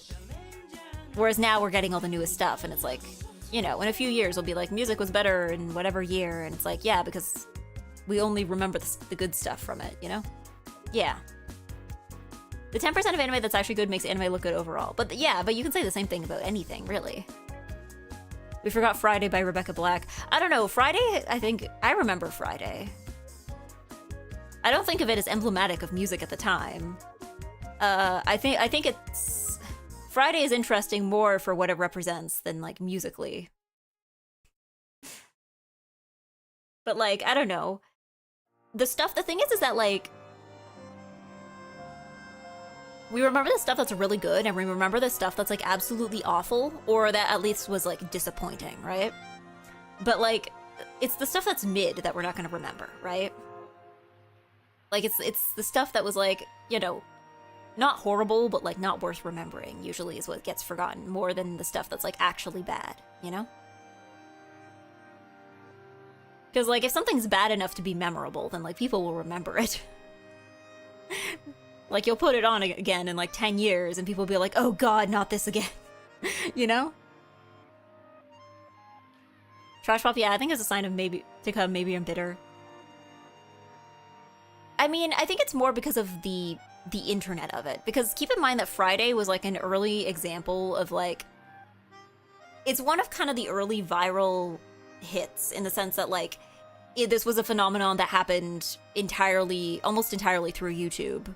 And also, like, involved one specific person. Like, the consequences, like, affected one specific person, right? So I think I wouldn't say Friday was, like, representative of music at the time, but, like, I feel like it's an important... It's historically important in the history of the internet more than historically important in the history of music, I think. If that makes sense.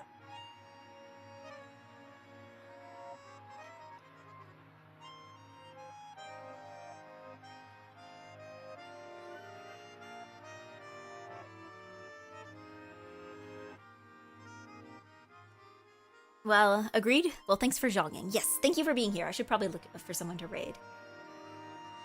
And then I can go make foods. And then I can go...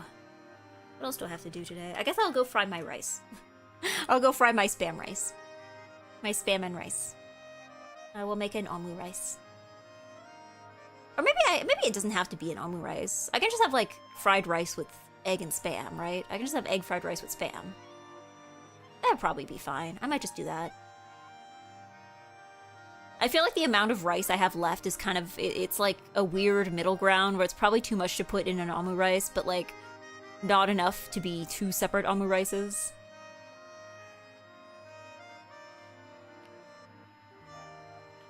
But... Oh, I'm on Twitter. I should be on Twitch. I cannot raid anybody on Twitter. The egg is frying their rice, yeah. You know what?